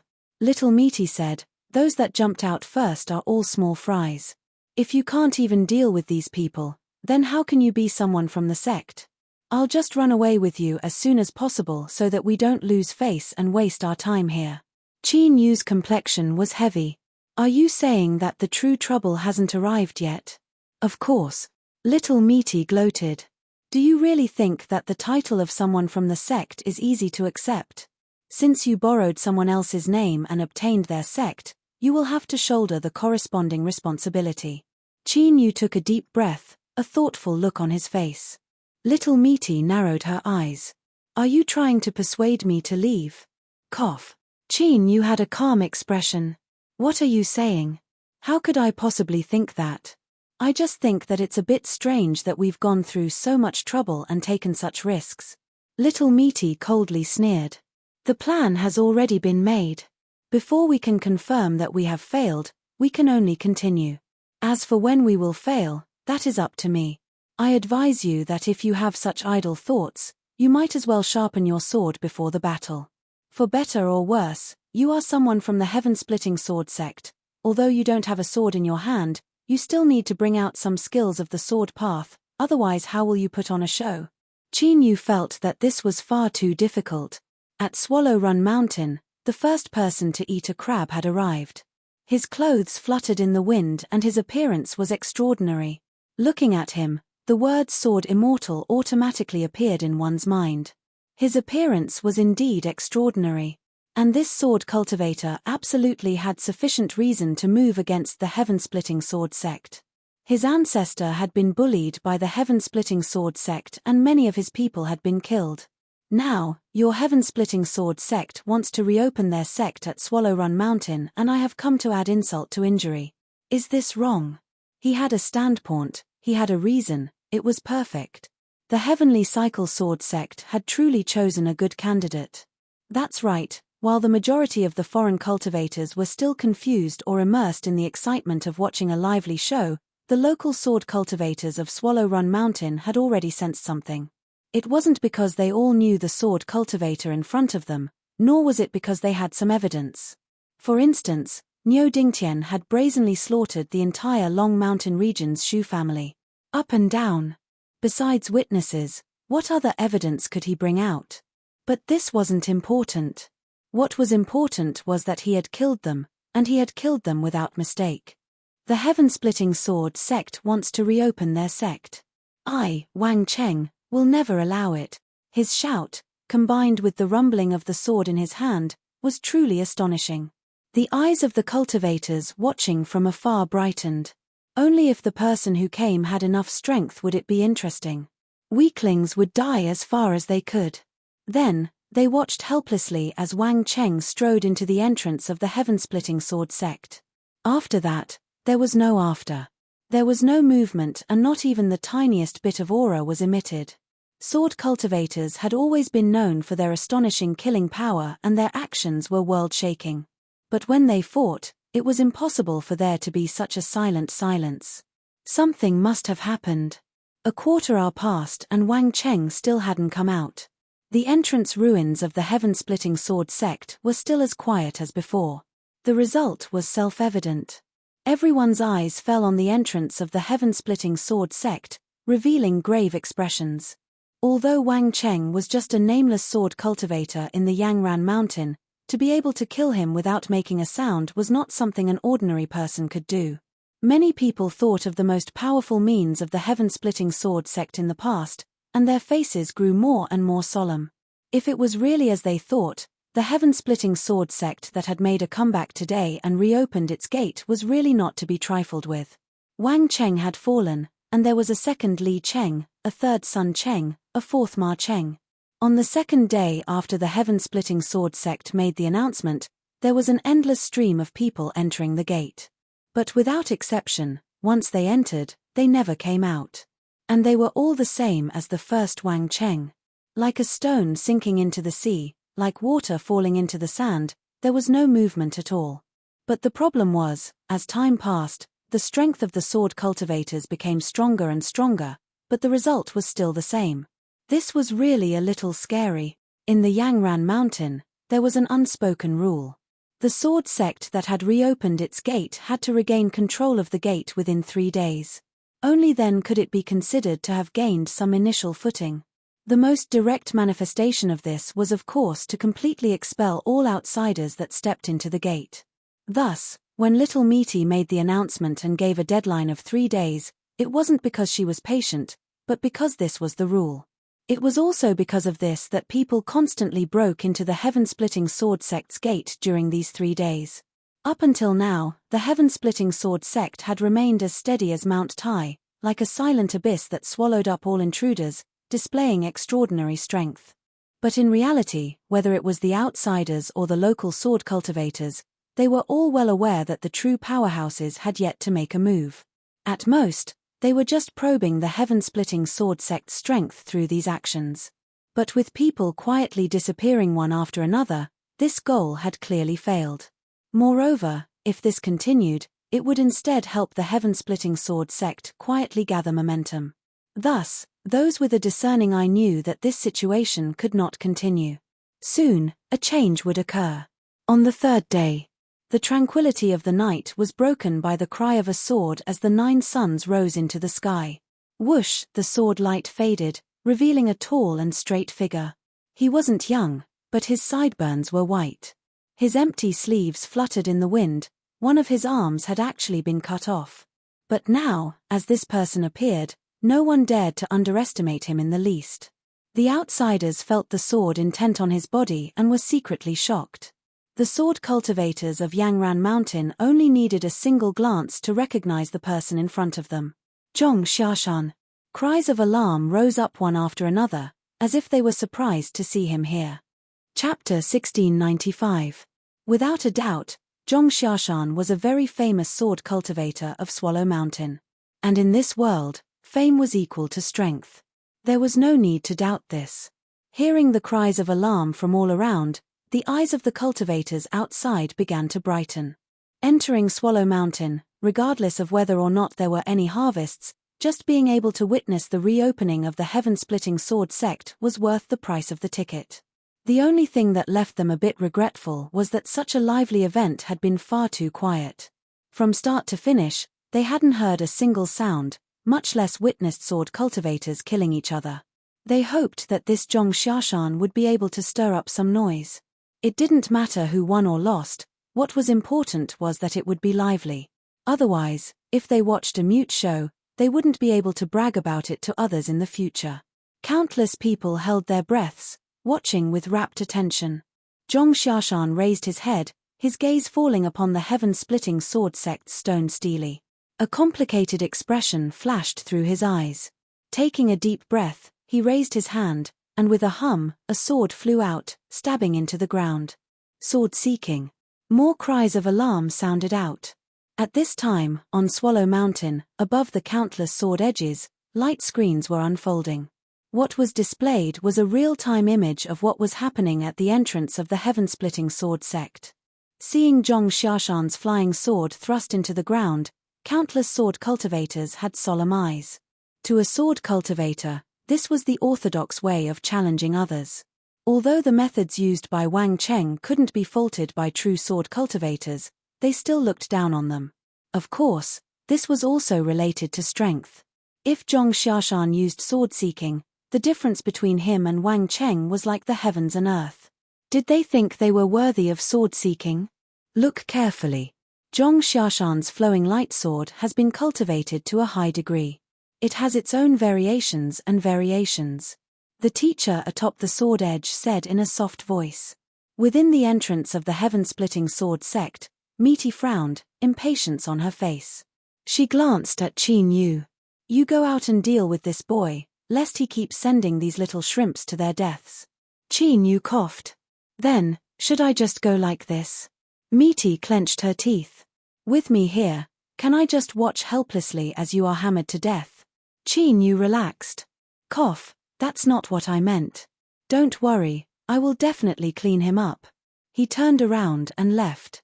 With a few flashes, he appeared at the gate of the heaven-splitting sword sect.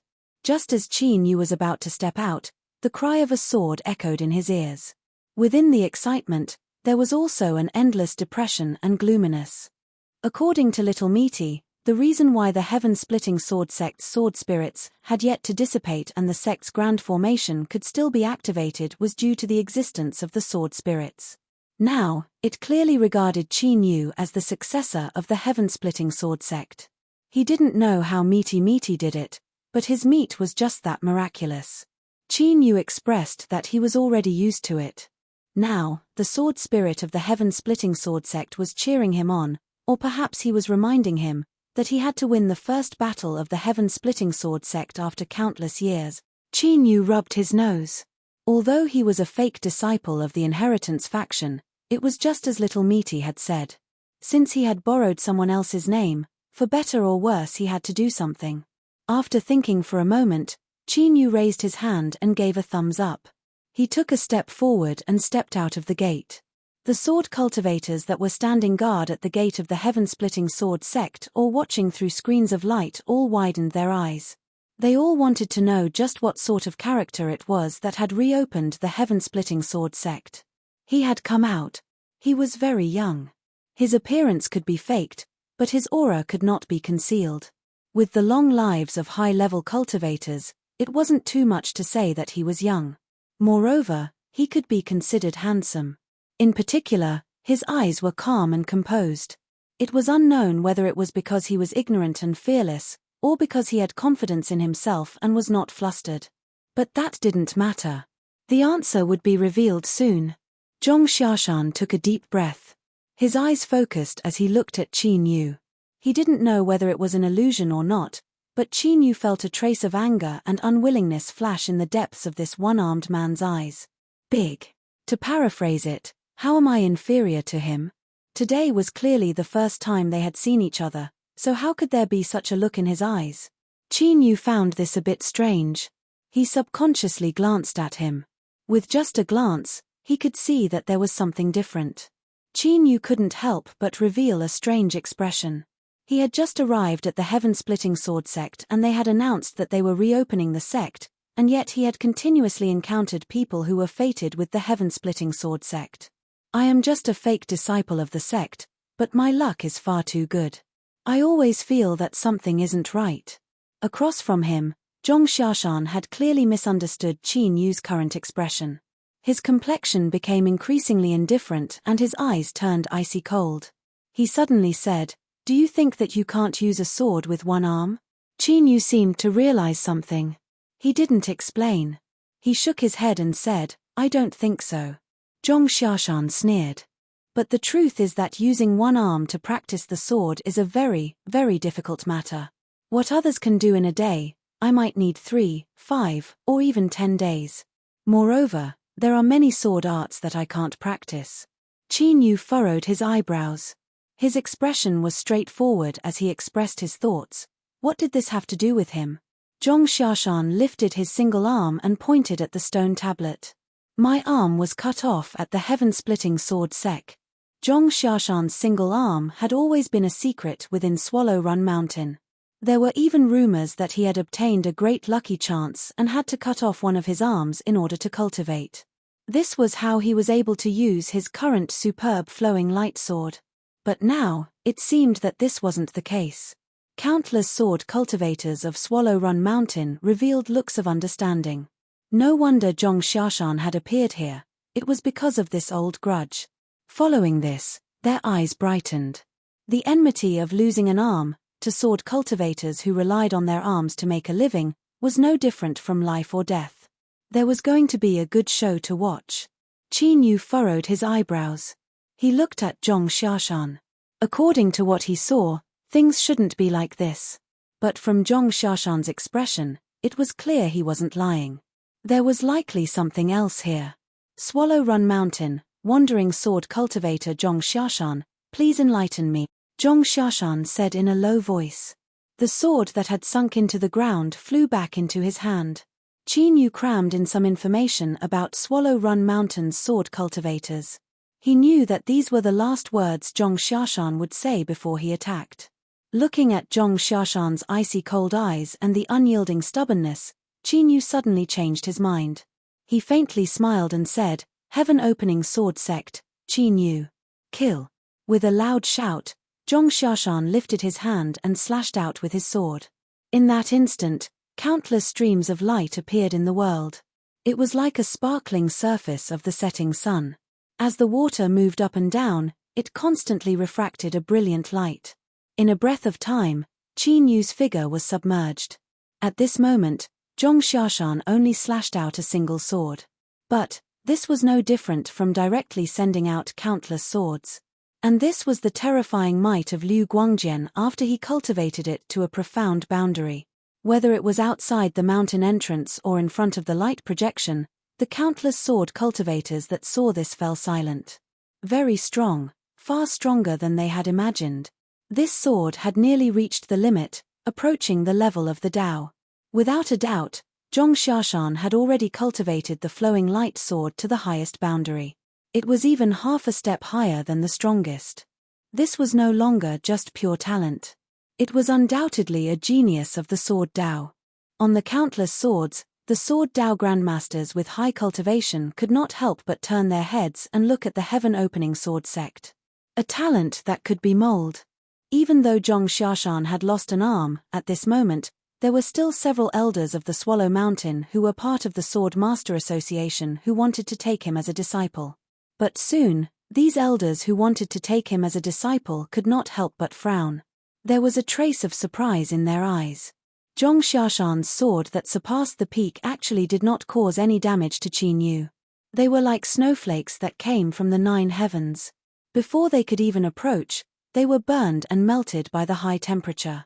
There was an invisible barrier around Qin Yu. It was like the protection of a mountain range, unshakable. The heavenly cycle sword sect. On the silent swords, as the scene before them appeared, everyone could clearly feel the pressure from their sect master. The relationship between their own sword sect and the heaven-opening sword sect was not a secret in Swallow Mountain. Of course, They did not think it was their sect master's fault.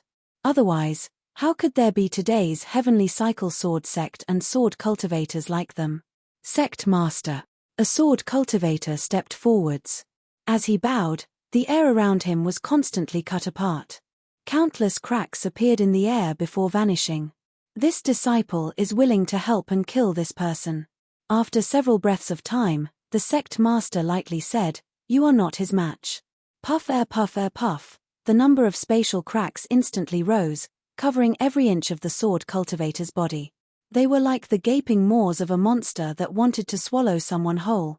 The sword cultivator looked up, revealing a proud and arrogant face. His eyes were sharp.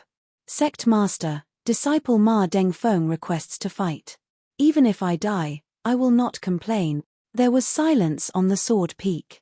The sect master turned his head, revealing a face that had been torn apart and then regenerated, leaving behind a horrifying scar.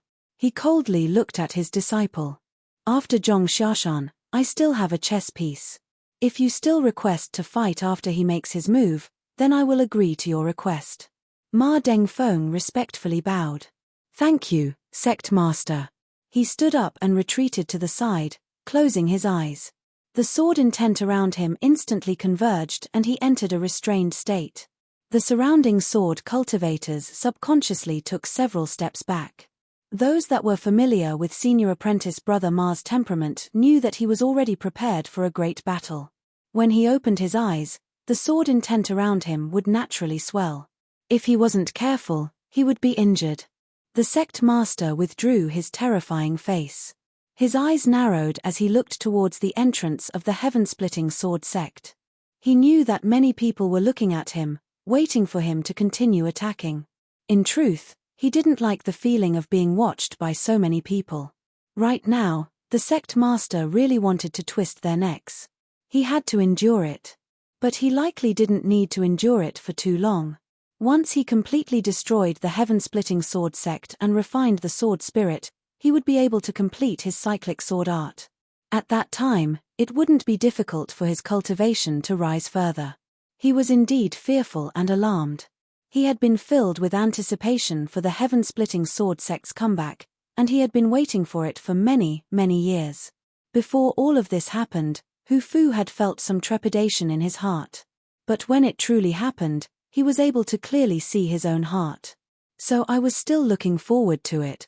His hideous and horrifying face curled up at this moment, revealing a sinister smile.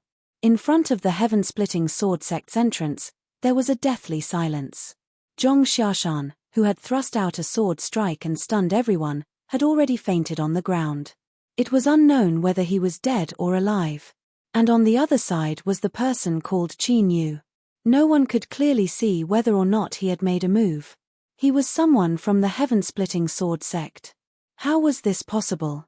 Even though this scene was displayed in front of everyone, they still found it hard to believe. Zhong Xiaoshan's sword strike was terrifying and mysterious. It would surely be ranked as one of this year's 10 best swords of Swallowran Mountain. Even if they only looked at it from afar, they felt their hearts turn cold and a feeling of annihilation rise up in their hearts. But such a terrifying sword strike had actually ended like this. Countless sword cultivators felt their heads ache and their throats ache. They opened their mouths but couldn't utter a single sound. In the deathly silence, Qin Yu grabbed Zhong Xiaoshan and walked into the entrance. The moment he stepped in, he didn't look back. His calm voice echoed out, "If there is anyone else that wants to attack, feel free to come. But it's best if they have some strength. Small shrimps and the like, don't waste everyone's time." Bang! In the skies above the heaven-splitting sword sect, the sword phantom condensed a bit more solid. Boundless sword intent pierced through the sea of clouds, sweeping out in all directions. The sword spirit was very satisfied with this battle. With the blessing of the sect's ancestors, our heaven-splitting sword sect has produced an extraordinary successor.